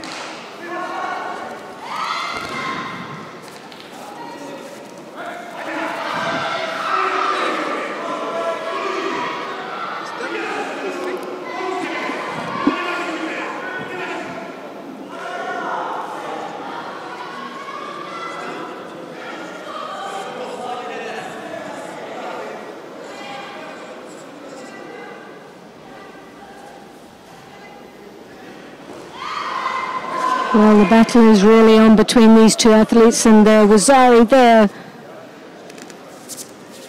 for Abduzaliyev, with still 2.5 minutes remaining in this semi-final.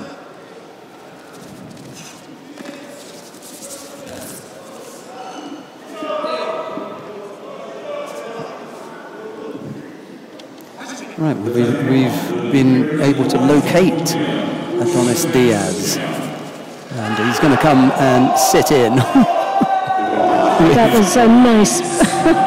With Loretta Kusakdol. That's Abdul Jalilov going over there from Nijat Shikamizada. Yes, and they're wanting a video. I just love that. Everardo de Garcia decides, I want to have a replay of that. And whilst they're having a look at that... It's like a game of charades, isn't it? Whilst that's happening, let Adonis Diaz come in and say, oh, he's got him again.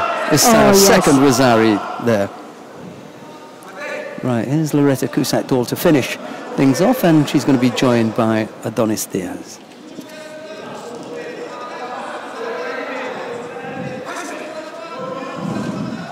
Hi, welcome Adonis, and how are you feeling right now?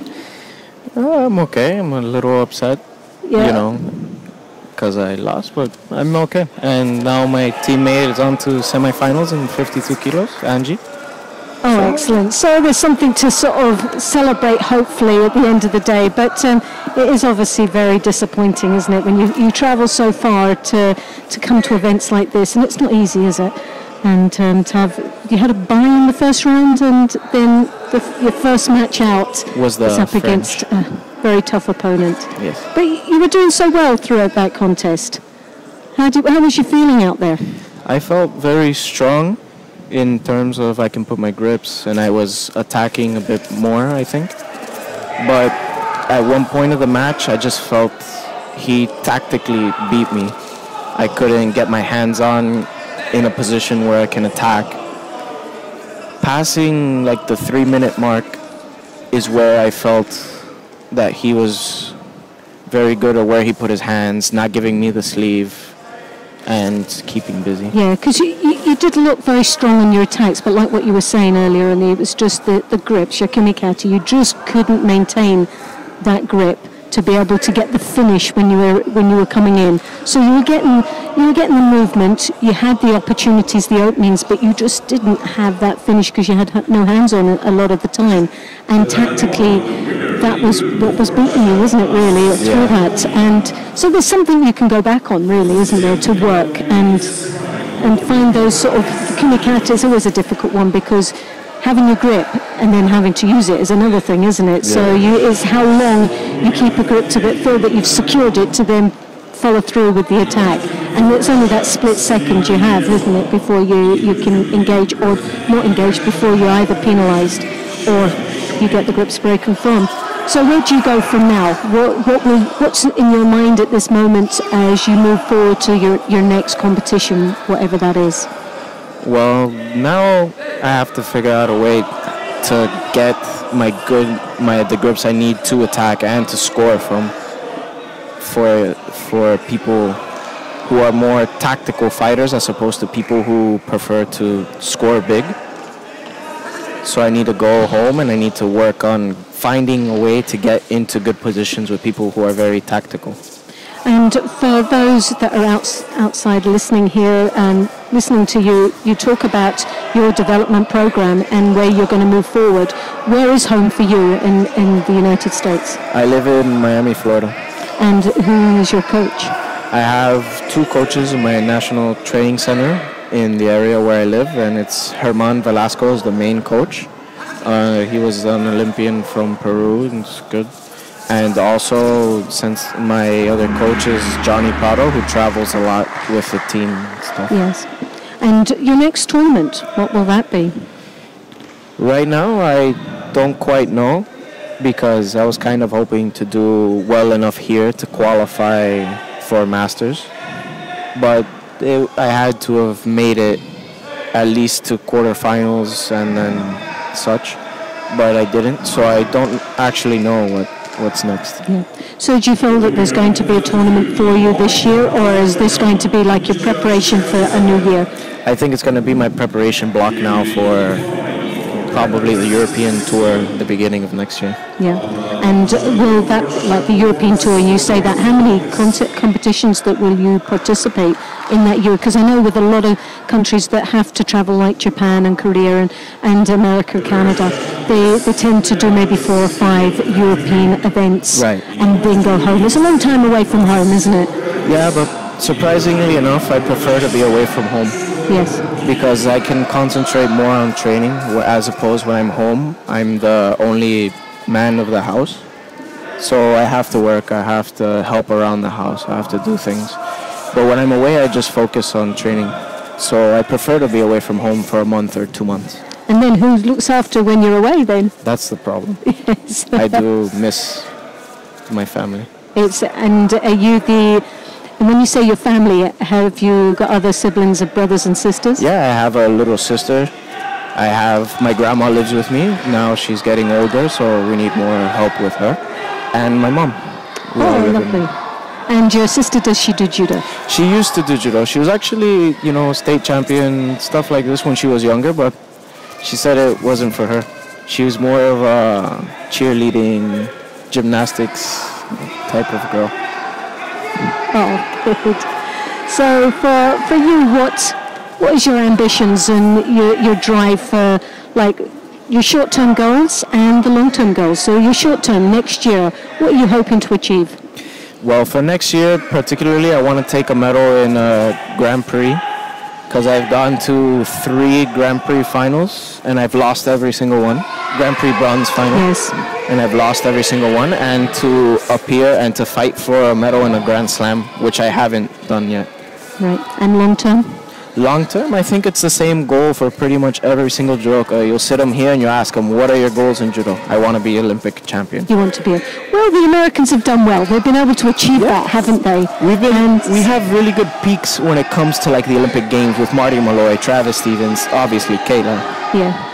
And they're great role models for you guys, aren't they? Sort of someone, and for a country that it is difficult. You've got such a large country. For you to just get into your national training and going from one area to another, that's flights. That's expensive, and it takes a lot out of your budget to be able to do just a national circuit. Mm-hmm. So to be able to go into Europe, which is very costly, and to be obviously in the world ranking, because we know that's the difficulty. You have to be up in the world ranking to get that good draw. Right. Otherwise, you're battling, aren't you? From the start to finish. So it is really getting up in the sort of top 15 of the world to make sure that you can guarantee a really good draw into some of these Grand Slams and Grand Prix that you're participating. So that on its own is a real challenge, isn't it? So I really do wish you the best of luck. And you sound like a really great guy, and I'm sure your grandma is out there listening to you, and your little sister. Yeah, for sure. I hope so anyway. But I'm sure they'll be just as disappointed as what you are right now. But it sounds like you've got it figured out, and you know what you need to do and how you're going to go about it. And I hope that all, and we look forward to really seeing you in the new year and achieving those short-term goals, and hopefully one day being an Olympic champion, like fellow teammates that you have in the past. Thank you so much. It's lovely to meet you, and thank you very much for joining us. No, thank you for having me. No, thank you.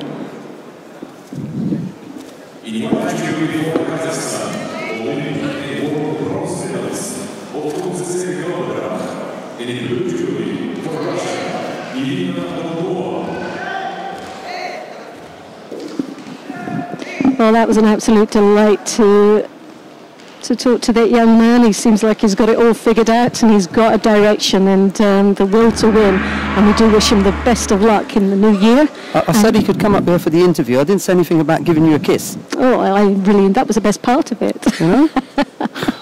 All the perks of the job. Young men today, you can't leave them alone for a minute, can you? But an absolute delight. We really do look forward and wish him the best of luck in the future. I'm quite sure he'll be following quite a few of his teammates in that Olympic success. Garrigos it is who sees off the challenge of Sukhra-Bokiev of Tajikistan. It'll be Garrigos who we'll see in the bronze medal match. We've got a semi-final coming up now between Sharafudin Lutfilayev of Uzbekistan. He faces Robert Shvidobadze of Russia. It's Lutfilayev in the white judogi, Shvidobadze in blue. There we go. Well, as Sheldon was saying, it's the semi-final of the under 60 kilos. I don't think I said that, actually. Sorry. Well, I have. I just said who was fighting. That was the sweetest way of saying you've forgotten to say what it is, you know. Sorry about that. Well, that is quite right. Go ahead. Say again. Well, we can't always get it right. Lutfilayev there. Starting off with the first grip, but totally dismissed by the Russian.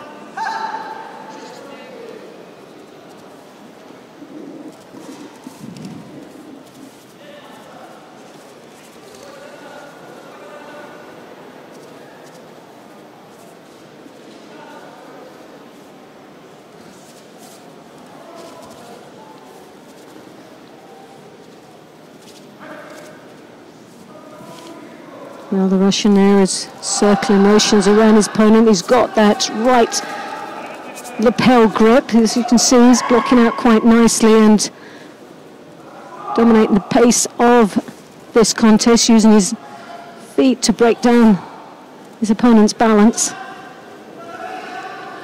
He's looking for that right-hand sleeve, but taking a little bit too long to try and get there, and has picked up the first Shido in this semi-final.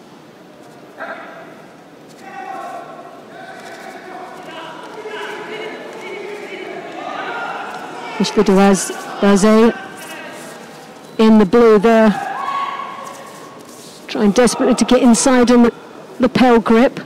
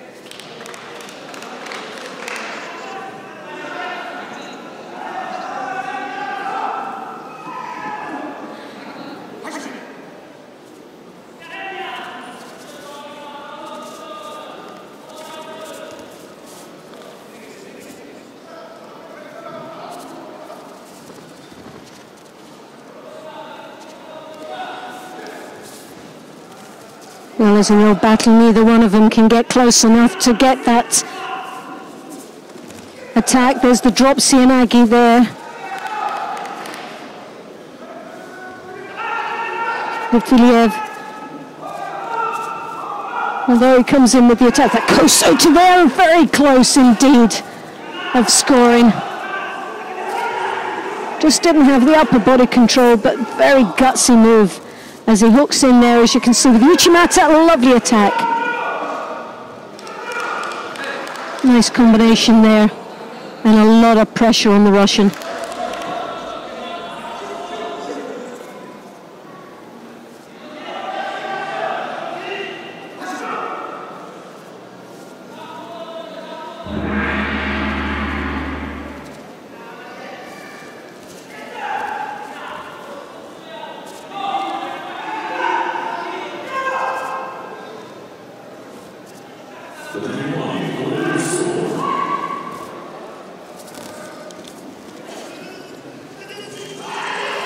Well, Shvidobadze there with the drop Sianagi.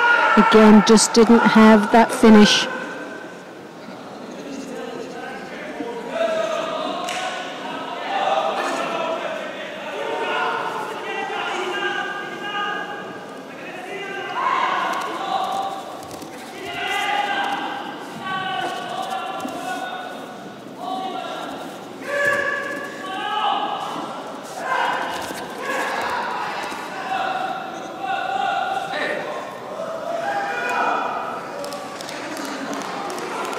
single Shido against Shvidabadze at the moment. Filayev.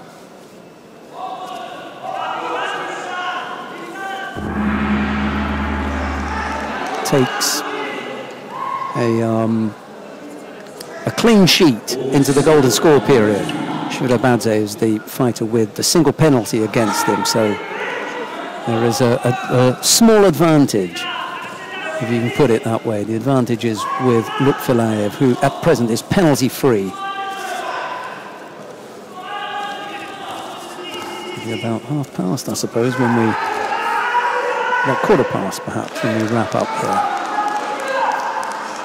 Quarter past 3, and then we'll be back at 5 o'clock with all the medal matches from the first 5 categories on the opening day.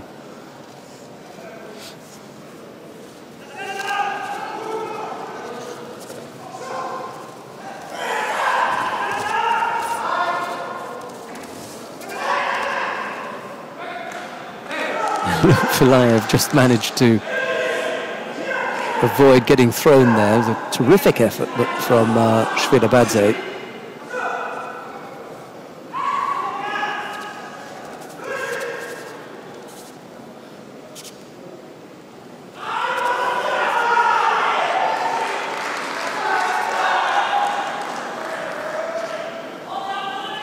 And Irina Dolgova has just thrown Otmatsate Galbadrak of Kazakhstan for Wazari down on mat number 1 to take her place in the final of the under 48 kilo category.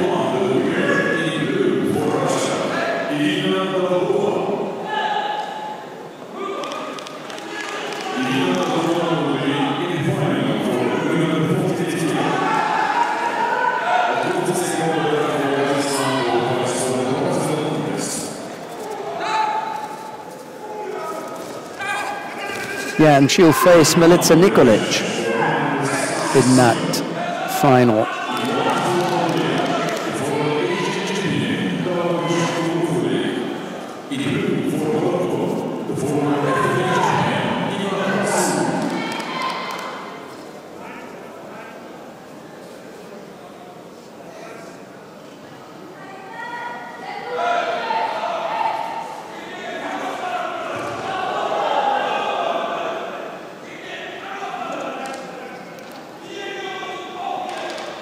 Davidosh has just thrown Basu of Morocco within 15 seconds of their contest there, but he looks as though he's hurt his hand. That's on the adjoining mat. He can't even shake hands. Shvidabadze, however, has come up with the single score to defeat Sharafuddin Lutfilayev of Uzbekistan, and it'll be Evelyn Shop up next in her repechage contest against Alexandra Larissa Florian. But we're going to go down to mat number 1, because coming on to mat number 1 we've got a semi-final between Tal Flicker, representing the International Judo Federation. He faces Yeldos Zhumakanov of Kazakhstan. It's Flicker in the white judogi, Zhumakanov in blue.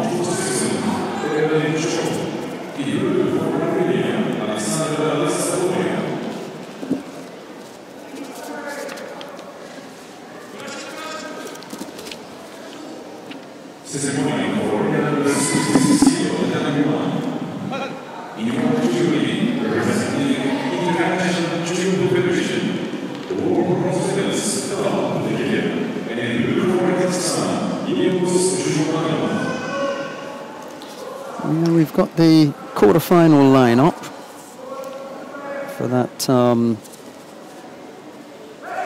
Well, Flicker is already in the semi-final, so we've gone past that, and then he's up against Zhumakanov. Down in Pool C, we've already got Shikalizada and Abdul Jalilov, the 2 semi-finalists. Well, this was a really tough weight category. 31 competitors competed today in this weight category, and Flicker obviously was the number 1 seed, and is, he's not disappointed as he's got himself now to the semi-final. But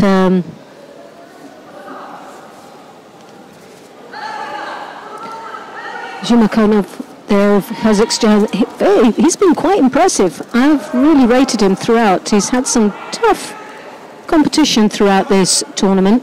Yeah, he started and he's with been the very Georgian and then yeah, he and lost to our boy. that was a really, real tough innings.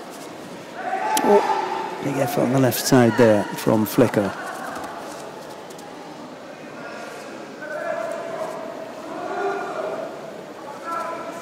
Again, left-sided, but it's an odd one. It's a hook in, but then there's no sweep. Yeah, it's. He picks up his first Judo there, and Flicker, he's been busy. He's been busy doing. He's not been explosive about that. He just controls the whole contest. He takes control right from the beginning. Doesn't always put all the attacks in, but he maintains the level of control. He dictates the pace of this contest and every other contest that he's had throughout the day. It's quite an interesting athlete to watch. He's not as explosive and he's definitely not as exciting as some of the throws that we've seen throughout, but he's consistent in making sure that he maintains that control. And as a result of his controlling the tempo of the contest, Jumakanov has fallen behind. And Jumakanov has been really busy out there, but busy losing a lot of energy and not really getting anything from it.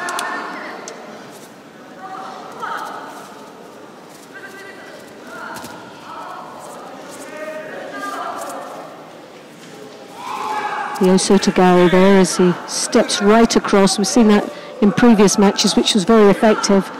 But again, it's like he's in first gear and he's pacing himself there. He's got plenty of fuel in that tank, and Kazakhstan has been going like in fourth gear. And it's just a matter of time he'll make that ultimate mistake, I believe.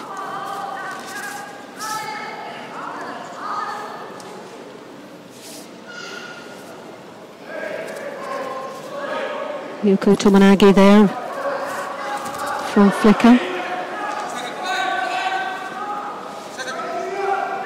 And just under a minute remaining in this contest, and cross grip, and Flicker picks up the second Judo, so it's one apiece now.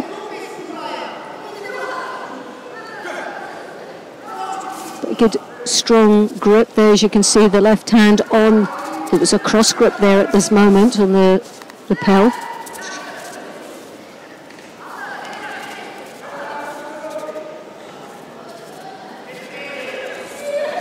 Or the Osota, he steps. Strong defense there from the Kazakhstan.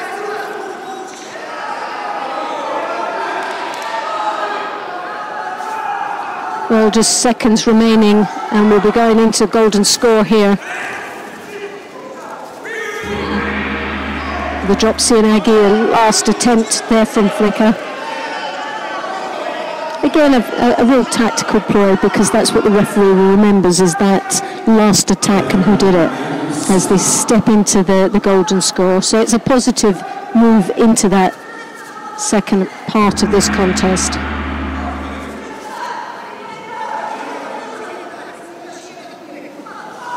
So Flicker there, as you can see, with their left hand on the lapel. First attack from the Kazakhstan. Oh, well, a mate situation.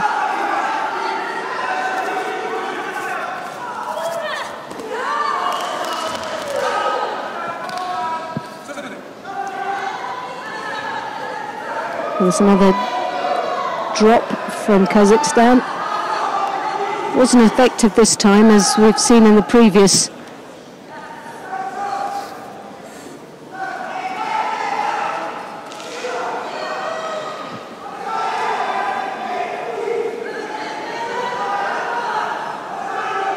Well, Flicker is starting to look a little bit more busier than what he had in the first 4 minutes of this contest.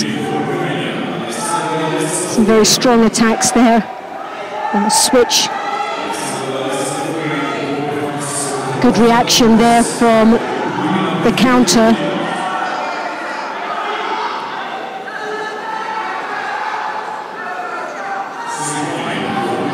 He's got the cross grip there. He's got to be very careful because it's a shootout piece and he's not really doing anything with that cross grip.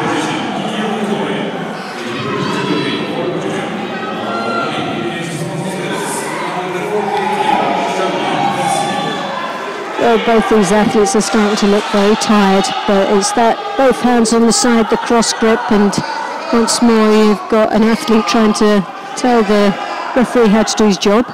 Someone's going here.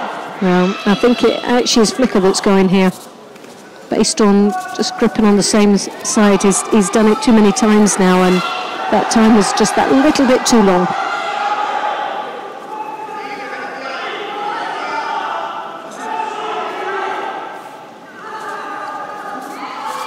Oh no, I wouldn't have. Yep, well, find that quite surprising, really.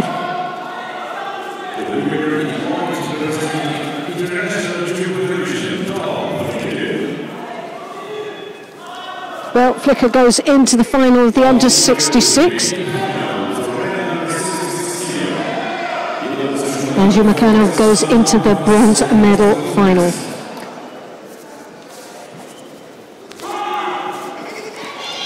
Next up on mat number 1 is a repechage contest in the under 60 kilo category. Vincent Lemar of France faces Guzman Kyrgyzbayev of Kazakhstan. We've got a semi-final in the 60 kilo category coming up after that. Amiran Papinashvili of Georgia to face Felipe Kitadai.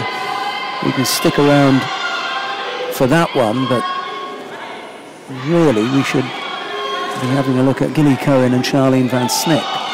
Although Van Snick has Gilly Cohen in Osai-Komi with only a few seconds left to go, and then there'll be a repechage contest there, so better we may as well stay here.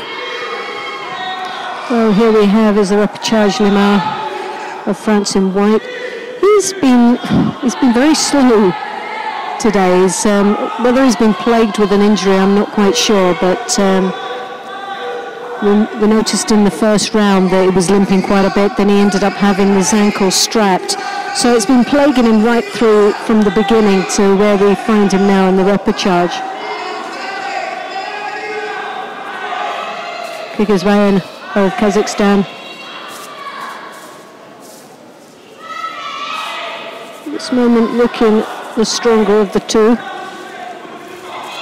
More threatening.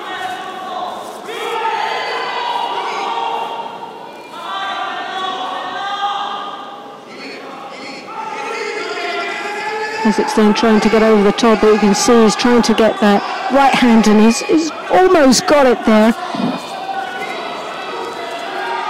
Lemar tactically trying to keep that grip down.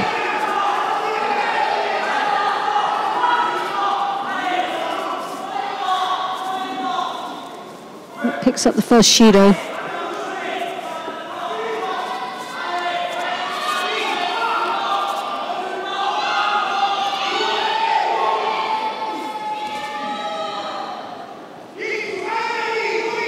Kyrgyzbayev there doing a bit of a chasing game, really, just trying to engage in the Frenchman. It's that right hand he wants high up onto the collar, but Lemar is controlling that sleeve as much as he possibly can. But here you have is the Makakomi.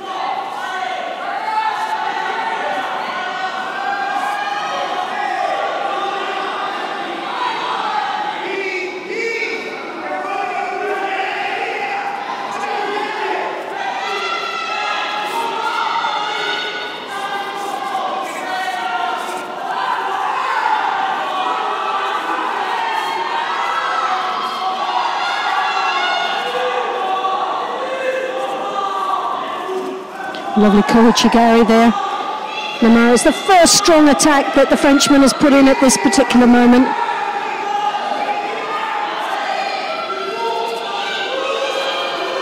Well, he's had a real battle throughout this day. It's not been one of his greatest performances that we've seen in the past, but the experience has carried him through to this repechage.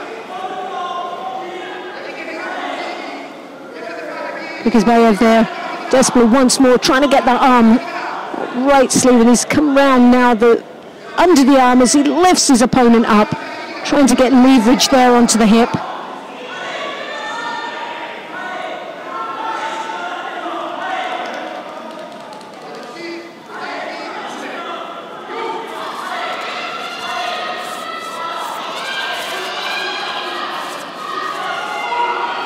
Oh, lovely, just stumbled his opponent there with the Ashiwaza.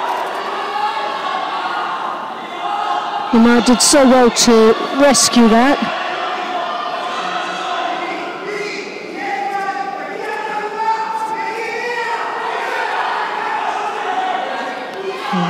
Kazakhstan, as you can see, is on that belt. He's trying to get the leverage under, and over he goes, and there's the score, Wazari.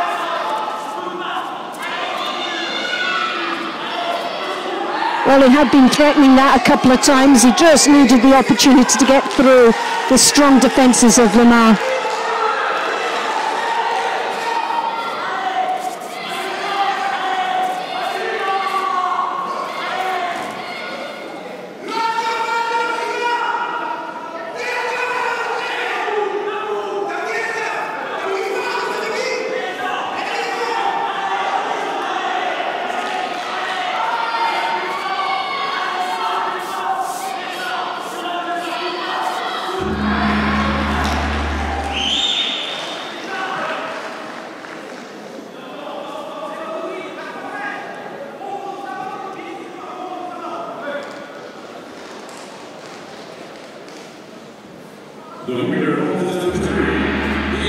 Well, there was a real gutsy try and finish there for Vincent Lamar, but sadly he ran out of time. Kyrgyzbayev with that lovely lift, as we saw earlier on, was the final decision of this repechage match that takes him into the final of the bronze medal.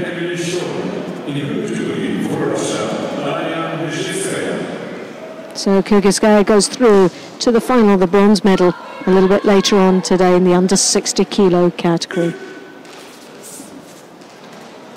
Tatami 1, the winner in blue for Kazakhstan, Kyrgyzbayev. He qualifies for the bronze medal contest for the men under 60 kilo. Tatami 1, semi-final for men under 60 kilo. In white Judo for Georgia. So now we're coming to the semi-final of the under 60 kilos, and that's will be against Georgia represent in the white gi, Papinashvili. Kitadel representing Brazil in blue.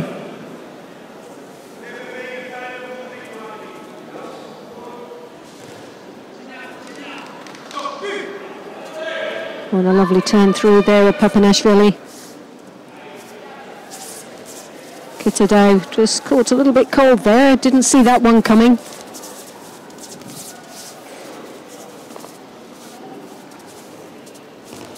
Well, the Brazilian has now woken up, a change of pace in this contest as it comes in with that drop. And definitely back engaging into this contest. You see that right hand on the lapel as he tries to break up his opponent's balance and creating a space. He's come across there with the drop Tayatoshi, very low indeed, but nevertheless a good entry into that attack.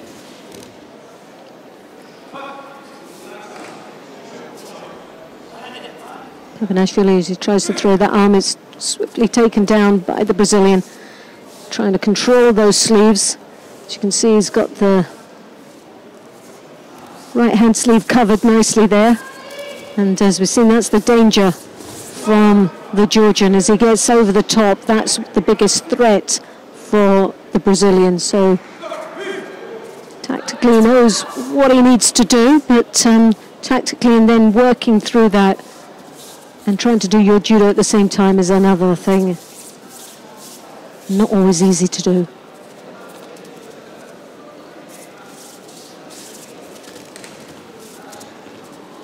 Again, we see that Tayatoshi stepping across. This time dismissed a little bit by Papinashvili, but he picks up his first Shido. So So he'll have to start putting a little bit more effort into the attacks and try to come back into play. He's got a turnover here, nicely executed. Just didn't get that finish at the end, but got the lift and the rotation, but not the planting of the attack.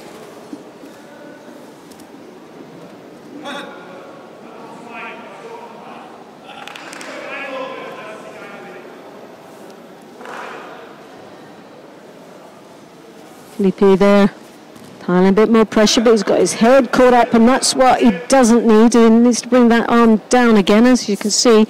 Once more, he's got that sleeve, but he didn't control it enough, and Papanashvili took the sleeve with him. Again, very powerful indeed that he was able to come across.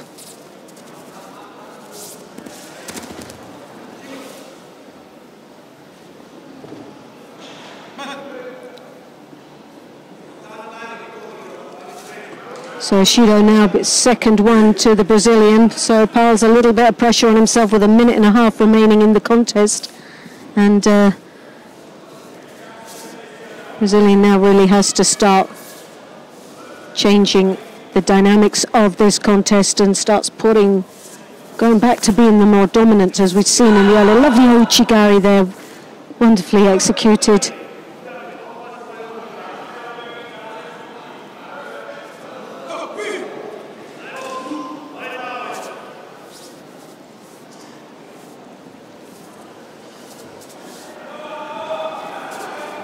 An attempt there of the Uchimata from Papanashvili.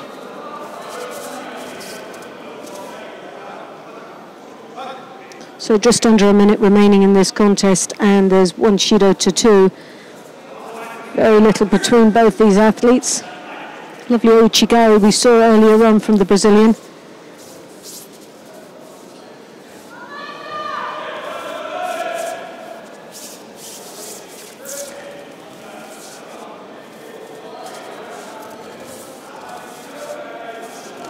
Well, Papanashvili's attacks seem to be getting stronger as the minutes tick away here. Started off a little bit slow, and but now they start to becoming a little bit more threatening, these attacks. The danger is that right hand, but there we have a lovely Sinagi move, following through with the arm lock. And it looked like Papanashvili just didn't even see that one coming. Just gave him the arm and gave away a place in the final. Well, that is an absolute shock.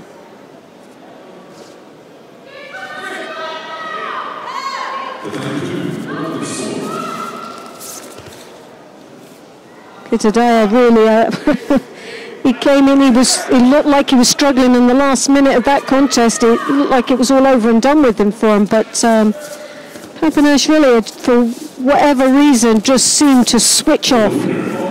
Came in for an attack, but left himself wide open, gave him the arm.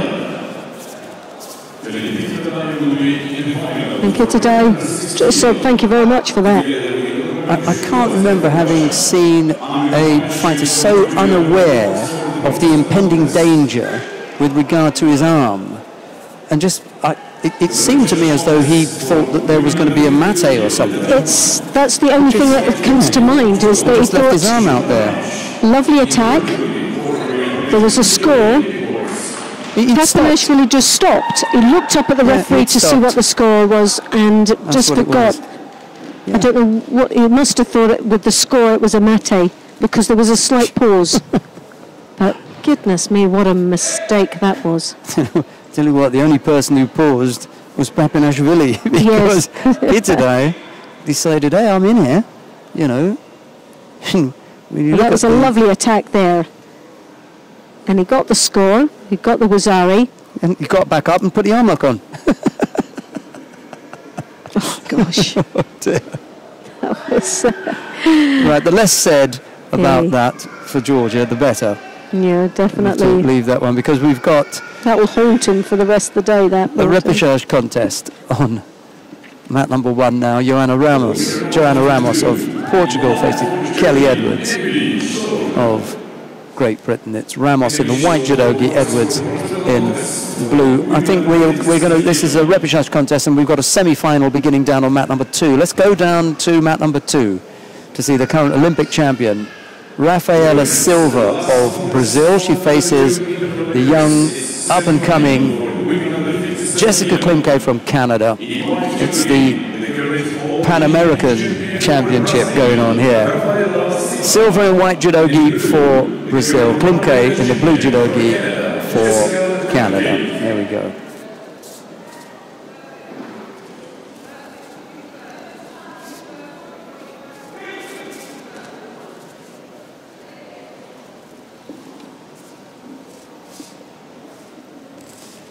Well, we'll see what Klimke's Marote Seoinage is like. Well, I just love the energy of this Canadian. Klimke has been outstanding. She is such a vibrant, she's got so much, she bounces around. Dangerous if you're on the end of someone's ashiwazas, that's the only thing, because she is quite a bouncy character. See, she was right in for that Marote Seoinage there. Yep. But is she going to get that again? What happens is a lot of players that you compete against get that, it's like a trigger. They realize what your trigger is for the launch, and they're able to block it. So you only get 1, maybe 2 chances at that. After that, they can see that coming. There she is again. Oh, she's got so much energy, but what we do know is Silva's got lovely ashiwazas. When she's able to get connected, oh, she can throw them. Well, it's the second time that she's been right underneath Silva with an opportunity to complete the technique. Hasn't been able to come up with a score yet. She scored very early in her previous 2 contests, and then took that in, you know, and took that with her. Who did she face first then? Who did we see her against? She was up against Becky Livesey. Oh no, she wasn't. She was up against the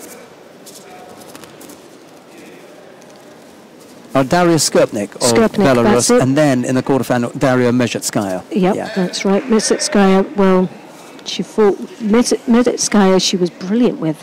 Again, so vibrant, so bubbly, and bounced in and out. She just doesn't stop. She makes you tired just watching her. Yeah, she's had three scores in her 2 contests. So 3 Wazaris on the board already, and they're all from that Marote Seoinage. Can she come up with another of her go-to techniques? But the only thing is, it's the only technique that I've seen that's been effective. Yeah, absolutely. The only technique. So if that's the case, someone like Silva, who's very competent, and like we saw earlier on, was watching those matches. She paid full attention to what was coming up next, and she'll have done her homework. Yeah, I think the likelihood in any case is that she's not only seen her before, but been on with her as well. Yes. And you see, they're less and less effective now, so much so that she's now picked up. She's picked up her first Shido there for her. Shido, yeah.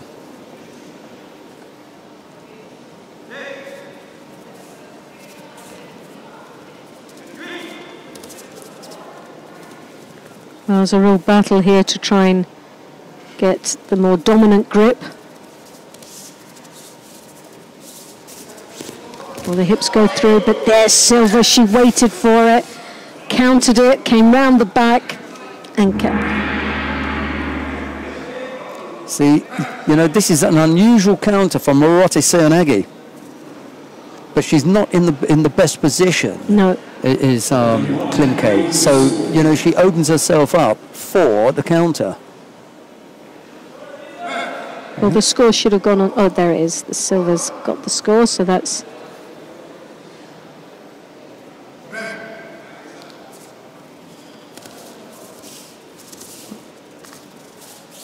Well, Klimke there comes out again, bouncing away.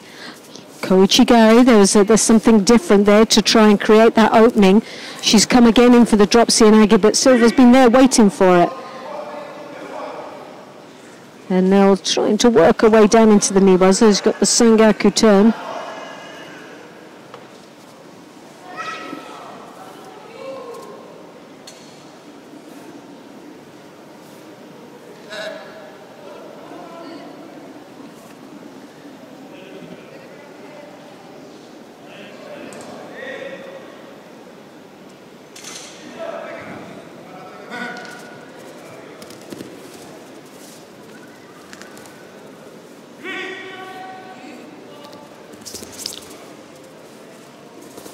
Canadian there once more, coming dropped underneath. Well, it's technically, she's very limited, the Canadian. She has the Koichi that we've seen a slight hint of, that she's not really advanced too much in it. She doesn't commit. It's created more as an opening for the drop Seoinage. And drop Seoinage's been there, and it's been a good scorer for it, and it's got her to this semi-final. But I think silver has got the best of her at this moment. Well, that in fact is that's time. They've only fought once before at the Pan Am Championships when Rafaela Silva won there, and it's the second time that she's defeated the young Canadian. Last year they fought, and she's done her again this year. So for Klimke, she's really now got to start going back and adding more to her repertoire. Yeah, absolutely. At the moment, that Koichi drop Seoinage combination is good, it's effective, but as she goes through the circuit, people are going to understand and know exactly what she's capable of doing, and that will be very easy to block.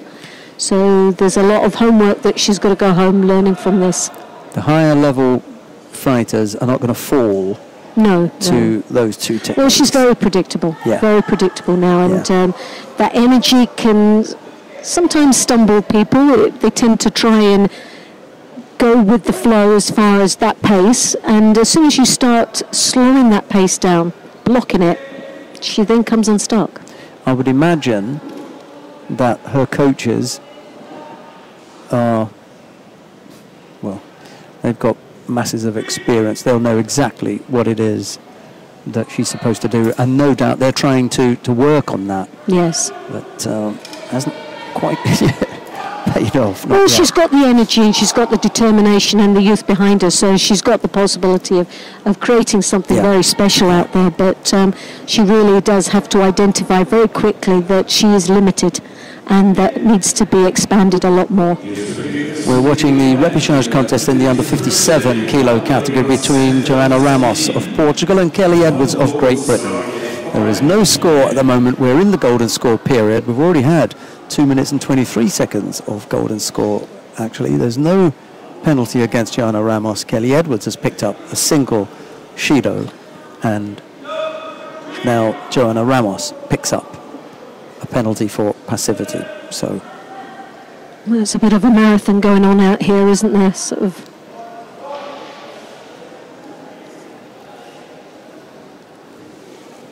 Kelly Edwards last year picked up her bronze medal in the Grand Slam in Abu Dhabi, so she thought, why not come for another one? She's come for another medal. Well, she's in the repechage, she's in a good position, but she's up against a very experienced and tough opposition with Ramos.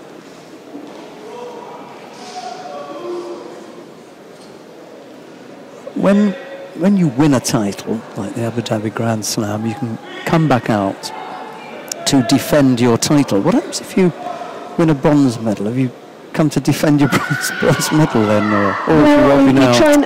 Oh no. Well, Ramos finished that quite nicely and gets herself into the repechage final. Hopefully she'll take a medal. It's up until the Tbilisi Grand Prix, she got a bronze medal there, and the European Championships this year was bronze medalist. So she'll be wanting to add this one to her collection for 2017. There are increased numbers for women as far as qualification for this Olympic cycle are concerned. So the battle that has been going on for quite a number of years has paid off. We have bigger numbers. Right, two more contests to bring you. Three, beg your pardon. Erica Miranda of Brazil faces Angelica Delgado of the United States of America. It's another Pan-American head-to-head. Miranda in the white judogi, Delgado in blue.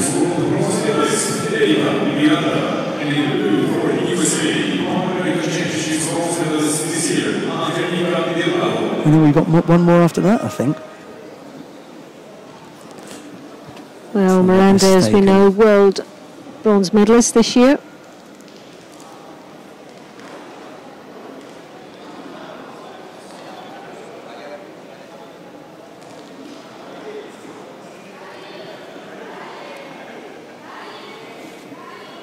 And Delgado was one of those athletes that you predicted that would do quite well here in this competition, I'm sure. Did I say that? Yeah, you had picked as one of the quiet ones.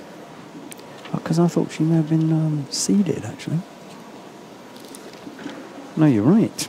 It was one that you Yeah, she was one of the Was she seeded though. ones? Yeah. Because I remember you mentioning her. Yeah, I won't claim that as something that that I knew about. Adonis, yeah. Well, she's had Put money on him, but she's had a good. very good. Yeah. She's had a good performance this year. She in Cancun Grand Prix. She got bronze medal in Pan American Championships. Didn't have to travel far. Didn't exactly. The ones that she doesn't have to travel very far, she does quite well. She's also last year's silver medalist here in Abu Dhabi. So interesting to see how she performs against Miranda.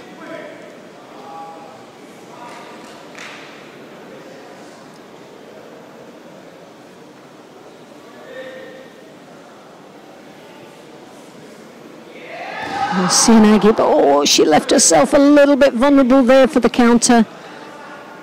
Miranda was waiting for it.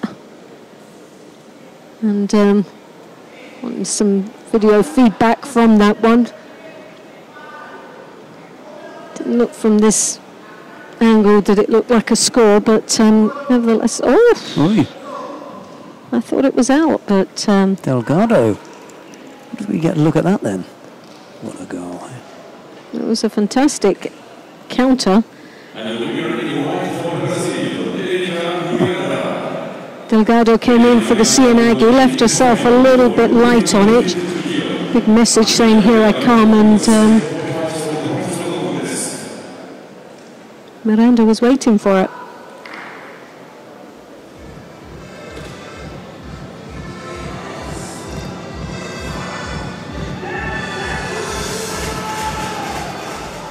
Coming up next, Anna Borowska of Poland faces Nakoda Smith-Davis of Great Britain. It will be Borowska in the white judogi, Smith-Davis in blue, a repechage contest in the under 57 kilo category.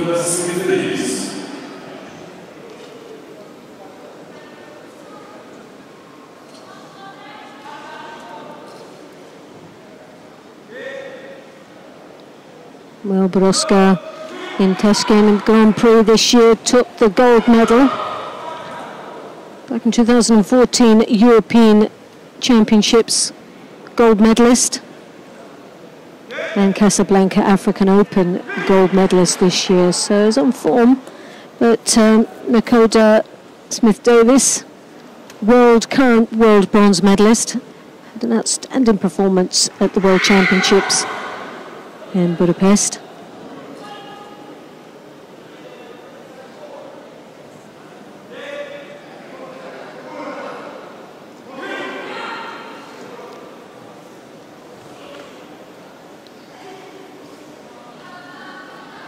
Smith-Davis plagued with a few injuries at the beginning of the year and straight after the Olympic Games, but has come back very, very strong and positive indeed.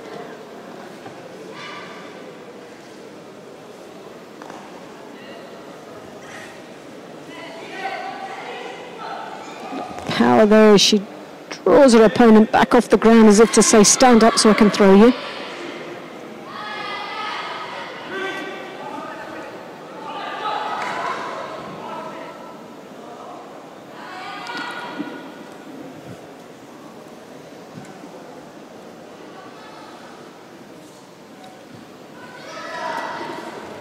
Attempt of Koshiguruma there.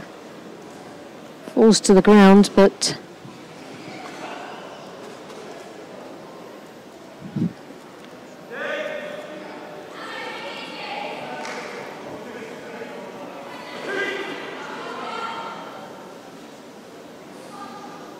so 2 minutes remaining in this contest. Not a score yet, but looking very strong, both these athletes. Got a strong sleeve grip there, was frustrating Borowska quite considerably there.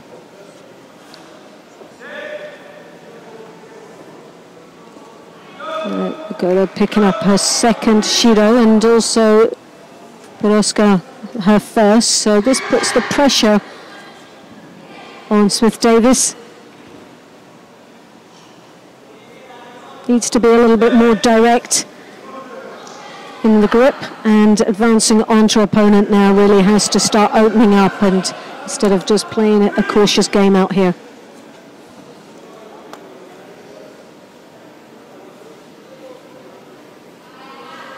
Just have a bit of a habit. Oh, the Kosciuszko there once more comes over. Peroska threatening.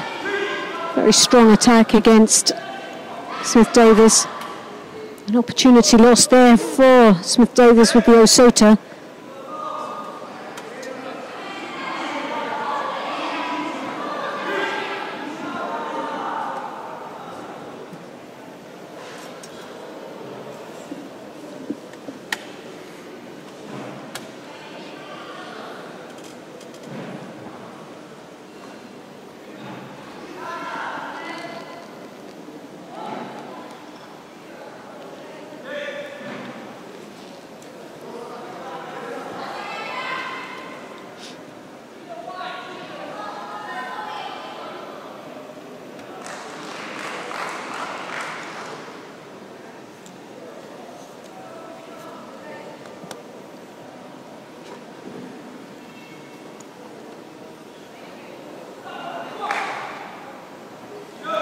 Well, a leg grab there, so she gets the first warning, so that brings it up to 2 Judos apiece with 46 seconds remaining in this contest. So either one of these athletes make the next mistake and it could cost them dearly.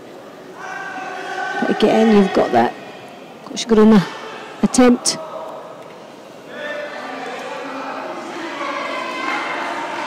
Dakota really needs to keep the head up. Roska, very strong indeed, but seems to fall to the ground there, but it's looking very uncomfortable. Second time that she's been injured going down onto that part of the body, I think. So that's a win for Smith-Davis and a place in the bronze medal final. We've got one more contest to come after this then.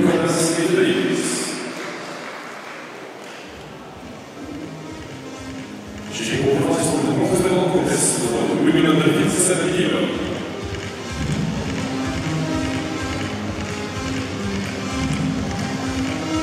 Dear friends, the last contest of the Tatami is semi-final for women under 57 kilo. In the Judo for Mongolia, the current world champion and the Rio Olympics. Right, coming up next, Dodsurin Sumia of Mongolia faces Anastasia Konkina of Russia. It's Dodsurin in the white judogi, Konkina in blue. This for a place in the final of the under 57 kilo category.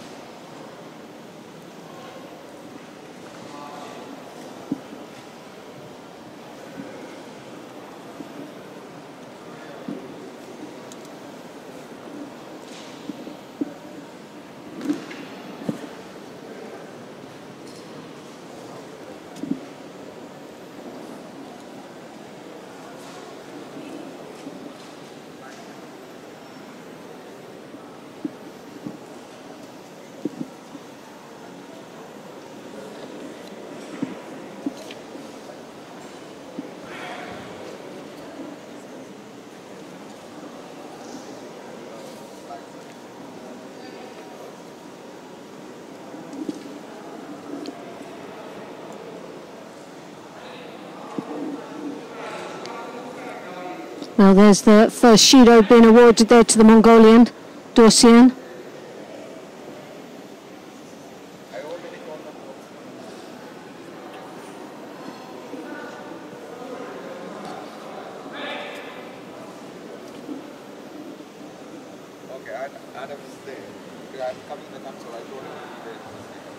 Well, Konkina threw that arm up high onto the collar. Well anticipated from Dosian, who came through with the hips. Didn't manage to get the completion of the attack, but still a very good entry into the Seoinage.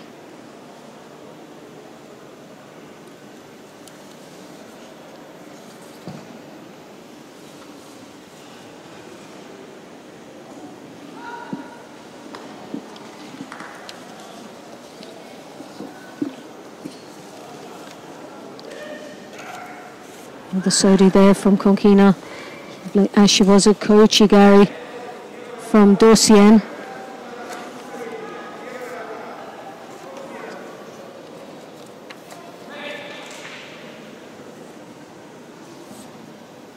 Well, this seems to be a little more challenging for Dosien than possibly we expected, but a good battle going on between both these athletes for a place in the final of the under-57s. Konkina slightly taller than her opponent, so has that advantage of looking very strong and in control.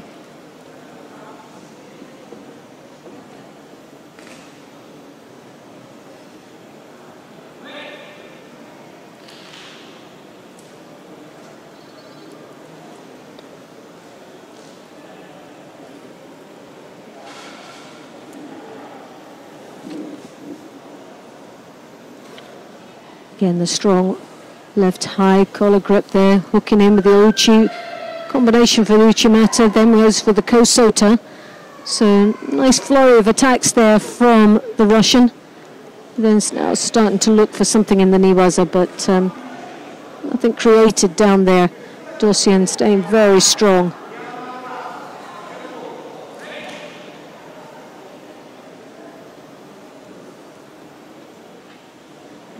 Well, just over a minute remaining in this contest. Dosian trailing with one Judo. Has not found this a very easy match indeed, with especially with the tall left-hand grip that comes over the top.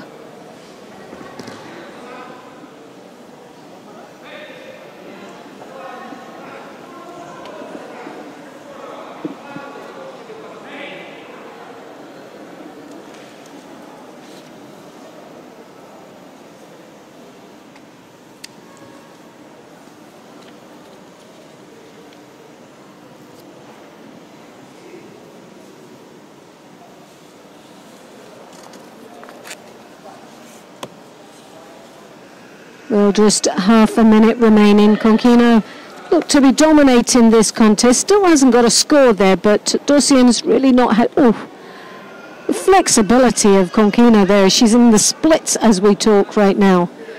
Very flexible indeed.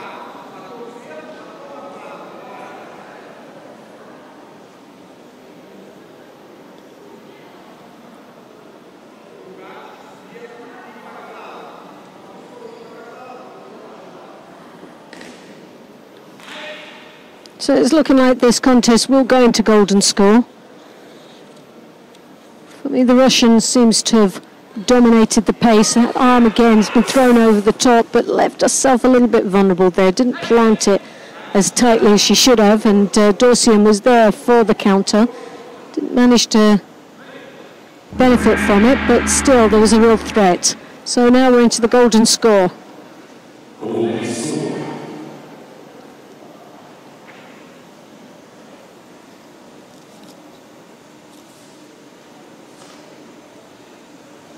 Konkina there with that left hand higher in the collar again once more, trying to benefit from the Oichi Chimata, but Dosian under opponent comes in for the drop. Not sure if she got deep enough for the score. She's looking for it, but nevertheless a real major threat, and referee looking for the video feedback on that.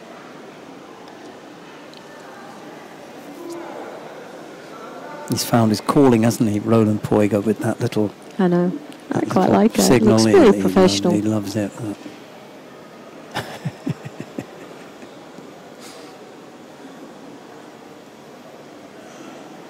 Well, it was a good attack, there's no doubt about it, and she got the lift and rotation, but and she got the landing. Well, she got the Wazari. It was not clear on the angle that we were watching it from of where she landed, but care system realised it was the Wazari and takes her in to the final. Right, well, we've got about an hour and 25 minutes before we come back with all the action in the medal matches, an hour and 25 minutes. But before we do that, we'll just give you a rundown of who we're going to see in the 5 weight categories. There are 2 bronze medal matches in the under 60 kilo category. Guzman Kyrgyzbayev of Kazakhstan will face Sharafuddin Lutfilayev of Uzbekistan, and in the other it'll be Francisco Garrigos of Spain to face Amiran Papinashvili of Georgia. Have you seen any of those this morning? I've seen Papinashvili and I thought that he was very, very good. Okay. Very, very impressive indeed. So for me, a little bit of a star for him. He's up against Francisco Garrigos, who won this event last year. Right. Should be a tricky one. Well, he won't be winning it this year. Our winner will come from either Felipe Kitadai of Brazil or Robert Shvirabadze of Russia. In the under 66 kilo category, the bronze medal contest will be between Davidor Shtumerkaleg of Mongolia or Abdul Jalilov of Russia. The second of the bronze medal contest is Vaza Magdanashvili of Georgia and Zhumakanov. I don't know if you've seen them this morning. No. The Kazakh player. Not. I've seen one or two of the matches, but we've been pottering from one to another, haven't we? So and then the final, a final of the under 66 kilo category, Tal Flecker representing the International Judo Federation, and Nijat Shilikadze of Azerbaijan. Well, for me, the favourite's got to be Flecker. Okay. I think he's had a solid performance. He's not been too exciting, but he's dominated the matches right through from the start to the end, and he's been very consistent. So I think he'll do it in the final. Right, let's take a look at the under 48 kilo category then. Shiro Rishoni, representing the International Judo Federation, will face current Olympic champion Paula Pareto of Argentina, and it will be Chernovitsky Eva of Hungary to face Odgansetse Galbadrak of Kazakhstan. How has that division looked for you today? Chernovitsky, for me, has performed really well. I think she'll end up going for that bronze medal. I think that's, for me, the one. But Dolgova of Russia, again, I think is a very strong favourite.